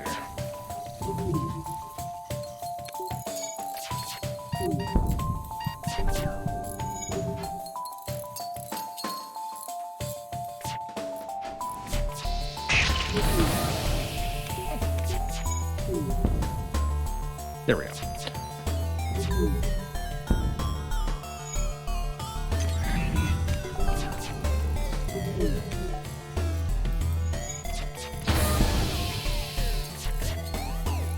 Yeah, that's enough speed holes, thank you.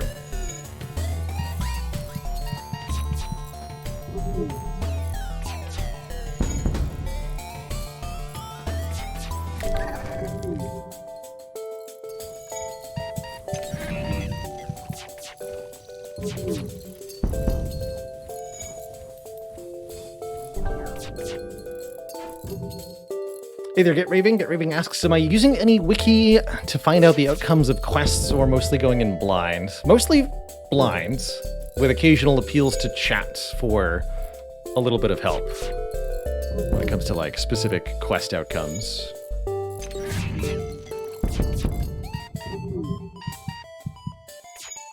But usually for the first time I encounter a given event, I'm like, okay, I'll pick an option, and then I'm like, what happens if I took the other option, chat?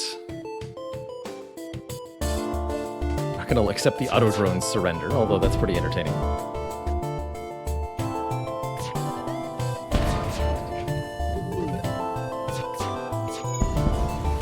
Alright, stupid drone destroyed.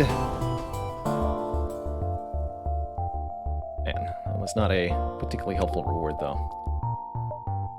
To an unvisited location with no ship detected. Several corporate advertisements from the planet play over your radio. One in particular catches your eye, a kestrel in seemingly full working order.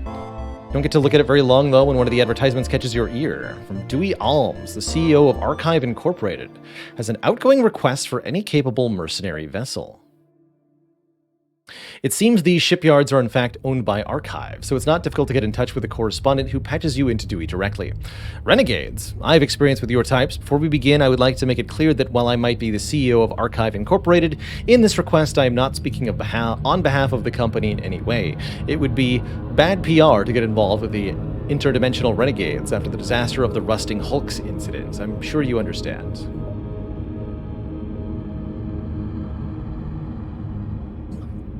Don't worry, we aren't skirting the union's laws or anything with this.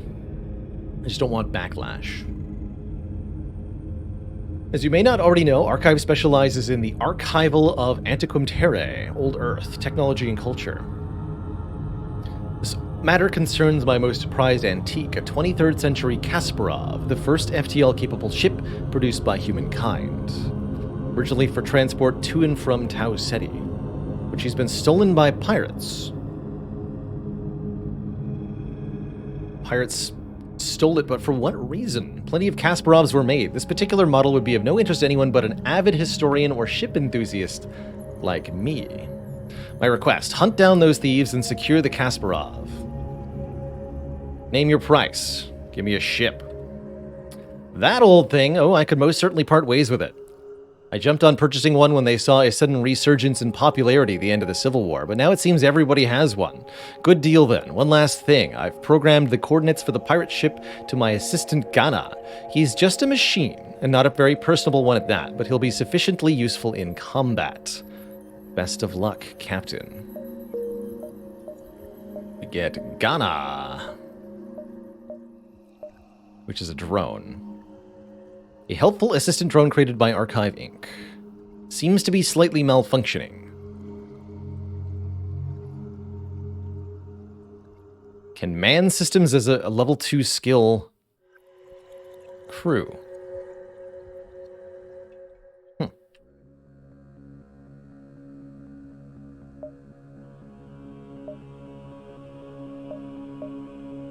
Here's the thieves. Still very low on hull. So that's a bit of a problem. I'd really like to get to a shop. If at all possible.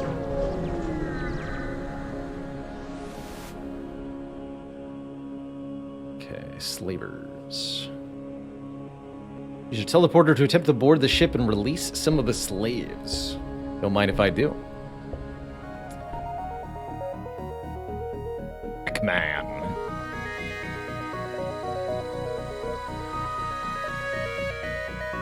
Change your toggle or amp equipment. Interesting.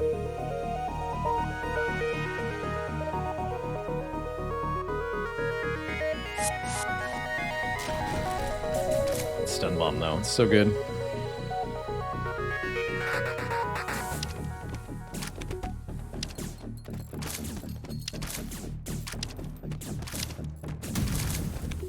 Absolute murdering. No.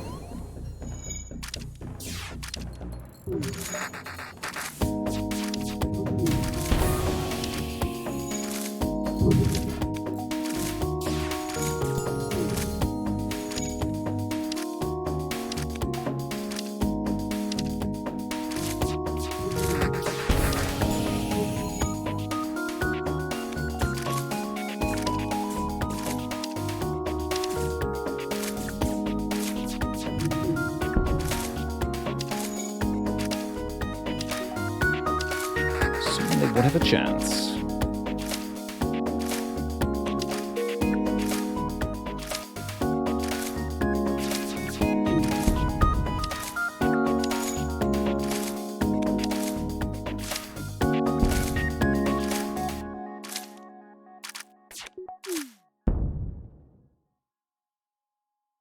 Find a number of slaves in the cargo hold. Give me an NG. We don't have one of those right now. Notch!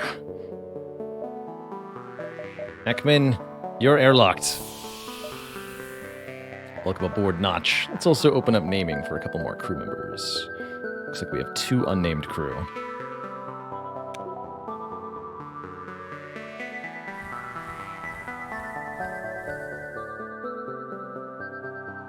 Fluttershy, you'll be the...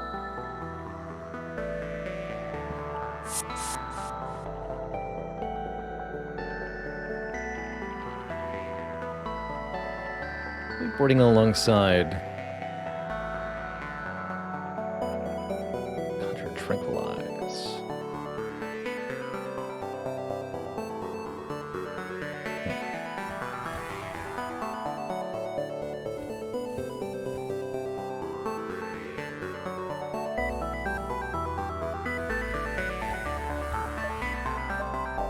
Let's try this. Hey, there's a store, a monk store. Interesting. Spaced the NG, you got it, Lunatic Beans. You can attack the monks.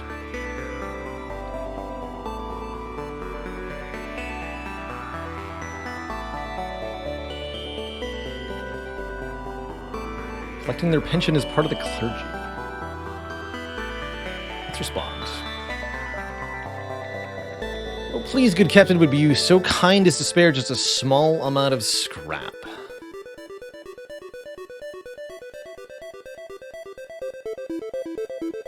Sure. Slightly annoyed, you move past and visit the store.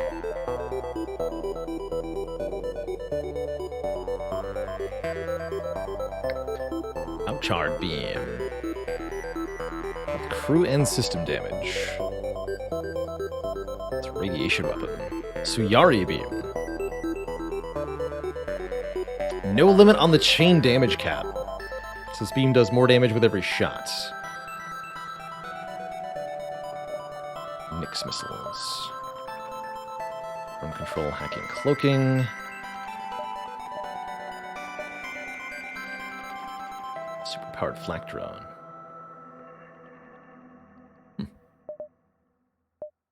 I'm gonna keep Gunna for now. Gunna knows the location of the pirates or something. Don't want to lose that.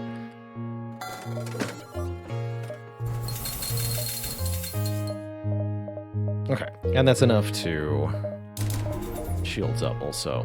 Good.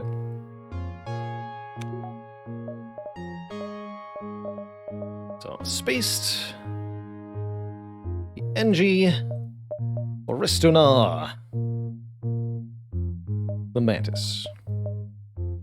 Welcome aboard. Hacking super OP in this mod as well. Yes, hacking is very, very effective, but it does cost more money, so it's harder to get your hands on, if nothing else.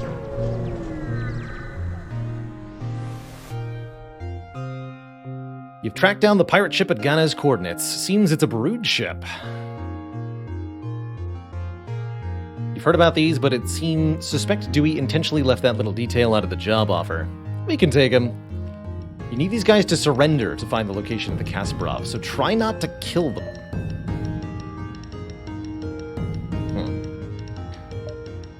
So you're telling me I shouldn't kill the entire crew? That's what you're telling me?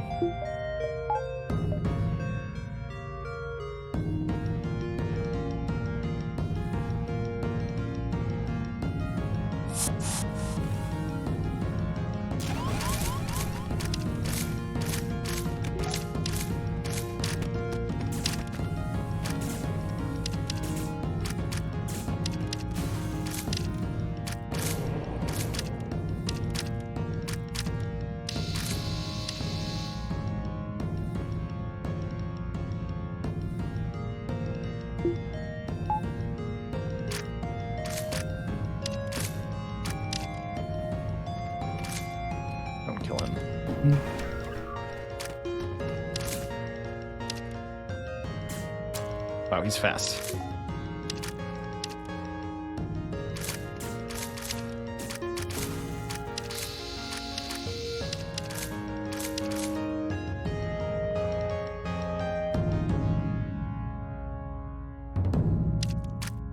Would max March / burst be okay with this? I'm a little bit worried about starting a fire if I do that.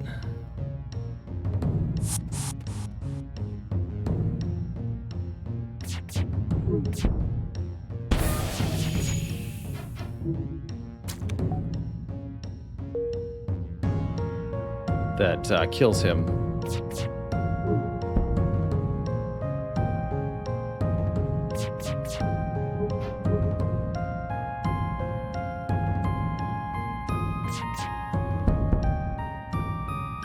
Like that.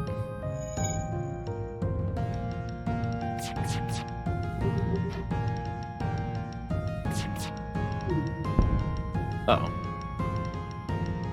Gotta run to the mid-baser.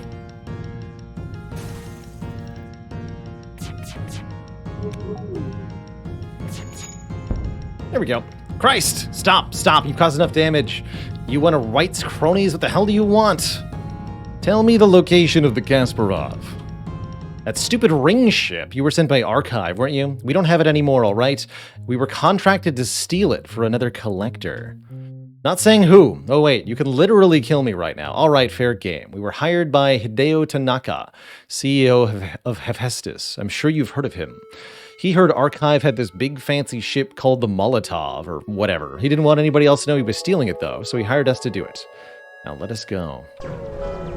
To the nearby Hephaestus shipyards. They're probably going to break it down for transport or whatever.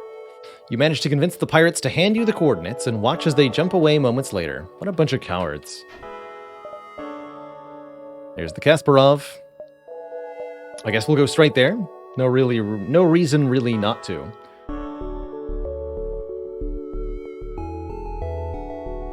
Captain Caps, thank you so much for 35 months, just shy of that 3 years.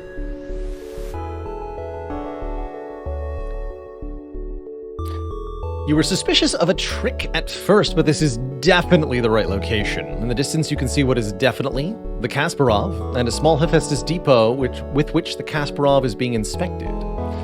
You catch some radio chatter between ships. Yeah, boss says we gotta bring this Shakarov down to Mr. Tanaka's collection. God knows breaking the thing down is gonna suck. But if we screw up, he's probably gonna sell us all to Tikaka. Make sure there isn't a scratch on this or we're toast. Demand they give back the Kasparov. Yeah, Maganov, Shmaganov. You're one of those multiverse people with the fancy blue chemtrails or whatever. Archives sent you, didn't they? Look, buddy, I don't care one bit about Alms's beef with Mr. Tanaka, but Tanaka is the one who pays the man, who pays the man, who pays the man, who pays the man, who pays me. So I ain't giving up this Shirov thing without a fight, you hear? Okay. Crap, we're actually doing this? I should have known not to mention combat in front of a mercenary. Uh-oh. Poor guy. Ooh, a spicy beam drone. Got a defense drone, shoots down missiles and asteroids, and they have basically nothing to stop me. So they're dead.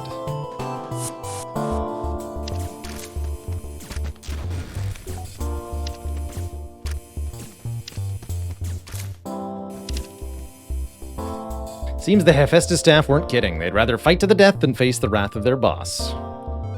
Seems mostly the ships were just automated construction drones. The depot's skeleton crew surrender, allowing you to secure the Kasparov and contact Dewey. Incredible! I shall see to it that your efforts do not go unpaid.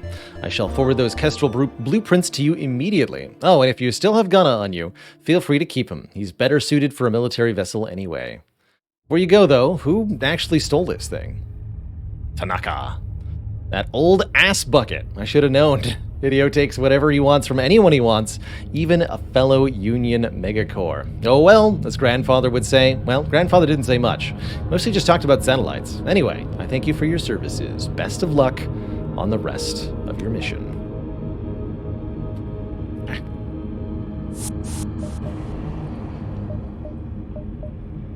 Got here.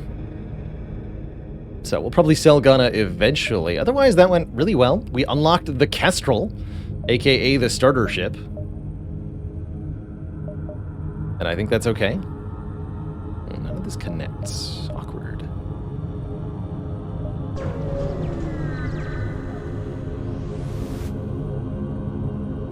This beacon is heavily trafficked by tons of ships.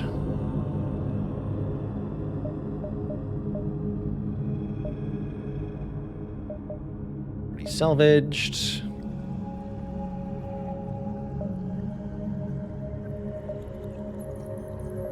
Claw slash.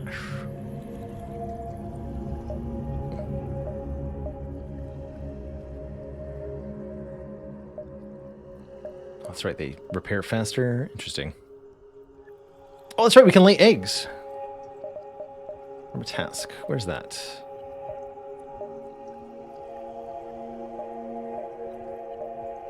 Have her lay some eggs.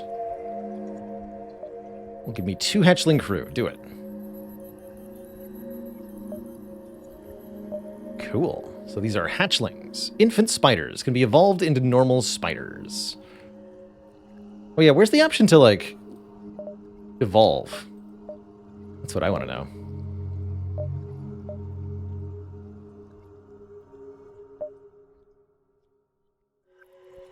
Oh, I have to speak to the other spiders. Got it. Thank you. That makes sense. All right, we're going to replace Bishop and Ristuna.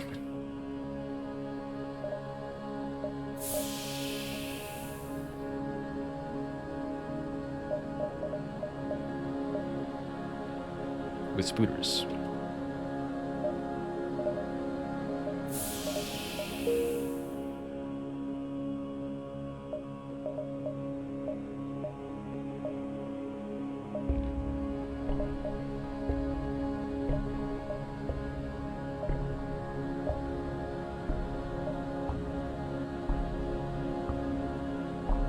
Fuel and place your hatchling with a spider.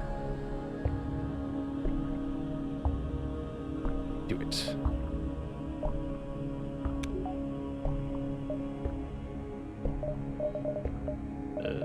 The storage. Talk to your crew.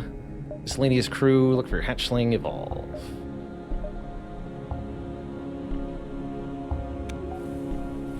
All right, we have the spooter borders. Wonderful. I could hatch more spiders, but I have a full boarding crew of spiders at the moment. So I do not feel a need.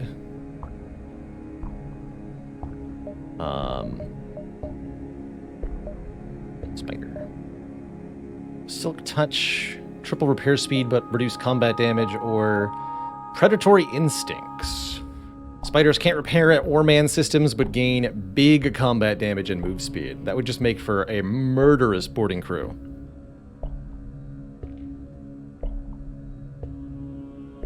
That's probably what I'm going to do once we get 70 scrap. That sounds fun.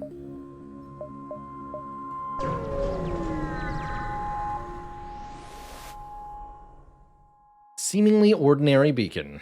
Someone with a multiverse drive is jumping in nearby. You wait in apprehension, but the tunnel only continues to get bigger. Oh my good lord, what is that? From out of the tunnel comes a massive cruiser vessel of crystal design. In your days as a renegade, if your days as a renegade have told you anything, the orange hull of this ship suggests their crew probably have some affixation with fire. 40 scrap to avoid the fights. Yo, yo, yo, what is up, my bros? This is DJ Fire on the beat, yo. You want to know something cool, dog? Yo mama so dense, her crystal skin is already bordering on coal. Yo mama so dumb, she wears herself on her wedding ring. Yo mama so fat, she is anahedral. All right, one last one. Yo mama is so dumb, she thought diamonds were made of silicon oxide. Crystal pauses while the crew in the background cheer with a loud harmonious shouts of, ooh. Yo, yo, yo, was that a sick burn or what? All right, dog, enough fooling. We're gonna steal your shit now. Okay, then. They've got a Clune Bay, huh? And a fire missile launcher of some kind. I don't think they're gonna like what I do to them, though. I think I bored into weapons? Unclear.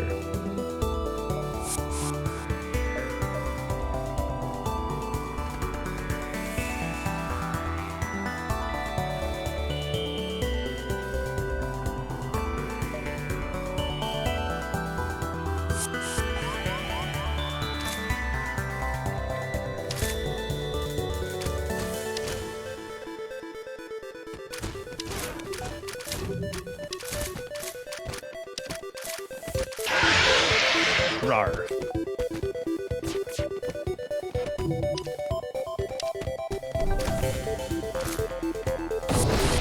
Oh boy.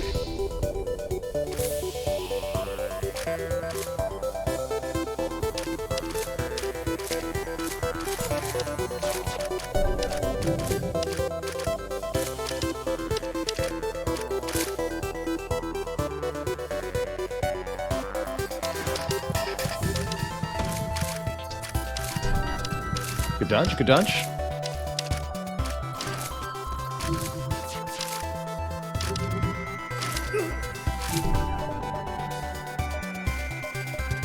Now let's turn off the route laser for a moment. Okay, weapons are down.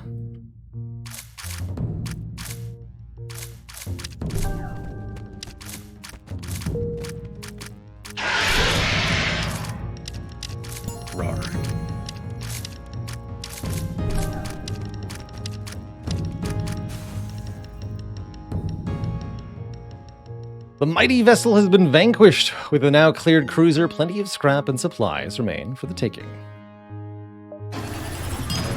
You're also surprised to see a special weapon amongst the wreckage. You've never seen a weapon like this before, so you assume it's a custom model made by the renegades themselves. The Amber fires 2 heavy and explosive crystal shards that pierce shields, lock down rooms, and create a fire. So it fires 2 shots for 3 power, does 2 damage, 100% fire chance, and locks down rooms that are struck. That's pretty nasty.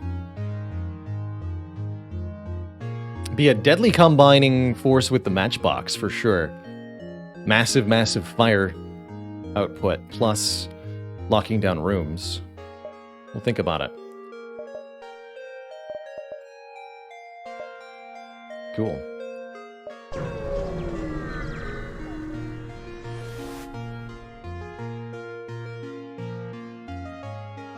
Sorry to bother you, but we're out of fuel and we can't get out of this barren sector. Could you help us? We are allowed to attack this poor little civilian. Oh yeah, we can spider upgrade now. It's only 2 fuel. Alright, you guys have 2 fuel. 29 scrap. Oh yeah.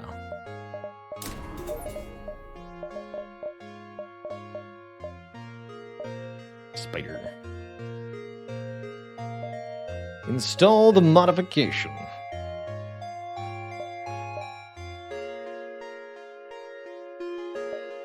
Good.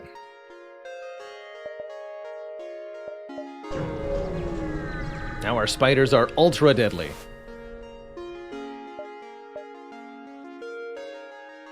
Attack the slaves. But I can't. By unknown slave, attack who asks to inspect the slaves. Or have our slug check their intentions. No attack option here, interestingly. Seems these slavers are selling dead slaves. What a racket. Gotta admire their gusto. Attack the slavers.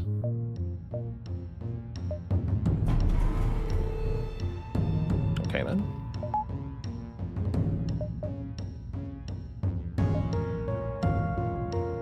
With those upgrades, have I made Mantis? No, we've made something far deadlier than Mantis. Each of these spiders can probably take 2 Mantises on in a one-on-one in a fight.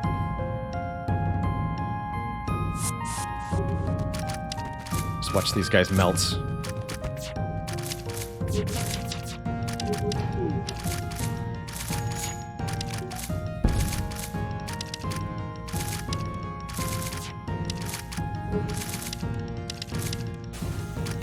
Enters the room and just instantly dies. Here's a Mantis. There it goes.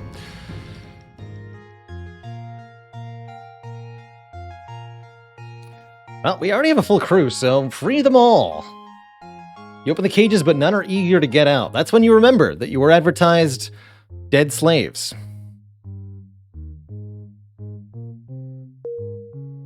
Right.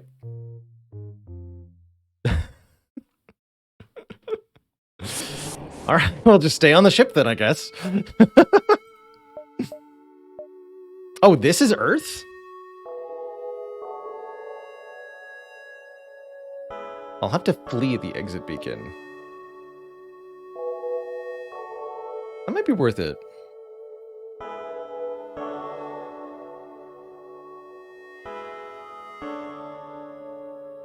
We visited Earth last time. There was a museum there. I don't remember what we could do on Earth, though.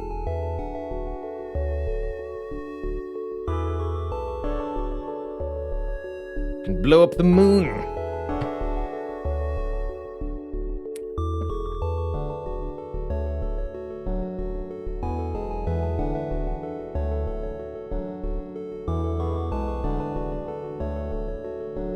Oh, that's right. We were offered the prototype Vulcan quest.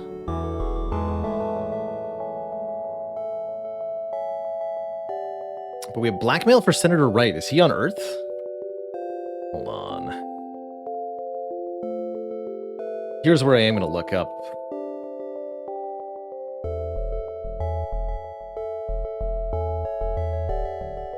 Earth. On the wiki if I can, anyway.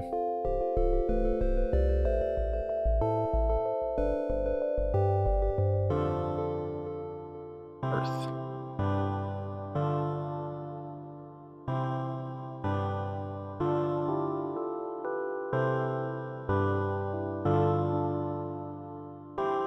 Base.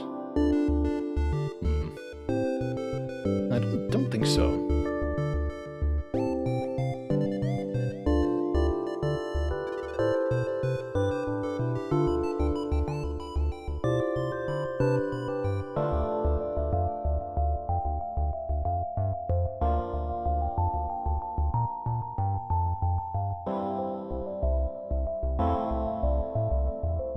But I don't actually lose a jump for it. That's right. We got overtaken last time because of the delay. I think I'm just going to ignore it.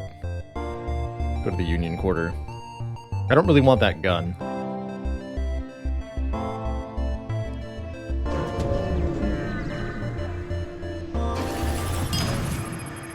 Tick Sick Spurgle Yergle. What's the name of the ship we just unlocked? I guess that's the B variant of the spider thing for getting to Sector 5.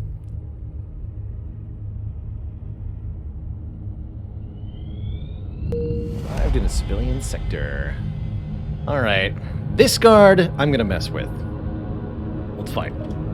You've decided to attack the guard vessel.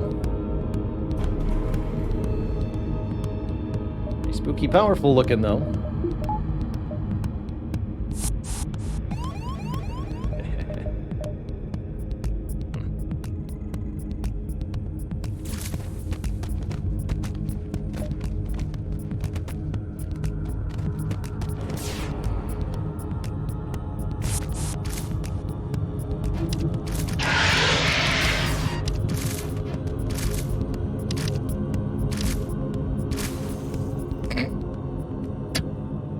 You've defeated the militia guard. Without crew on board to stop you, you can investigate their cargo, picking up an anti-hull laser Mark 1. And we will run a salvage mission. Stumble across an abandoned minefield. Risky for the crew. Take the risk. Your crew are less than grateful navigating the field, almost setting the entire thing off twice. At last, they push their luck for the final time, and one of your crewmen is blown into chunks. You can hear the rest of the team screaming in terror through the radio, but you silence them and order them back to the ship immediately, with however much they have already collected. Fortunately, your crew has been revived by the Clone Bay, though they request that they get a pass from the next salvaging mission, which will be granted. Welcome back, Erwin.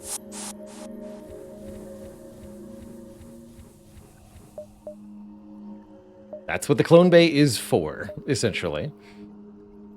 Got a lot of missiles. Might be time to subtract some stuff. I'm going to upgrade Clone Bay to level 3.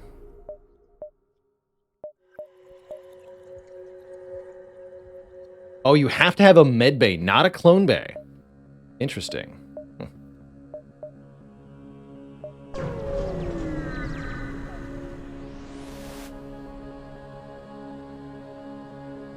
Two fuel for 5 more missiles? I'd take the inverse of that trade.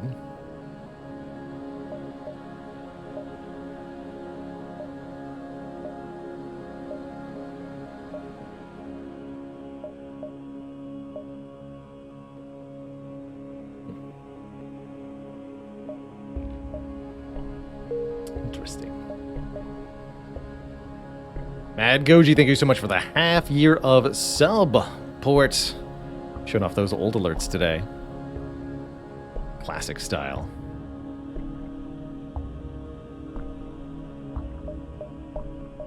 Thanks for lurking, thanks for watching, thanks for subbing.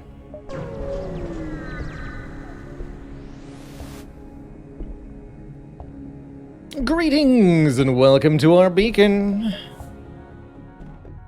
they said moments before death.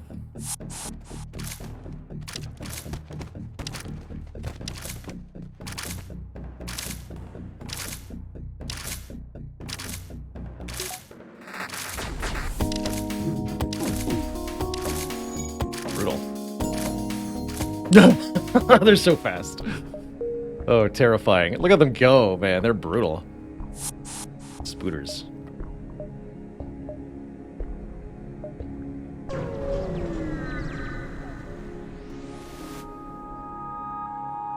Discovered a Federation outpost. Mostly staffed by civilians, but it bears the Federation colors nonetheless. Attack the outpost. You've decided, instead of receiving help, to attack this outpost full of friendlies with your splinters.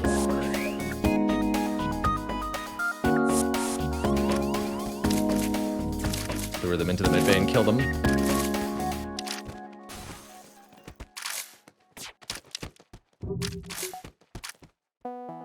You just killed Federation soldiers. Admiral Tully will now personally have all of your crew executed if you fail your mission now.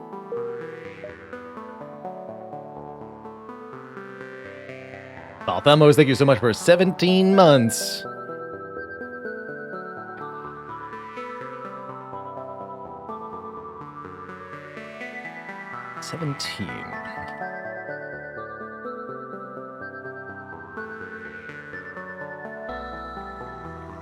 Well, element number 17 is chlorine.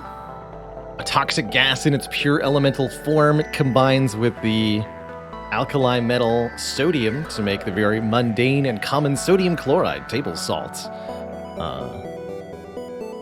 One of the most electronegative elements on the periodic table, second only to fluorine. Chlorine is found in a whole host of reactive compounds, such as sodium hypochlorite, bleach, another common household chemical.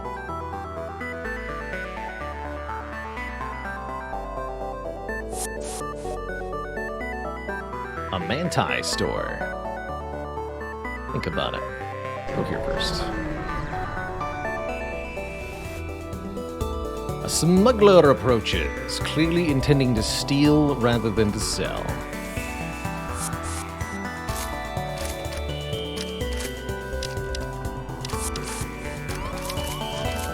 Hey.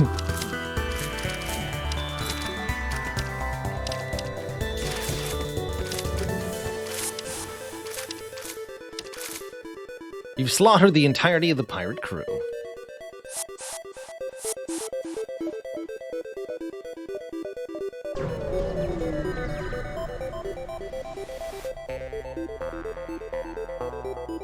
Improve our reactor in exchange for some supplies. Sure. Gives us a bit more power to work with.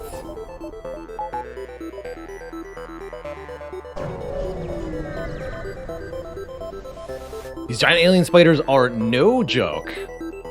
Mantis crew here is hunkered down in the abdomen of a long-dead space whale. Approach the corpse. Federation come to shut down. Refusal. Well, now that you mention it, actually, I'll fight you. We is not tolerating of this. We steal goods and sell goods fair and rectangle. Federation. Fair and rectangle.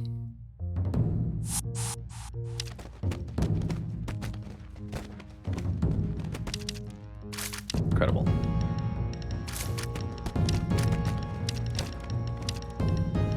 Corpses of the Mantis crew litter the halls, and the stench of pheromones hangs in the air. You try not to breathe as you scrap the ship.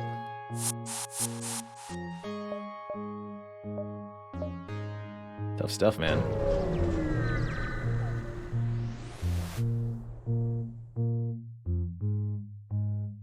Thanks for responding to our beacon.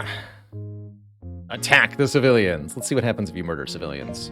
The civilians are shocked by your sudden hostility, but have no chance to escape. Get them.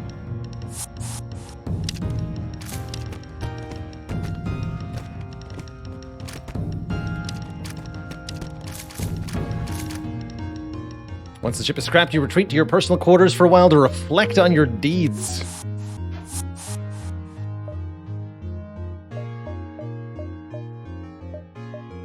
Fair enough, I suppose.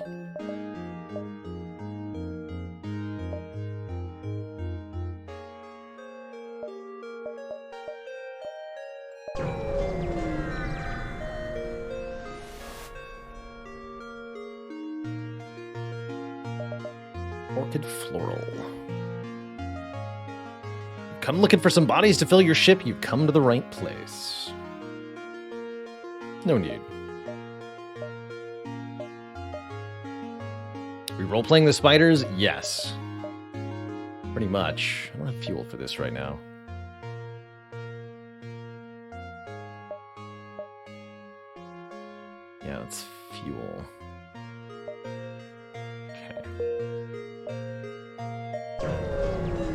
Buy some fuel at the next shop we see. We salvaged in this sector yet? Oh, maybe we didn't actually. Oh, what is this? Multiverse Renegade. I see you've already found your way to this reality. I'm sure you found your collection of riches and have plenty to share with us. Let's see about that. I refuse. Into...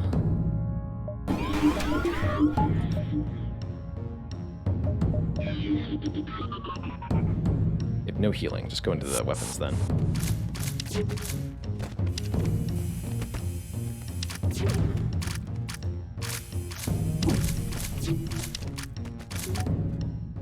In the end, this ship wasn't much different from you. All the same, they're the dead ones, and we're not. Surprised to find an item that you missed. The Sputum Beam. Cheap, but surprisingly effective beam weapon. Cool. Definitely want to shop now. No, don't go yet.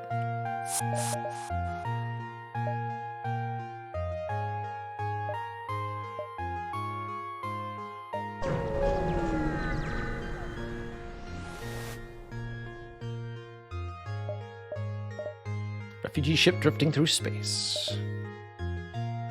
Yeah, I've got tons of missiles. I'll make your trade. Lanius Swarmlands or Rebel Stronghold. Love both of those options. Let's go to the Rebel Stronghold. That's where the secret second flagship is potentially being built. If that event was left intact.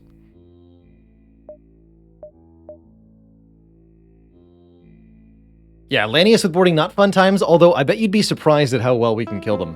Because don't forget, we take half damage from suffocation, and we have a clone bay, so I think we could just run over the Lanius, no problem too. But let's slay some rebels here. If you had any hopes of seeing a friendly face from the Federation here, stifle it immediately. Only a fool could dream something like that here. This is a very dangerous place for you to be. Make sure your weapons are always prepared and get out as fast as you can. An MFK Ace Guard is protecting the entrance beacon, and several giant fleet ships are stationed in the distance. It doesn't take long for them to notice you, or for the guard to attack.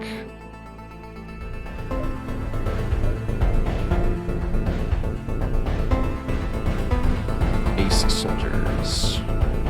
They've got an artillery weapon.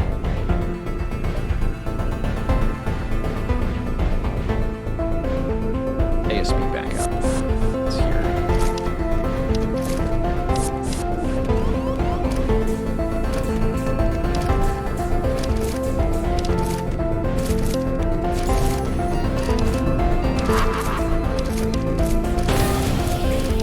Dead. Without crew on board to stop you, you can investigate their cargo. You find a well-trained slave chained up in the cargo bay.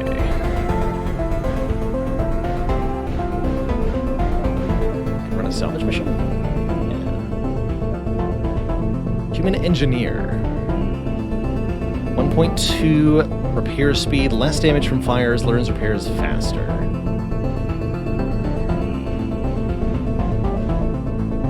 Skyfish.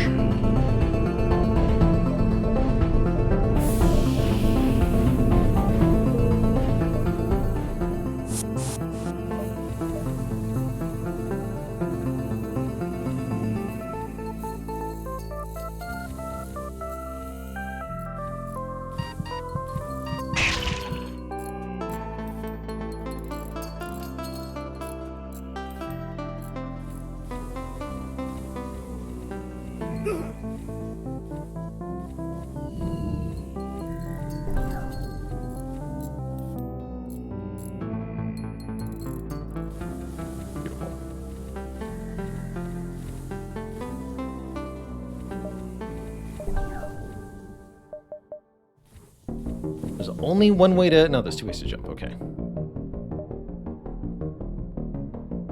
Doors are needing to be fixed. You're the Weaver. Understand what happened here.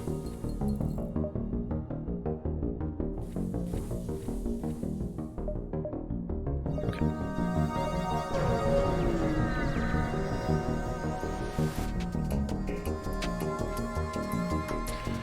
Your arrival is greeted by numerous computer alerts. Nearby automated rebel hacker has used a satellite to deploy a virus to disrupt your shields system.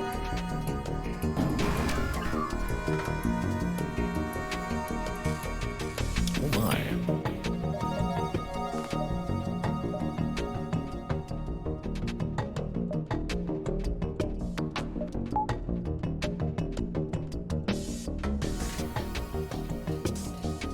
Guess I break the drones first?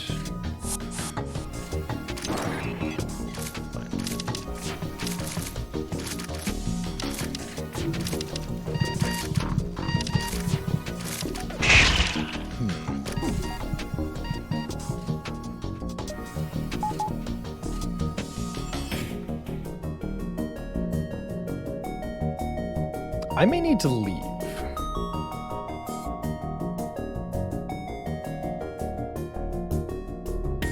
Why didn't I activate the Queen's Heel? Kind of forgot about it mostly.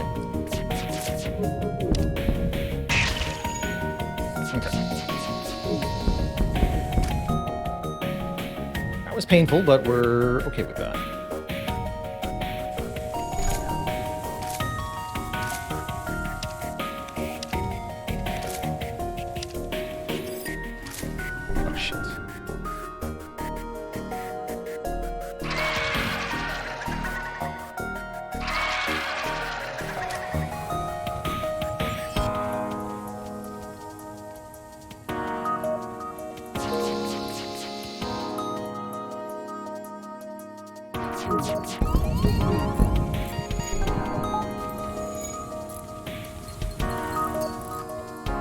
Just like scrambling all over the ship. It's kind of entertaining, actually.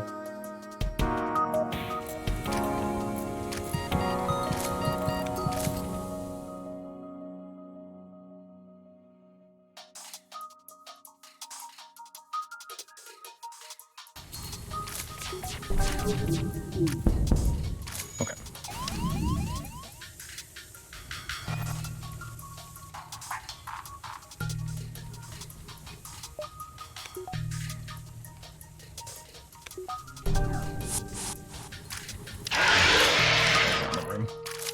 Foolish.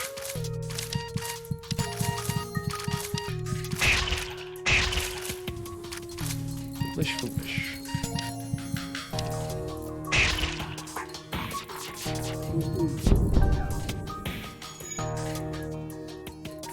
Alright, we seem to have gotten things under control, though.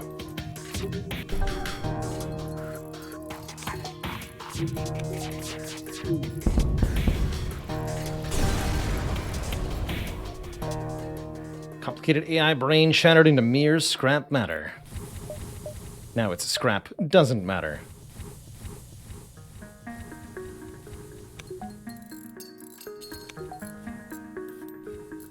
Spider Weaver can't repair.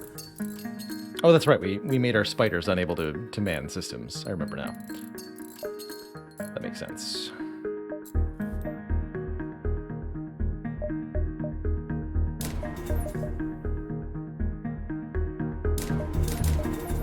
Some serious dodge chance here.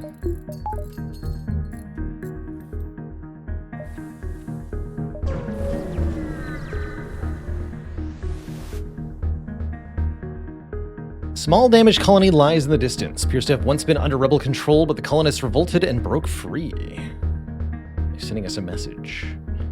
Federation ship here in the rebel stronghold, here before us in our time of most dire need. This truly is our lucky day. As you can see, we have recently broken free from our rebel oppressor, but it was not without loss. The rebels took some of us as prisoners and are transporting them back to one of their high-security containment facilities. We don't have the manpower to save them, but maybe you can. All you need to do is intercept the jailer's ship. We placed a tracking beacon on it before it got away. Cool.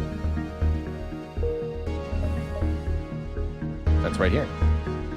There's also a rebel store right nearby.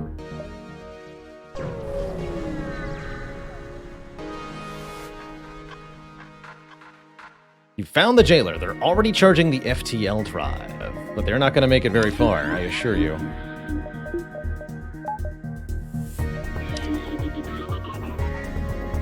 Straight to the weapons room.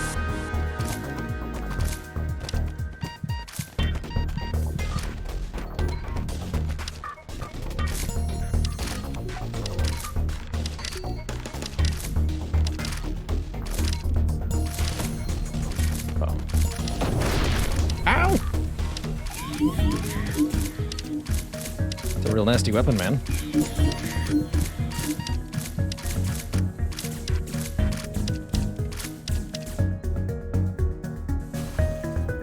Controlled. Ugh.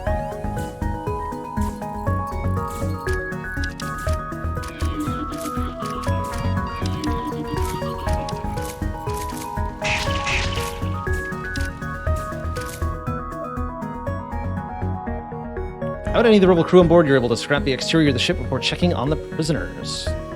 Colonists are grateful for your help. As you do not have time to return to the colony, you drop them off at the nearest station. They're paid heavily.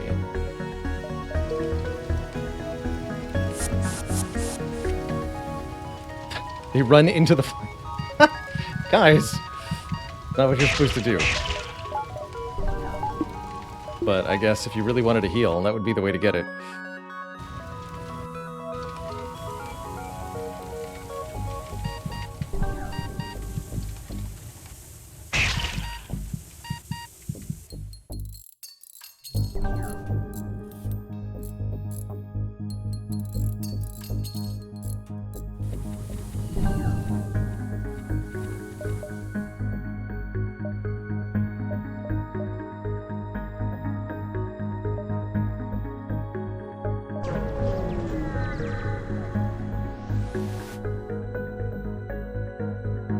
Aha! You arrive at the beacon to find yourself in a huge rebel shipyard. Scaffolding and construction drones filling the entire surrounding area. The entire system looks devoted to ship construction. The nearby planets and moons ruthlessly mine to harvest resources for ships of immense size. Well, I know what's here, one of my favorite events from the original game. Let's have a close look. Oh, interesting. This is different. Noticing a giant hangar. The ships inside must be enormous in size. Around the outskirts are a few scattered rebel ships patrolling. You could probably pick any one of them to fight. But let's see what's in the hangar itself. Aha, yes.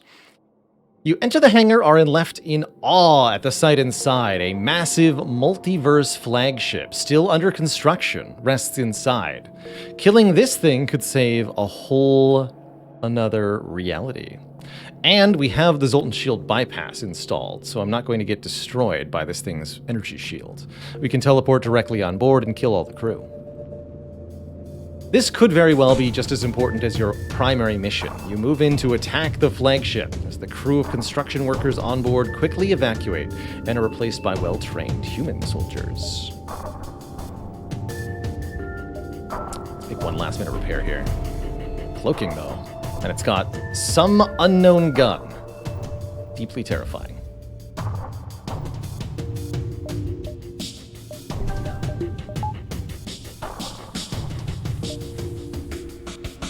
I'm gonna board onto this thing. I need to shut down that missile launcher. This thing.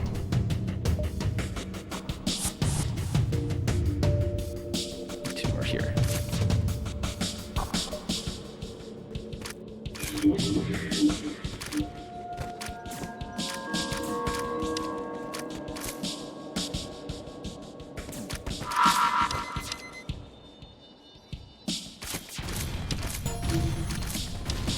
Lots of bombs, but otherwise not bad.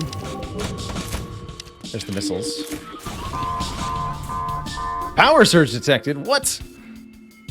Yikes.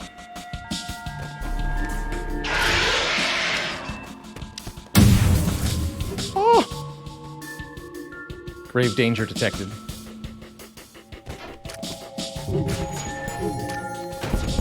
Yeah, that definitely could have been worse. Almost dead.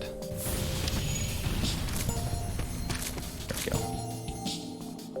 You detect no more life signs on the incomplete flagship. You'd expect a ship of that size to have more security measures, but perhaps their computer systems haven't been completed yet.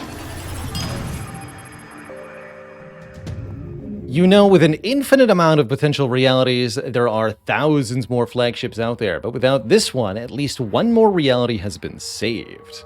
It's a major victory, and there's countless scrap for you to collect. Even the blueprints of a rebel cruiser left unprotected. Cautious of reinforcements arriving, you take as much as you can and leave. The fleet will likely be too distracted dealing with this loss to follow you. We get 5 of every resource, 75 scrap, a free weapon, and 2 free jumps. Pretty much the most rewarding event in the entire game. Pretty crap weapon, though. Sells for 25. 45, 27, 25. Okay. We'll swap out the Speedum, I suppose.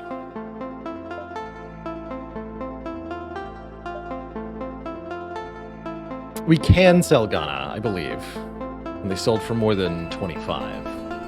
Or equal to 25, I remember.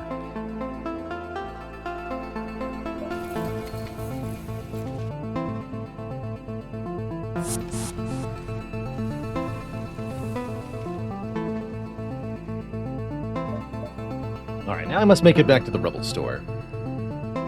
Wait, this doesn't connect at all? What? Oh, come on. Damn it. I hate when the sector layout does this. Some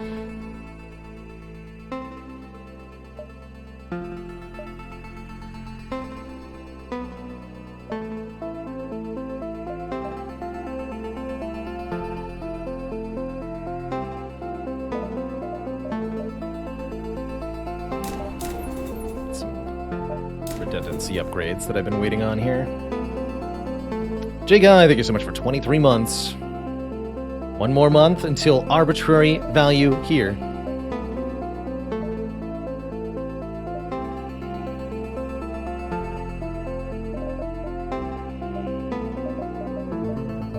Let's go here. Hopefully the enemy ships aren't too hard to fight. I don't think they will be.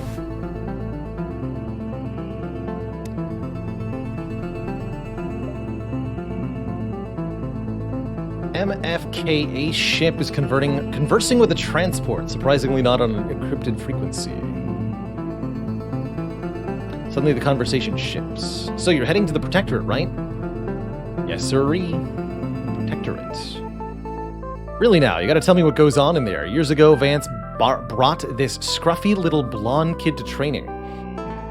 He was 3 years our junior, but he kicked every ace's ass in combat practice, then waddled off to go draw a horse with some crayons on the wall. Then one day, Vance came back and yanked the kid. Don't know what happened to him, but I heard after Director Black retired, Vance put her in the Protectorate to watch over his nephew. Cool exposition, but why are you telling me this? Are you supposed to be off, I don't know, killing feds? Got a job to do, buddy. I can't sit here on my ass all day. Get to the point. First off, anything I could tell you, I can't. Closed lips and all that jazz. Second off, I don't know shit either. All I'll say is this. Rumors are right about Syra running the place, and she keeps a tight ship. Never been past the wall. Well, a glimpse, but it's nothing special. Now get out of my way. The MFK ace is indignant that even he has been refused information. Follow that transport, politely ask for the coordinates, or do nothing. Follow that transport. You take this moment to reveal yourself, and immediately the transport begins to charge FTL. You've got to be quick about this.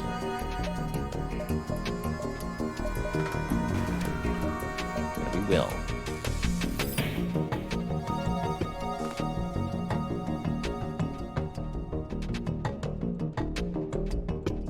Got a cloaking ready, but it's not powered.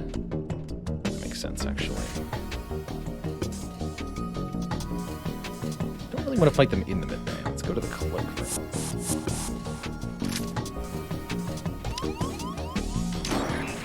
Doors are hacked, okay?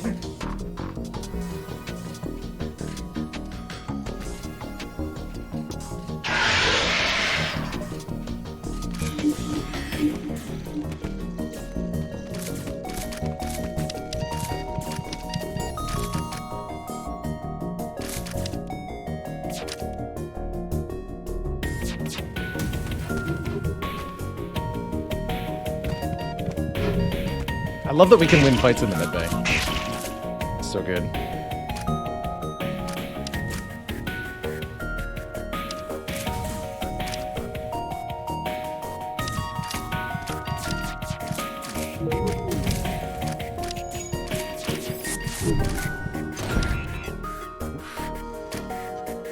There we go. You hastily scrap the remains and check on the transport. We get a fuel conserver. Transport makes every attempt to flee, and you follow them in hot pursuit. Unfortunately, they manage to slip away, but not all is lost. During the struggle, you manage to get a lock on their FTL signatures, and now you can follow them during hyperspeed.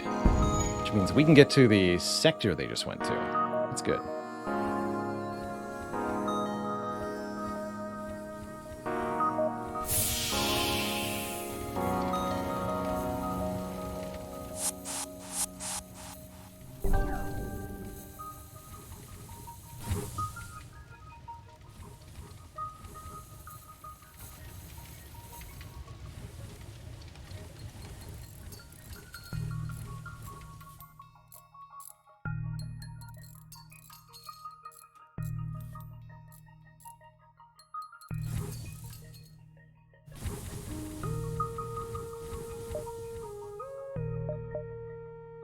Here, and here, into the store.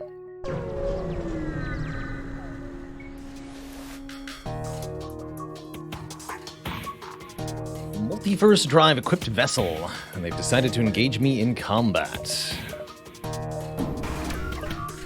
Have they now?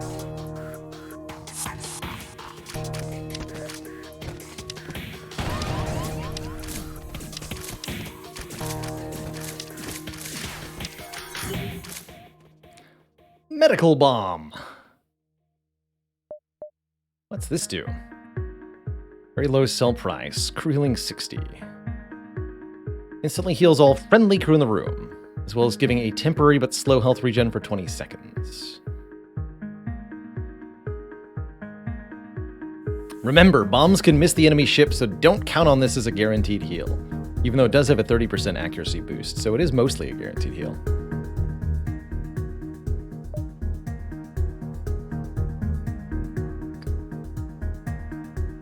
That does save us some fuel. Good.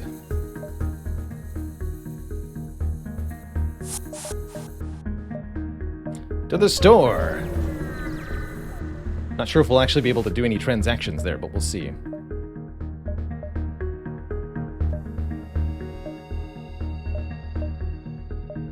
Let's get the performance level upgrade for the shields.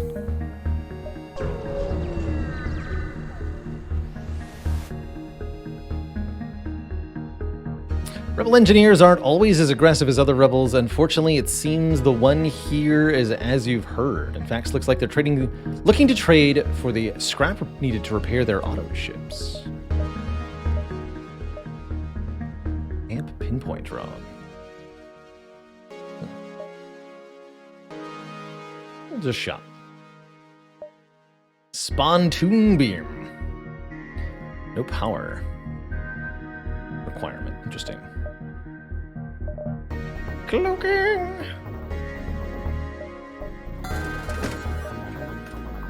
We are cloaking now.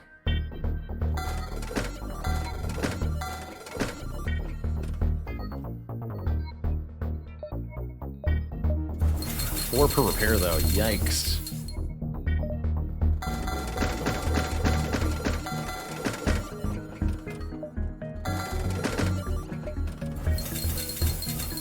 Expensive, but probably worth it, ultimately. Now we have cloaking. Which means we can just avoid enemy attacks. Kind of willy-nilly.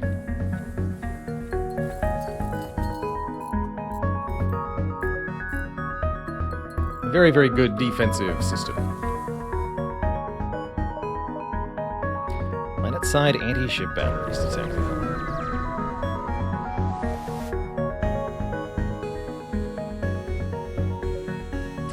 Engineer hails you. I know this is a bit unconventional, but we're in need of drone parts. We'll pay you in any other resource you want. Tons of fuel.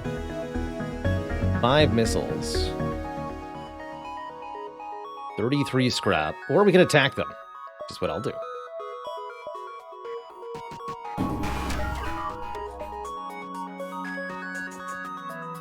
Get him.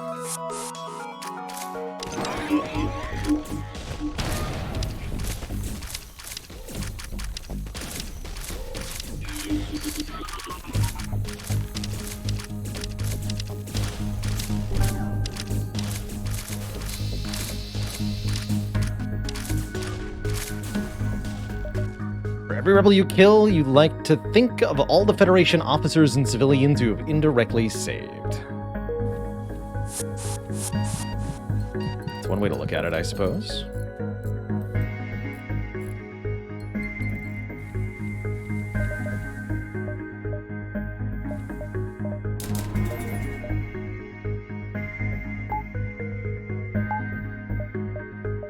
We actually have more power than we know what to do with. Good. I guess I could arm the weapons, probably. An elite rebel ship comes barreling towards you, its entire array of weapons ready to go. You assume this must be the ship sent by the guard to hunt you down and prepare to defend your ship. You've got a Vulcan cannon. Good luck for them. 4 shield layers, too.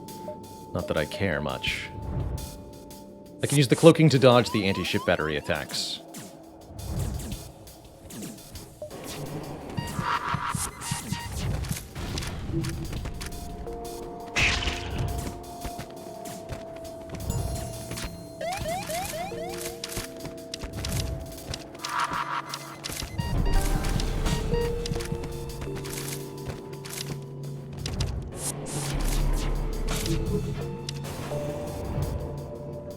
Gather the remains of the reinforcements, though you can't stay long because of the anti-ship battery. Crap.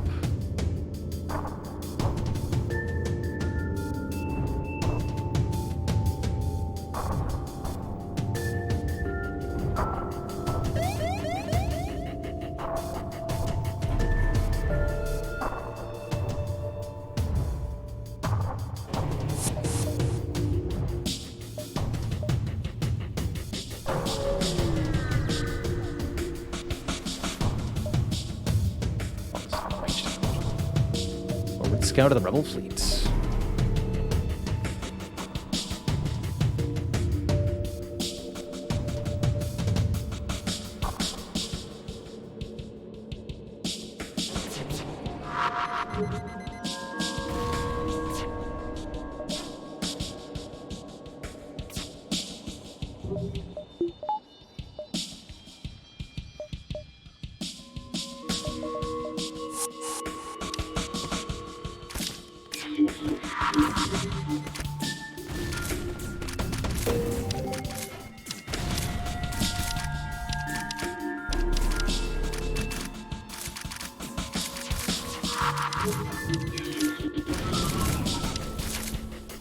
You feel no pity for the now dead rebel crew. Scrap their ships spitefully.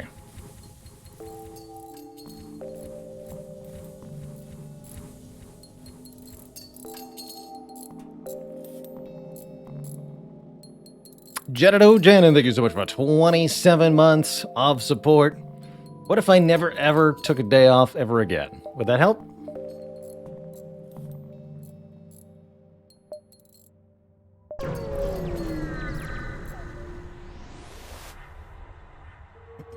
Explore!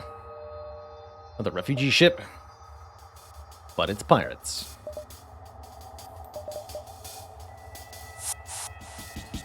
Oh, we're missing a spooter. Oops.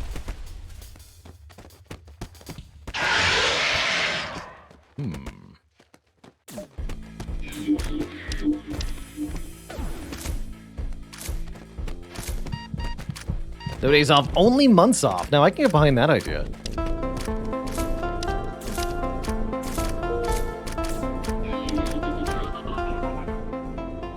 You've proven yourself an efficient murderer of pirates. Dang right. Hive Brood Worlds or the Central Shipyards. I think it's only appropriate we go to the Brood Worlds as the Spider crew.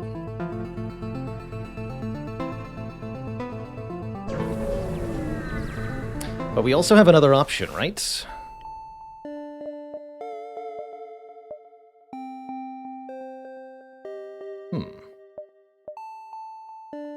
That's right.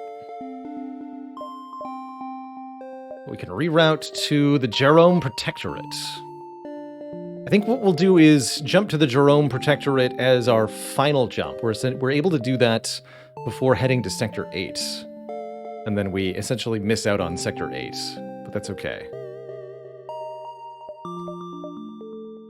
To the Mantis Hive. The sector is home to Queen Plinakara and her Mantis bishops. Mantis don't appreciate intruders, so be watchful of your step throughout the sector. Regardless of whether you came here willingly or not, you're here now. Make sure you get out while you still can. Seems the hive is protected by no Suzerain vessel. A bishop. One of the strongest Mantis warriors alive is stationed here aboard a bright white guard vessel. Very unlucky you come here, for now you are dying. Numerous ways to opt out of the fight. I'm going to opt into the fight.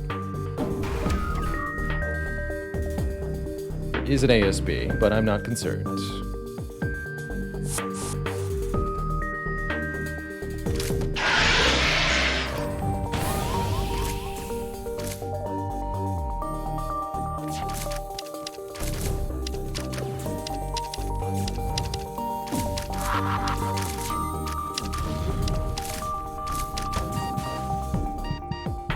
You've defeated the Bishop Guard. Without crew on board to stop you, you can investigate their cargo.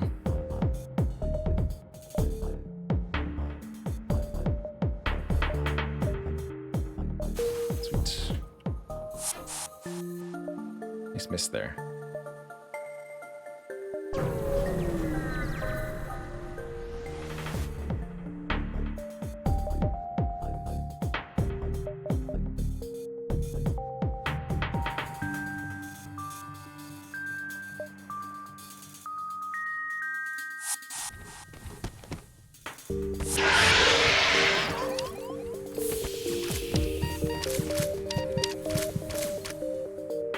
I know you're fine where you are.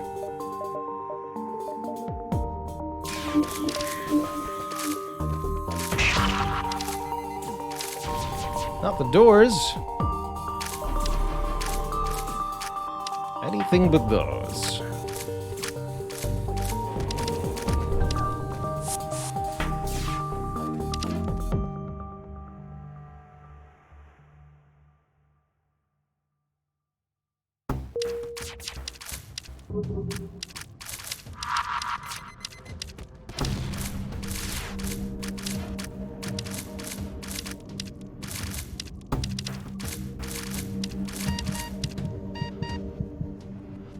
Despite the Mantis being fearsome warriors, they were no match for our spooters. No match at all.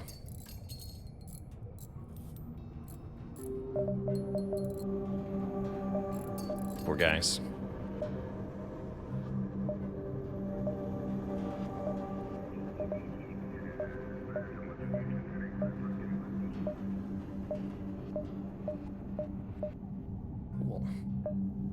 Next to the shields, that'll be very, very good. Now, our 3 shields are very effective at replenishing themselves. Someone with a multiverse drive is jumping in nearby. A massive rebel cruiser of rebel engineer design. Looks like a medical vessel. We'll fight this one too. What do we have here? It's a Federation vessel. This should be fun. Please die quickly, as I am tired of holding this stupid accent. That's correct. Let's see, they've got some guns. They've got medbay, 4-pad teleporter. Nothing too scary here, ultimately. I might just go into their medbay directly. Let's fight in the weapons room. Yeah, it's a huge ship. But I don't think huge ship is enough to be intimidating or dangerous.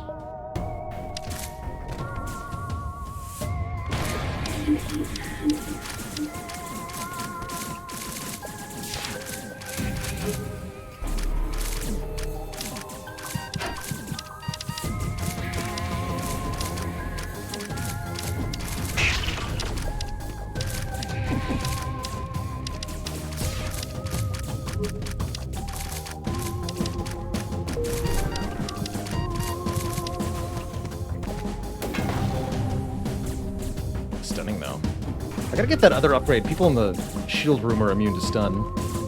Seems like an important one. There they go.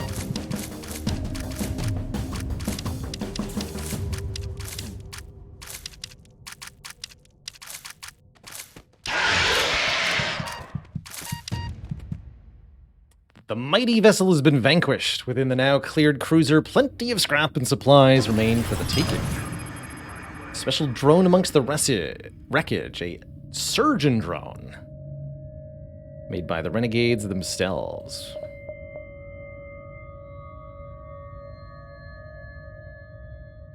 A medical drone rewired by a murderous rebel surgeon to be capable of combat. Does bonus combat damage and heals nearby friendlies. Cool.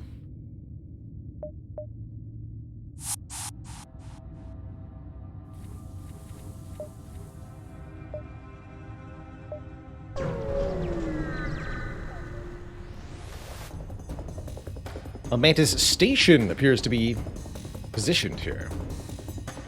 Station deems this a threat.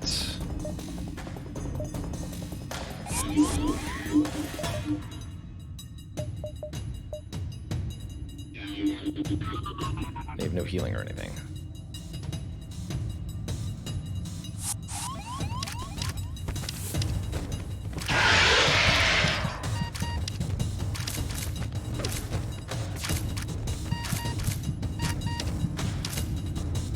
Corpses of the Mantis crew litter the halls, and the stench of pheromones hangs in the air.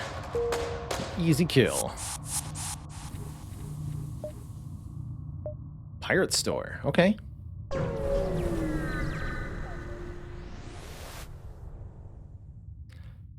The Hive often sends about jailer ships to abduct invaders, a term that also includes you. Luckily, the jailer here has not yet seen you.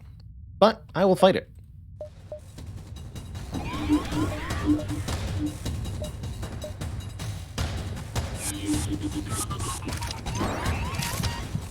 Oh my.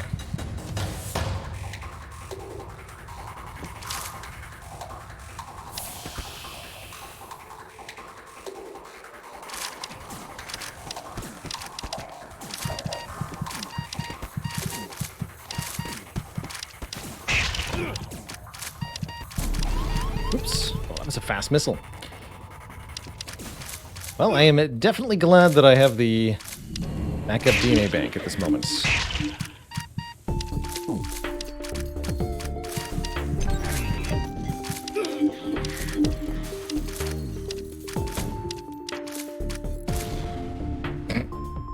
Two shots straight into the clone bay. Brutal, man. The jailer's crew is dead, but most of the captives survived the fight. Go see the engineer. Airlocked.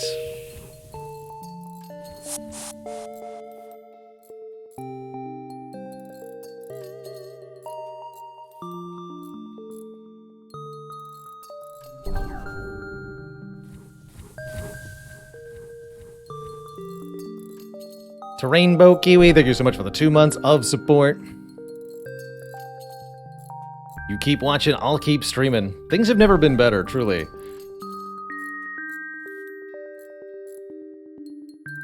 Life's good.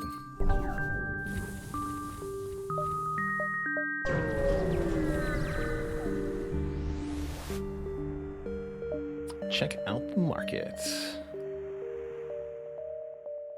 To the left is a booth selling likely extremely illegal slug narcotics. The right are several alien slaves kept in cage, and up ahead is a long, slender pirate running what he calls the Traveler's Booth. Don't need slaves. What do you got at the Traveler's Booth?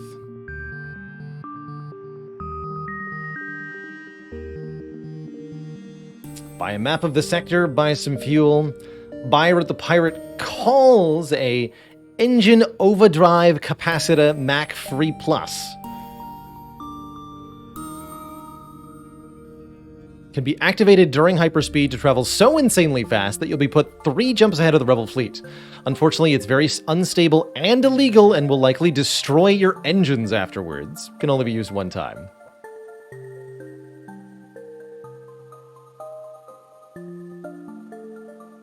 Sure.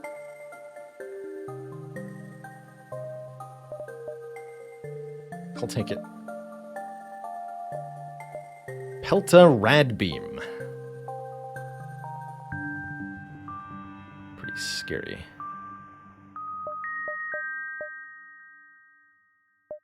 Backup batteries, good stuff.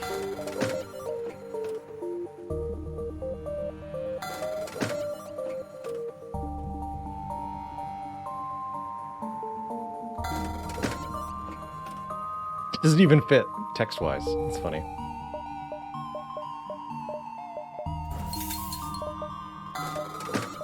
Okay. Onwards. Since we're just leaving the store, let's spend some of this scrap.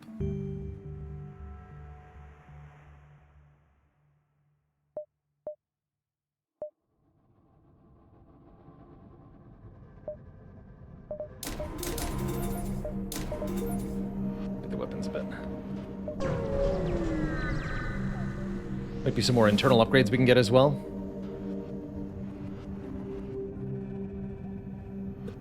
You not know how hard repair with claw is. Teleporter broken. Can you fix? We pay you as we are so kind. We'll agree, but the doors will be locked. As you dock your ship with the Mantis, they immediately come charging for your doors. Luckily, they aren't able to break their way through, but you still have to deal with the ship. Break their way through. What I was trying to say.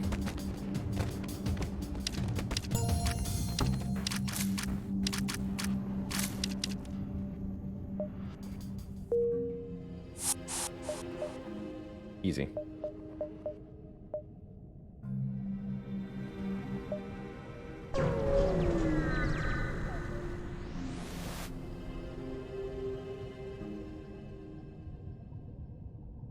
Free Mantis returning to the hive that they hate so much is rare, so it is considerably shocking to see a Free Mantis ship that appears to be making minor repairs at this beacon. The Free Mantis is ecstatic to see you. Perfect day! How glad we are to meet you here, Captain. We have important information to tell you. Here are coordinates of Mantis Camp we find. Do with what you want, but we must leave soon and return to Clan. Best of luck. Get a quest marker over here. Interesting.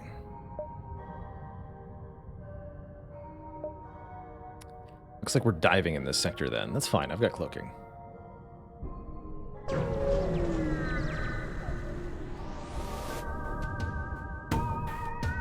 Who knows why the Mantis would venture so close to a sun?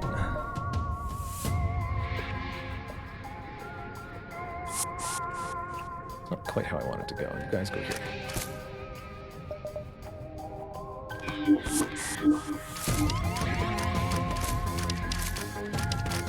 Yeah, Spider beats Mantis one-on-one easily here.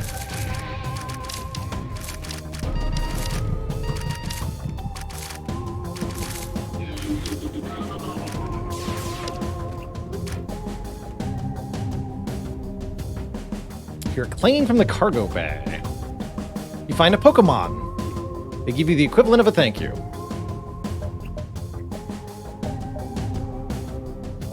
I don't want this Pokemon.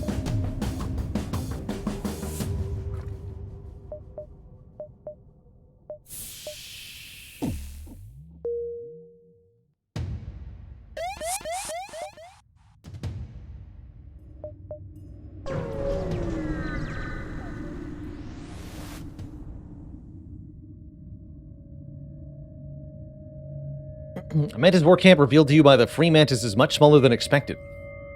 A single station surrounded by Mantis ships of different sizes orbits the beacon. They don't see you. Attack the station knowing it will anger the other larger ships, or sabotage the station while hidden by cloak. Let's try the blue option. You attempt to destroy the station, but your cloak gives out before you can successfully demolish the hull. The station itself is still standing and not about to surrender itself to you.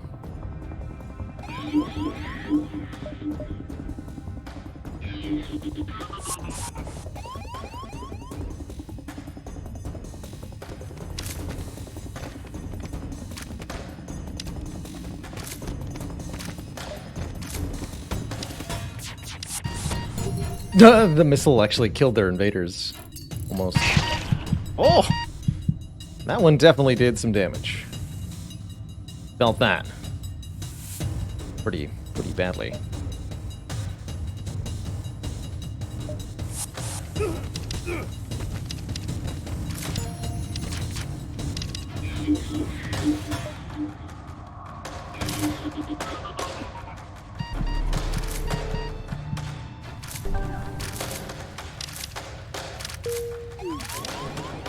I see the problem here. Oh boy.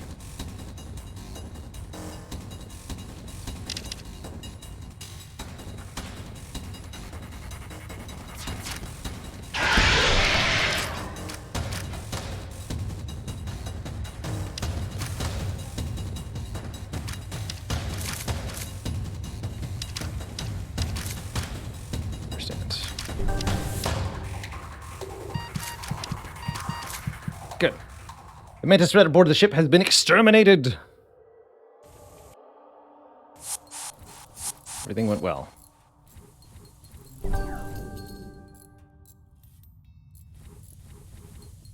Despite the damage.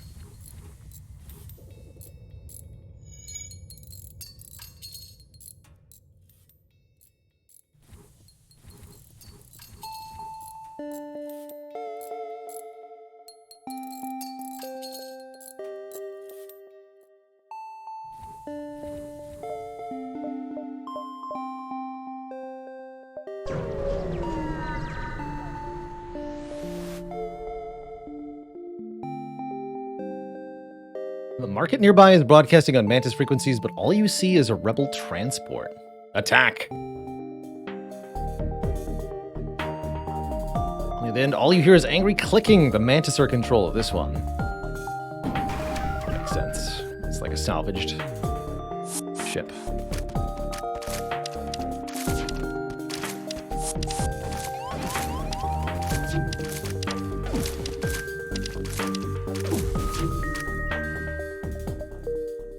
Easy. No shop here, though. Which I'm okay with.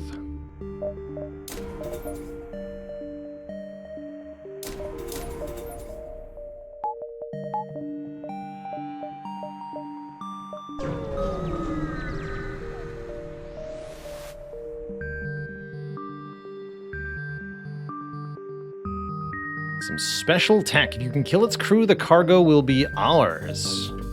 Easy. There's one thing we're good at. It is absolutely murdering enemy crews. We got a bomb launcher. Is our special tech. 1 power, 1 missile, 30% accuracy bonus, 2 system damage, 45 crew damage. Mantis loot, 20% additional fire chance, lowered cooldown, additional crew damage. Cool. We'll probably go full bomb loadout, especially with 68 missiles for the flagship. And the Zoltan shield bypass. We'll go firebomb, subtractor, bomb launcher as our way to beat the end game, probably.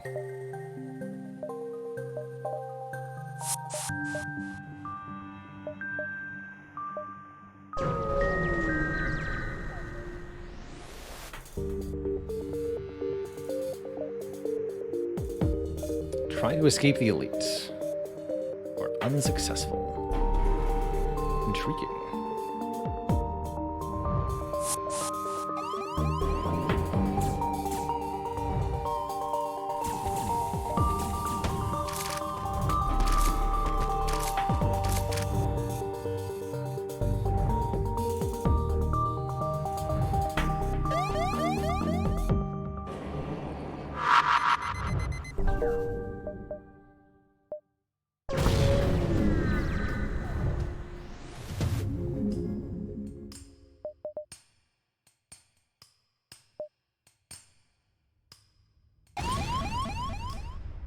You feel as if your brain turns to jelly for a few moments as your ship jumps forward at incredible speed. By the time you recover, you can hear the fire spreading in your burnt-out engines. We can reroute to the Jerome Protectorate. Dominant faction of the Rebellion. A secondary rebel stronghold kept under rule by Jerome Wentworth, Admiral Vance of the Rebels' fleet's nephew. Taking him out could weaken the rebel fleet. Continue with the jump.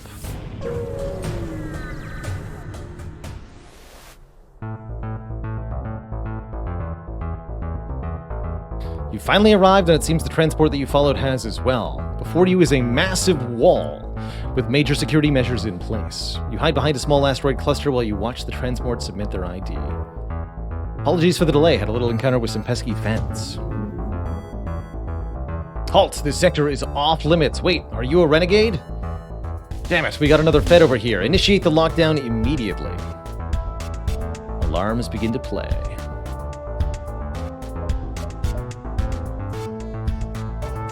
Okay, ASB is active. You guys go here. You two need to be here.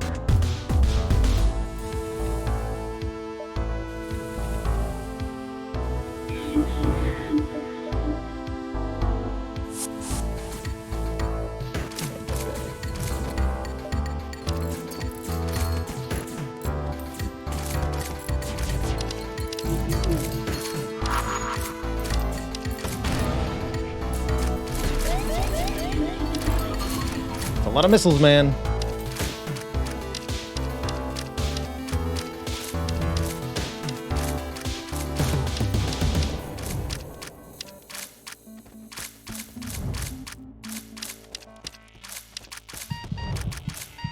Easy. The A ship has been neutralized. You catch their captain collapsing to her knees. God damn you and the Federation. You'll rue the day once Syra gets a hold of you. Get a Hellraiser fire weapon. ASB remains locked onto your location, and the barrier's defenses are only preparing themselves further. There'll definitely be reinforcements sent after you, but for now you've got to push through and do so quickly.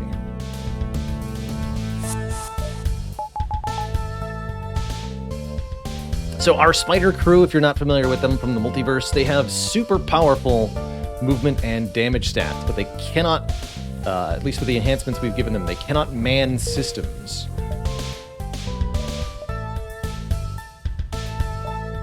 Or repair anything.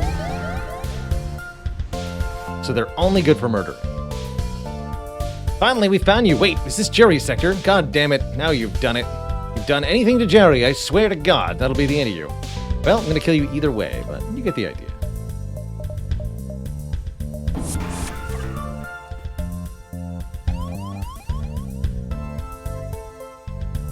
Slugs will take care of him.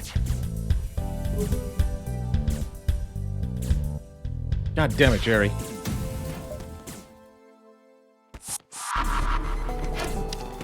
Six crew slots in that room. It's kind of cool, actually.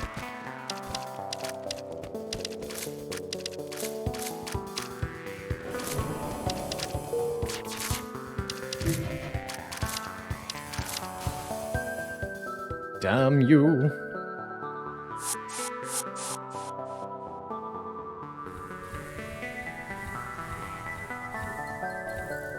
At each jump, there's an option menu. Yes, you can use that time to install upgrades from the lab. Do a few other things. Actually, I wanted to upgrade the lab to level 2. Nothing else for the spiders. Understood. Okay. Engines we don't need. Upgrade the shields already. We might as well get the immunity to stun in the shield room.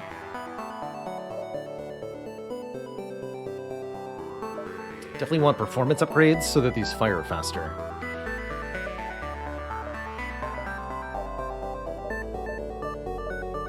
I'll get 2 of those. 3 cloaking is a special cost. Cooldown reduced by 80%? Wow. Should be almost constant uptime then. Estate. Wentworth Estate.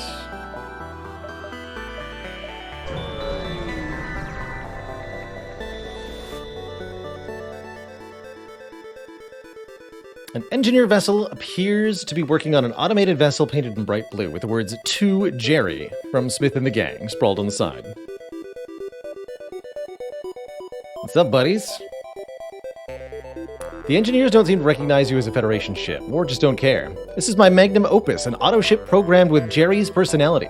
It just needs some finishing touches. Tell me, what's your favorite thing about Jerry?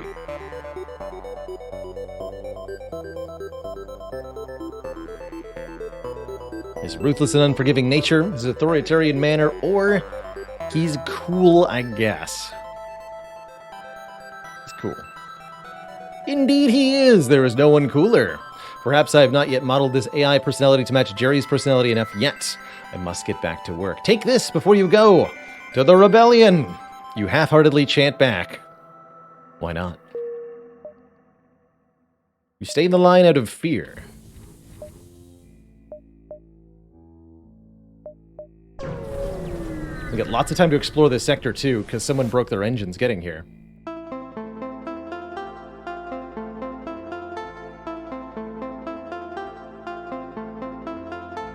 A small rebel colony has been constructed nearby. We know who you are, but times are tough. The aces here don't follow Syra's rules anymore. They're taking orders from Universe 1. The taxes are heavy and we'll take any business we can. Seems like a store. I'll fight them. Giant alien spiders are no joke. I'd rather be taxed till I'm bankrupt than submit to you, tyrants.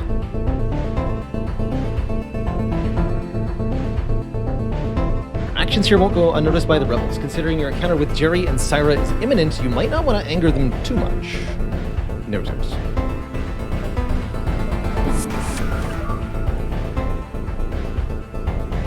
Duly noted.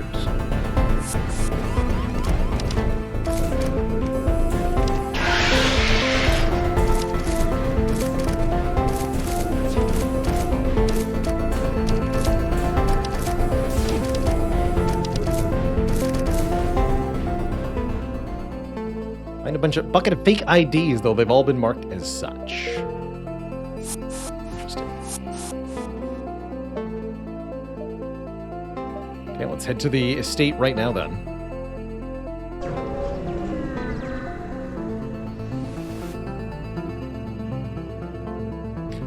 A massive rebel city has been constructed on the planet below. Somewhat off to the side is a massive villa with lights so bright it hurts to look at them. Your computer informs you that this is the Wentworth Estate.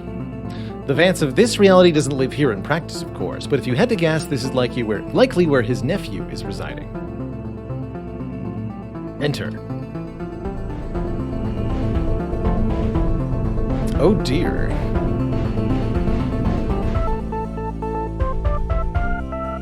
As you approach the massive building, comms from the surface confirm you've been spotted. Damn it, that renegade's made it to the estate. Evacuate everyone and dispatch the security detail. Immediately, a heavily armed auto ship is dispatched to handle you. Looks like you'll have to be quick about this. Oh man, and it's got cloaking too? That's not fair. Alright, I'll do my best.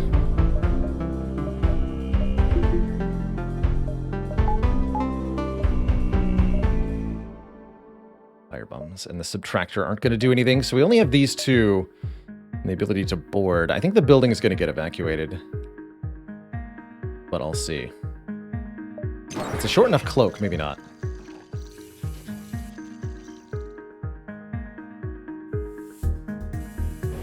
Okay, 10-second cloak. Shield's got to go down first.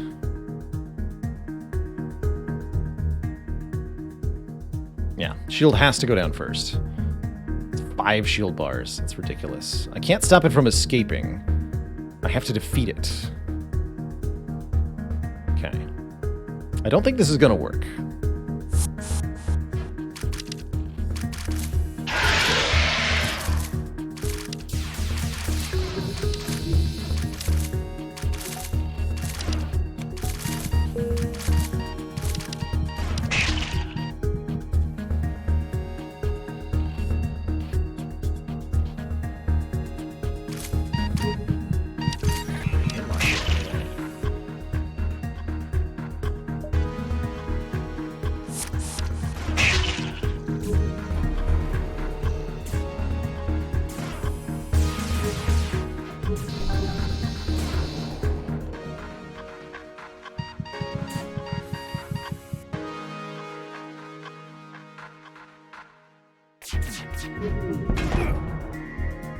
Cloaking's down. 50 seconds left.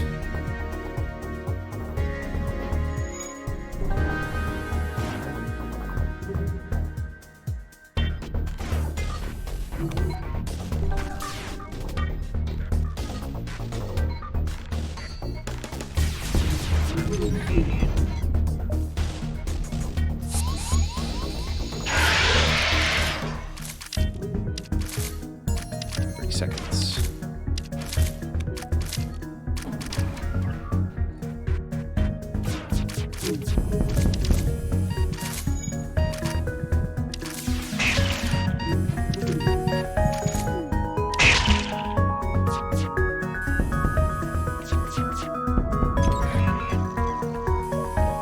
We got it.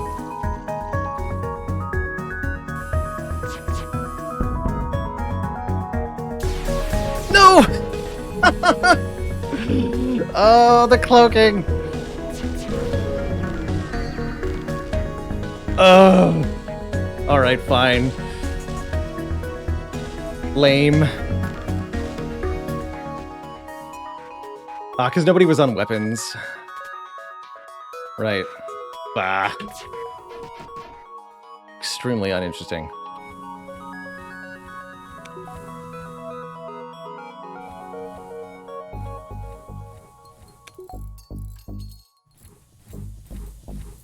Cloaking, or rather hacking would have helped a lot there.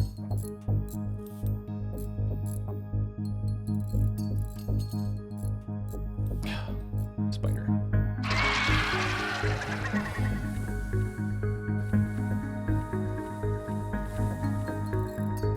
Let me get some water.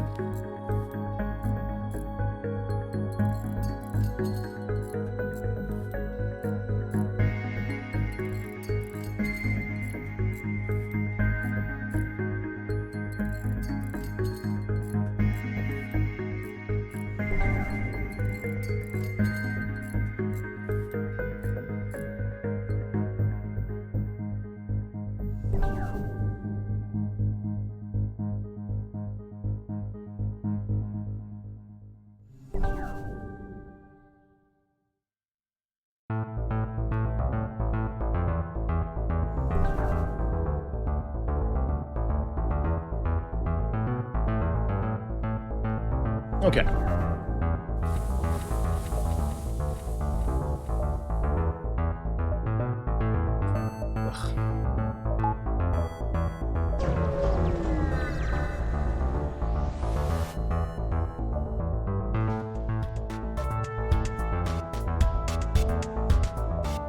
It's a drone. Interesting.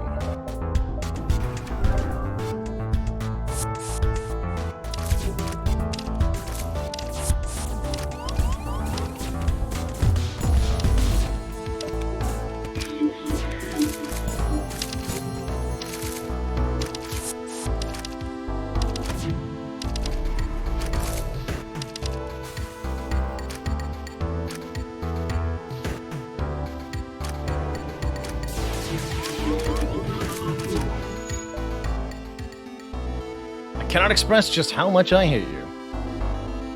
You pry open the cargo bay doors, but are utterly confused by what's inside. There's almost no weapons, rather boxes of knitted sweaters, some bright and colorful cards, balloons, and a very strange-looking cannon.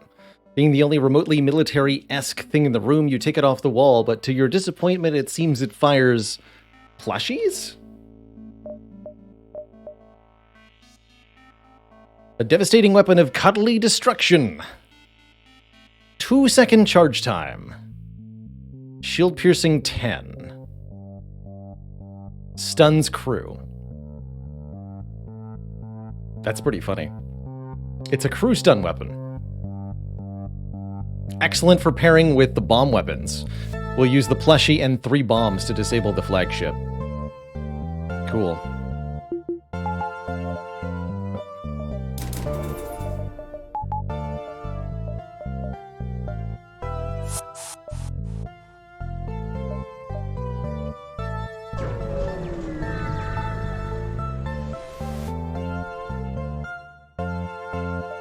Federation wreckage. Please, we wanted none of this. We don't give a damn about your stupid war. Accept their surrender and the responsibility of whatever happened here. Getting a bunch of stuff. Or we had nothing to do with this. Had nothing to do with this. Bullshit!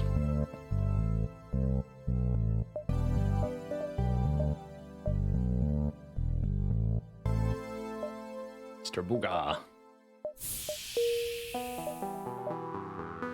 Put the hole there. This'll do it, though.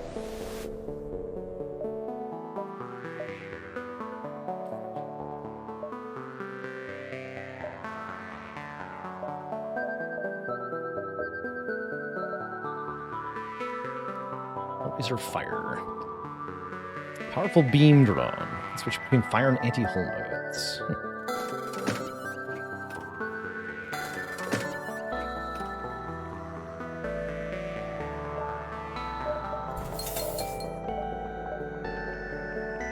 He sells for 5. Interesting. It's a 100% stun weapon, that's right. Seems pretty interesting, conceptually.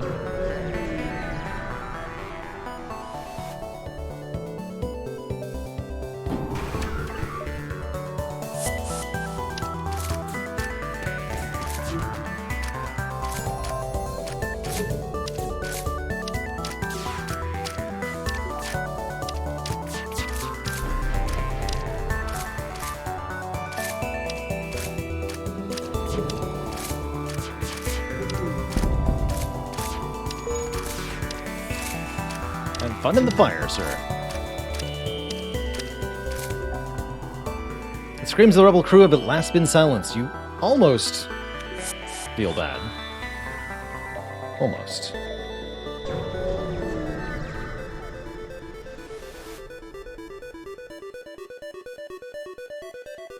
Intruder is on board. Never trust the rebels. This can't be done.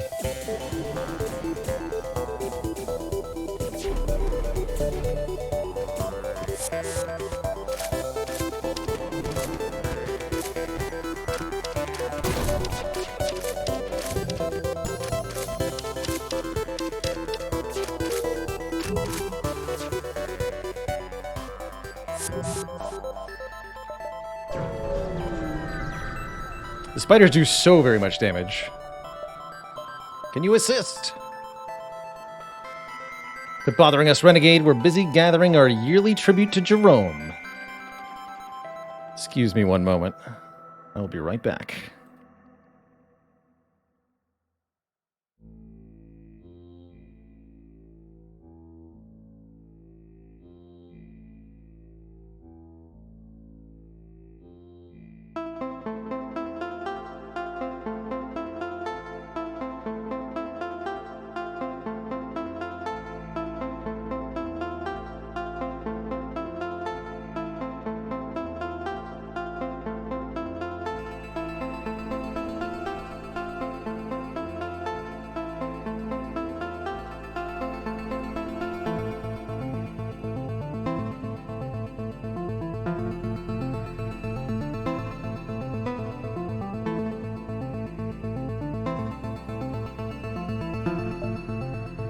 Okay. Just had to grab a delivery from the door.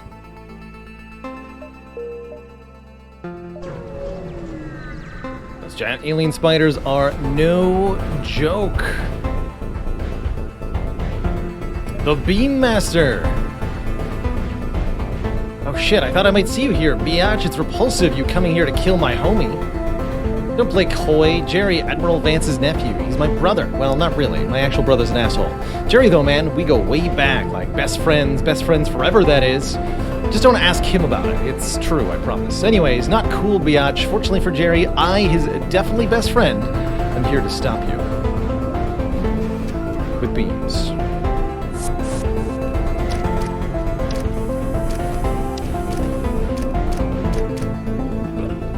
Leah puts up her middle finger in a display of contempt and warps away. We aren't sure where she warps away to, but apparently they don't mind taking her back.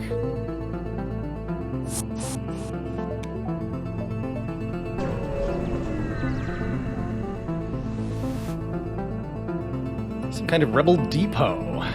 Attack!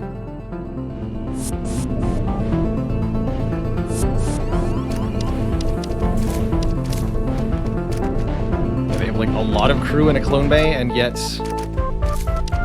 it's just death.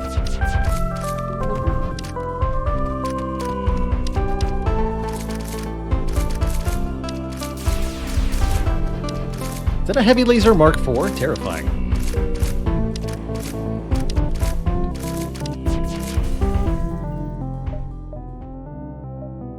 Medical bomb. I'll take that.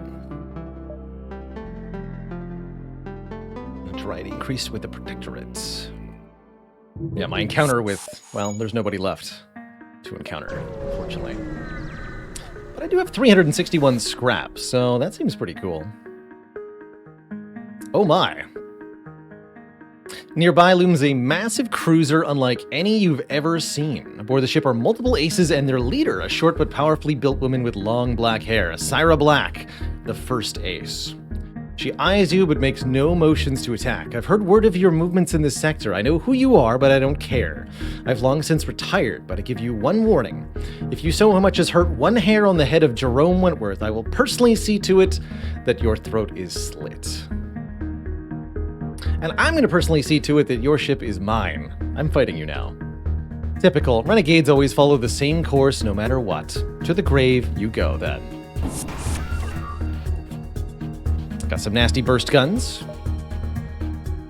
We've got a medbay way off in the corner. Not actually that many crew on board this ship, though. Slaughter them.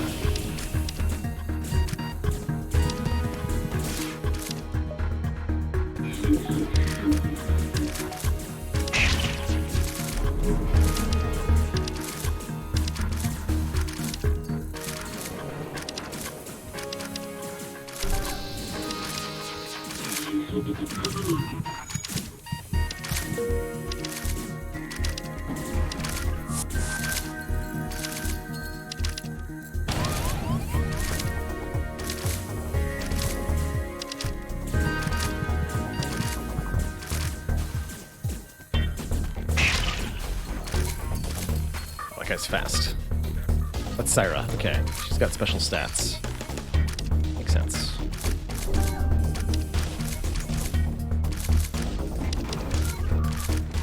Dead.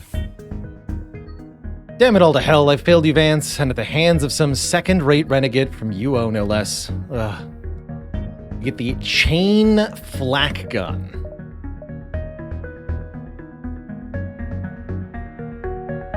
Three shots per charge. Fires every 7 seconds at full operation. For 2 power. Very good. Like a faster firing flak with a little bit of front load cost. I like it.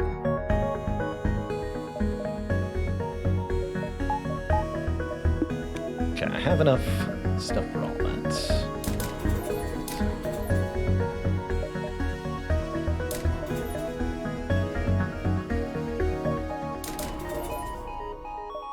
Force shield seems like a pretty good idea. Alright, I feel absolutely, positively capable of fighting the flagship now. Which is good, because we're going to be put into a fight pretty much directly with it, since we essentially skipped Sector 8.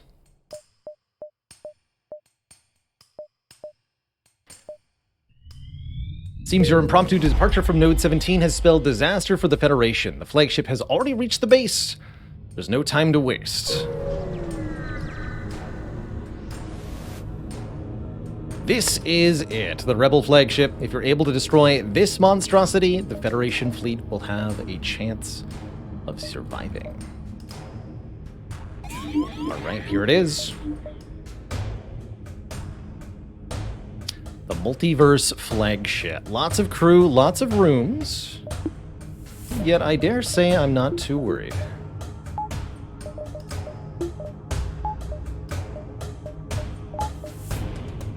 Okay, we'll start charging weapons immediately. There's no cloaking on this thing. I do want to teleport aboard.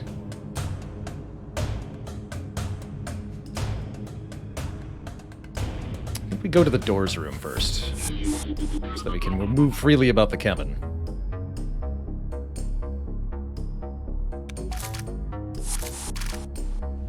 Okay, lots of people have boarded our ship.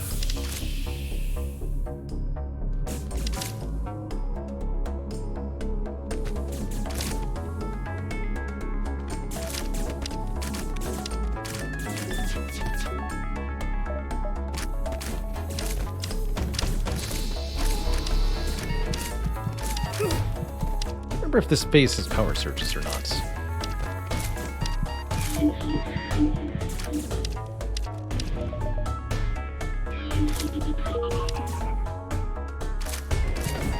Okay, doors are down. Basically, so are all the crew.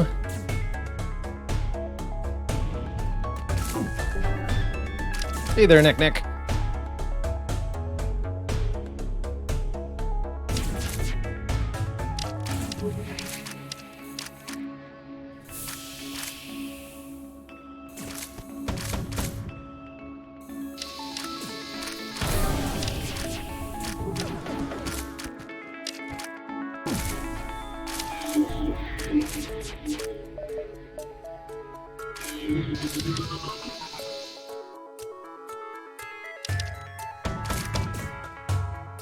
Here's the crew is also equipped with an advanced AI system. Now that the crew is dead, it has taken control. I did kind of forget to use my guns. Start doing that.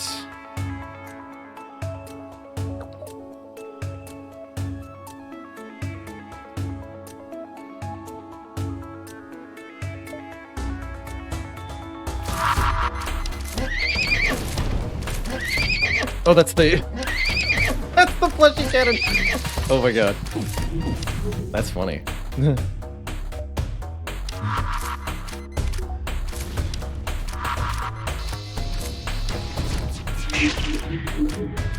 Oh, they actually turned off the O2 now that there's no human crew on. I like that too. You know, my ability to do hull damage is actually kind of limited here.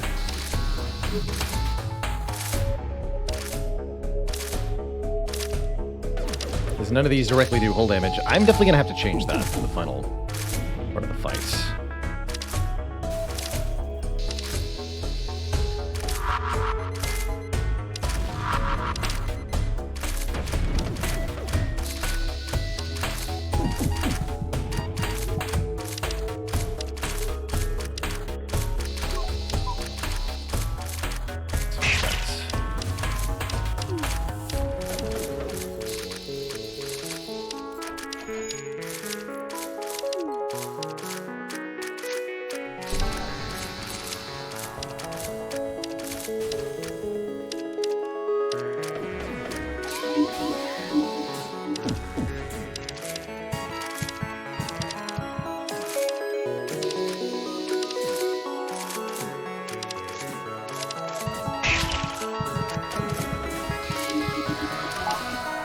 We're gonna have to do this one whole point at a time, unfortunately.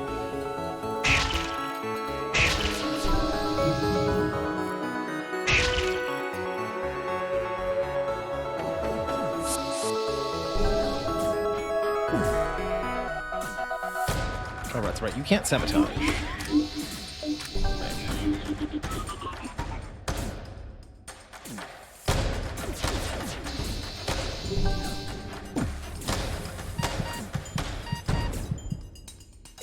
Larky says, are all FTL runs this long? I definitely find that Multiverse takes longer to play.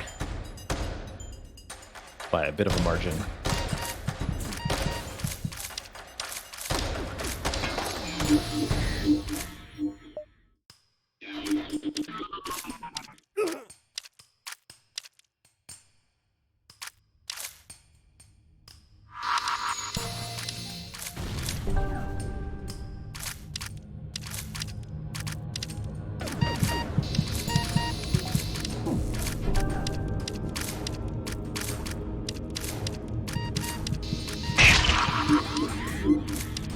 Lots of bombs, thankfully. Just need to keep the missiles offline, otherwise I'll take damage.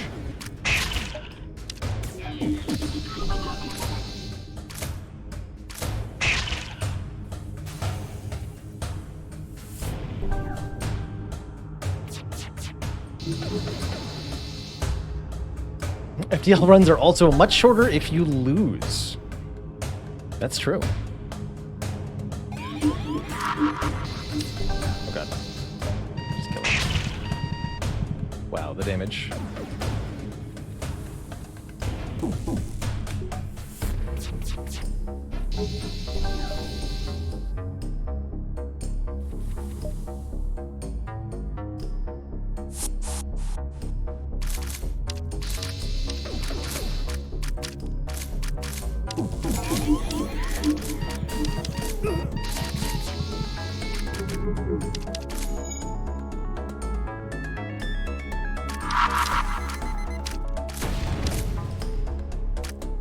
Resistant.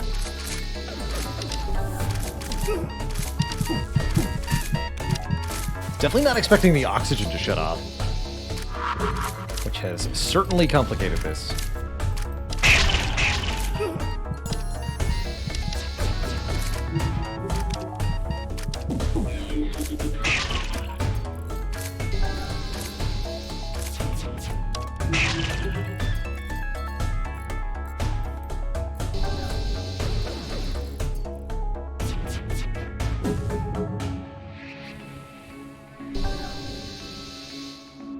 Please clone them faster.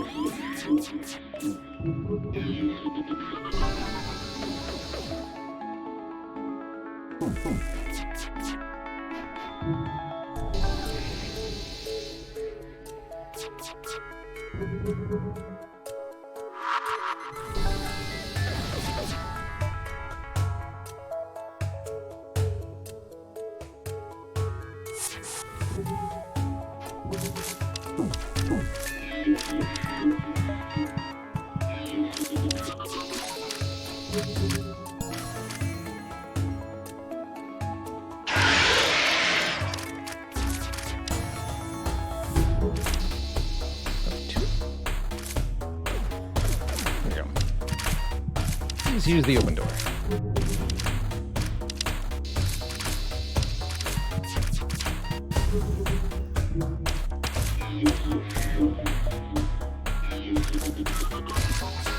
Prepared itself already too. Good.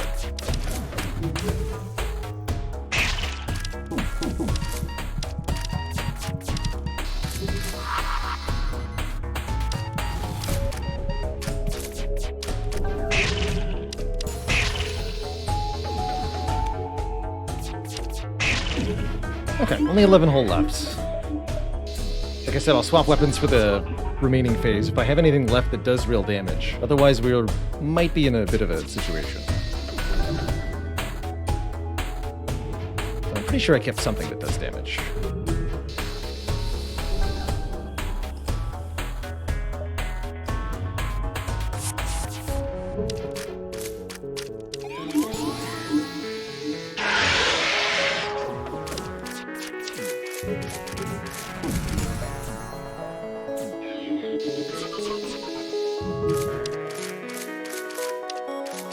Oh yeah, the chain flak gun, that's right. That'll work really well.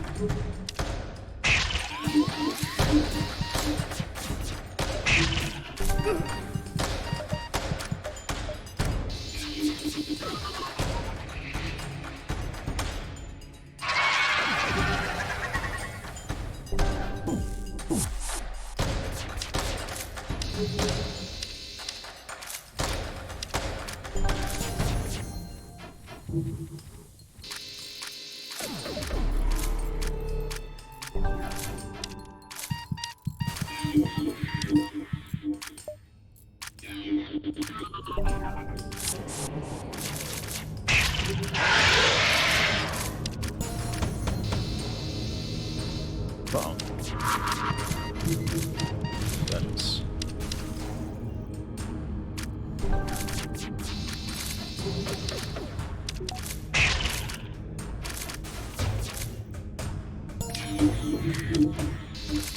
Here it goes.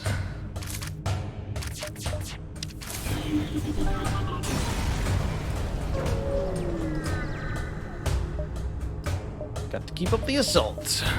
Okay, screw the plushie cannon because there's nothing left to stun. Give me the chain flak and the matchbox, actually. We'll lose the subtractor since, again, there's no humans to kill remaining on the ship.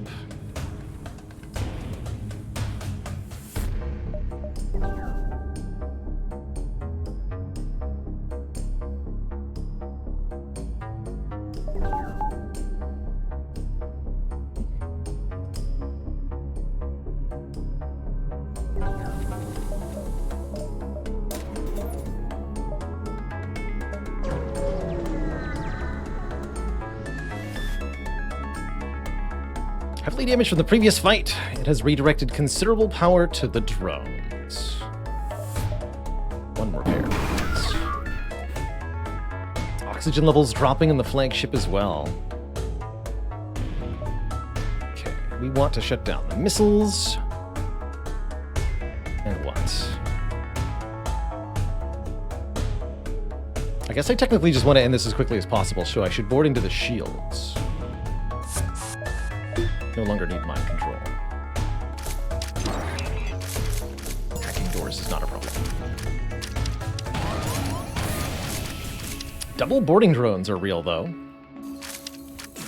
Especially if everything's hacked.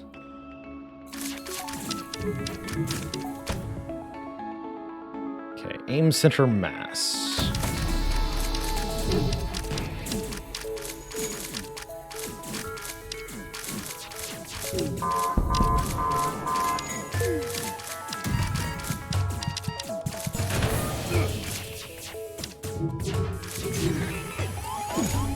Ouch.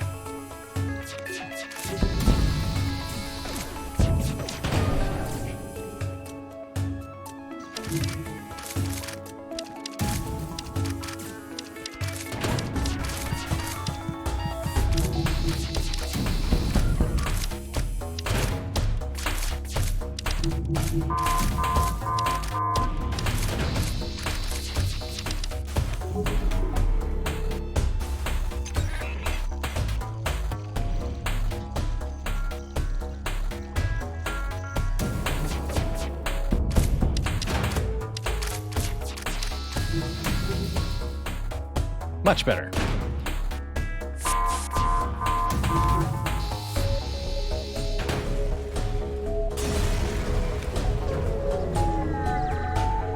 Ion bomb. That's a pretty sweet last-minute weapon to find.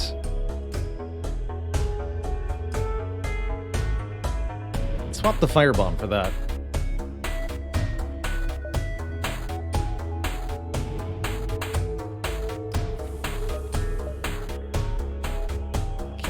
Take an action here.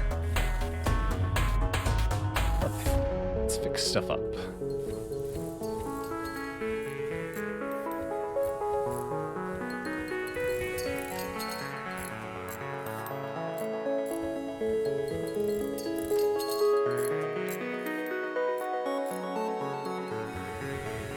Good to go. All right, one last phase.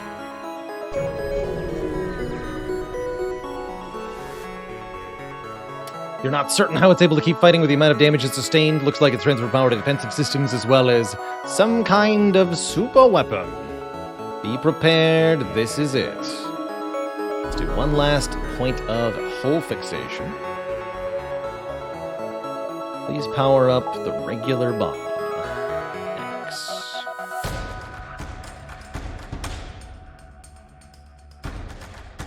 It's got some new guns to harass us with, too.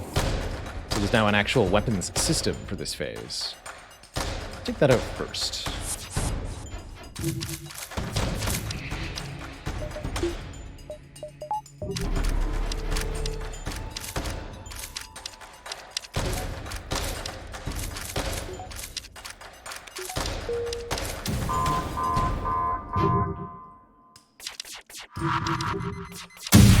That does work.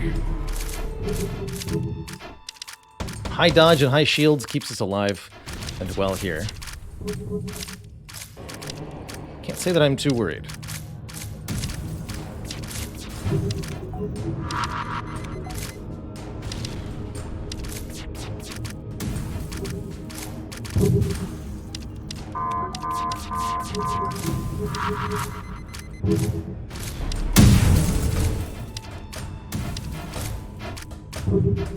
Good.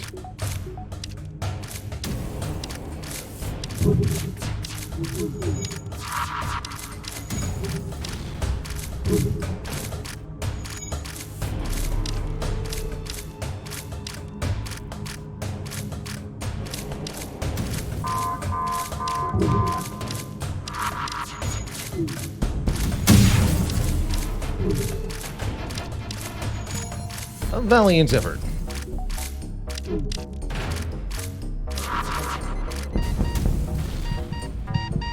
But not good enough.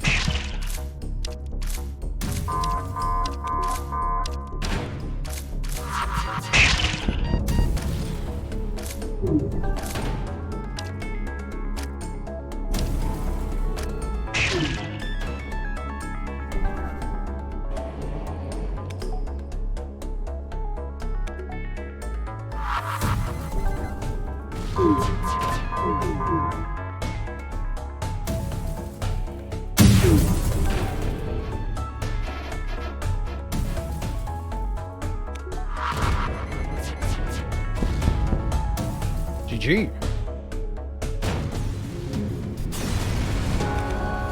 GG, everybody. What a run. The spooters get there. Our successful clue, Fluffy Mitt. I want to read that as Fluffy Might. Fluttershy, Hyrule Mave, Erwin, the Queen of Spooters, Spaced, and everybody else. GG. That run had legs, you know? GG. Lots more ship unlocks. We'll have to take a look at the hangar and see what we got our hands on there. We scored at 69-34, a ridiculously high score. Our first run on hard of Multiverse. Interesting little icons. So the Queen got 65 combat kills. Holy crap. I don't think I'm ever going to beat that score. 23 repairs from Spaced. 18 crew hired. Pretty wild. Pretty dang wild. GG, what a time.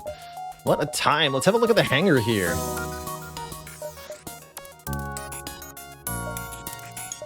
So you have the Brood Cruiser and the Spider Hunter Cruiser. It looks like we have all three variants of the Spider Hunter Cruiser. What's the B variant? No O2. Solane Rose, a Malform. A reverse-engineered monstrosity produced by the members of a secret rebel organization. Do not underestimate these blobbish creatures because of their size. Currently mimicking giant alien Spider Queen. 60 health, immune to suffocation. Empty beacons can be made to mimic most elite crew types. All mimicked crew will have 25% less health than normal and suffocation immunity. Cannot change its form after morphing. Can hatch additional spider morphs at empty beacons. Interesting. Morphs are a genetic experiment from the shells gone wrong. Currently mimicking Weaver. Fascinating. Tisk Spisk Pooj. Apparently the name.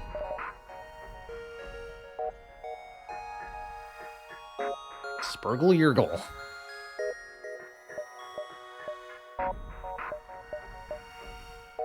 And the Cyrio Pagapus. Cyrio Pagapus. And the ship has respirators. Crew take half damage from low oxygen. That way, if you get a new one, you can at least keep them alive in the medbay. Starts with a modified heavy laser and another modified heavy laser. Double heavy laser setup. It's okay. Does have a teleporter. Feels like you're meant to spawn additional crew and then something. And the sea. Energy charger. Charge multiple times, doing hull and ion damage. And the torch beam. A 1-power fire beam. Along with a silk touch augmentation. Triple repair speed on spooters. That makes sense. You start with 2 spider weavers and 2 giant alien spiders.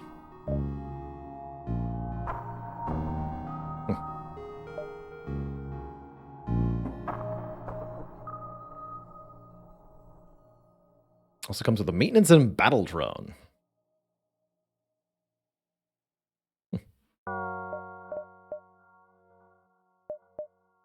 Definitely love an early fire beam. Generally speaking, this one has no teleporter. Does have a clone bay like all C variants, though. 4 points and weapons to start. Interesting show.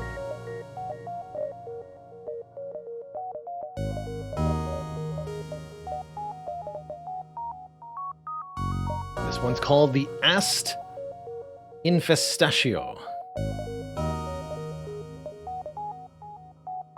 Brood ship. Starts with a ton of little spooters. Looks like you start with 8 crew here. 6 spiderlings.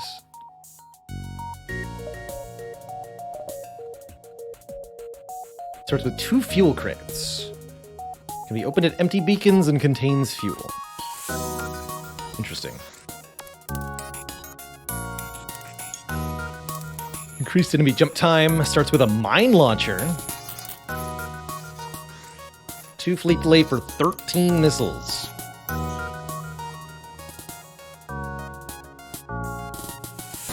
And a flak 1. 2 projectiles. These weapons seem really bad. You have a crew teleporter and mind control, so I imagine that's most of what you're doing at the start. There's only 1 point in weapons.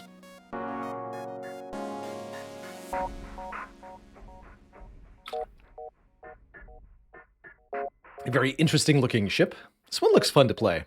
Similar style to what we just did. What else did we unlock? The Rebel Cruiser. This powerful cruiser packs a serious punch. Rebel Laser Artillery.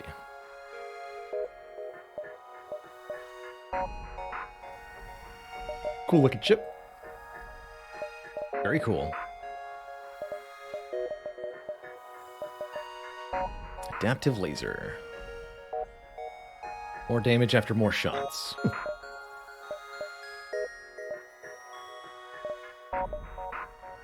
We also got the OG Kestrel Cruiser unlocked. It's not what you remember, though. Starts with 2 humans, an NG, and a Burst 3. Instead of the Burst 2 and Artemis missile launcher. Also comes with a reloader. Yeah, no Burst Laser 2. Interesting.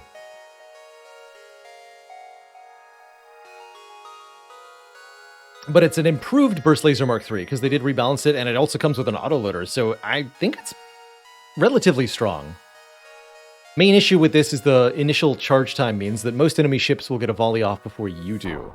So you need a way to survive that. Cloaking seems like it'd be pretty good with this thing.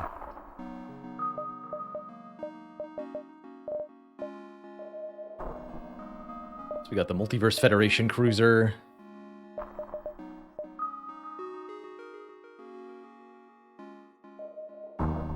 That's the Knighted Cruiser.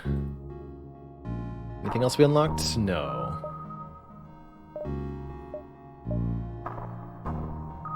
Okay, so that's the new stuff we have to look at. We'll have plenty of ships to choose from next time we visit FTL Multiverse Edition, which I do want to continue to do.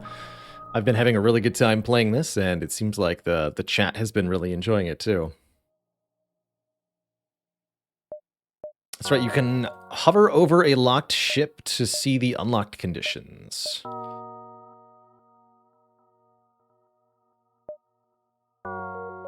Sometimes it doesn't tell you, though. What's this one say? Infiltrate the heart of the local rebellion and sabotage Vance Wentworth's pride and joy. Win the game with the first 5 multiverse ships on page 1.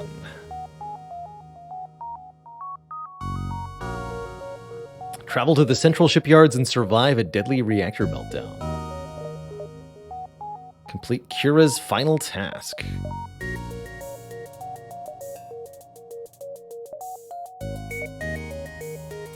Uncover a smuggler's suspicious cargo, then either deliver it to its recipient or hand it over.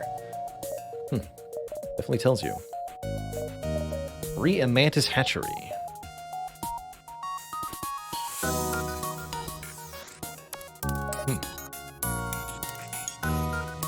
Meet with the Queen. So many ways to get ships. Sylvan's cruiser. Avenge the legendary traveling merchant from the only fight he's ever lost that isn't yourself to unlock this ship. That's funny.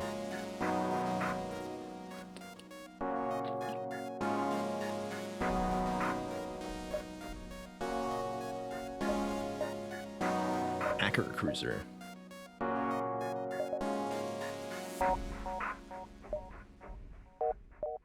This is like a leech stuff. Aid a famous leech general in his revolution.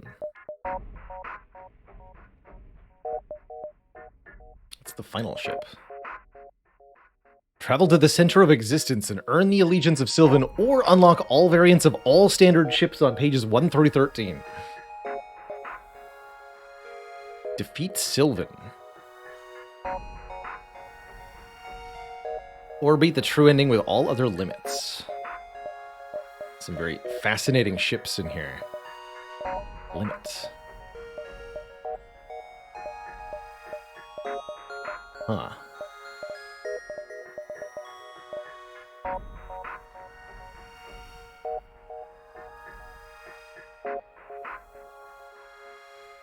Tom says, I have a feeling his cruiser doesn't start with 8 shields and 6 burst lasers, but you never know, right? You never know.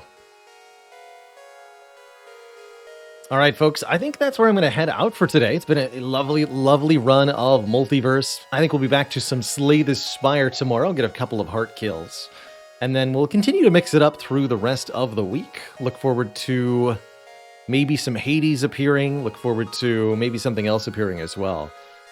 But either way, I plan to continue to keep things varied and have a good time.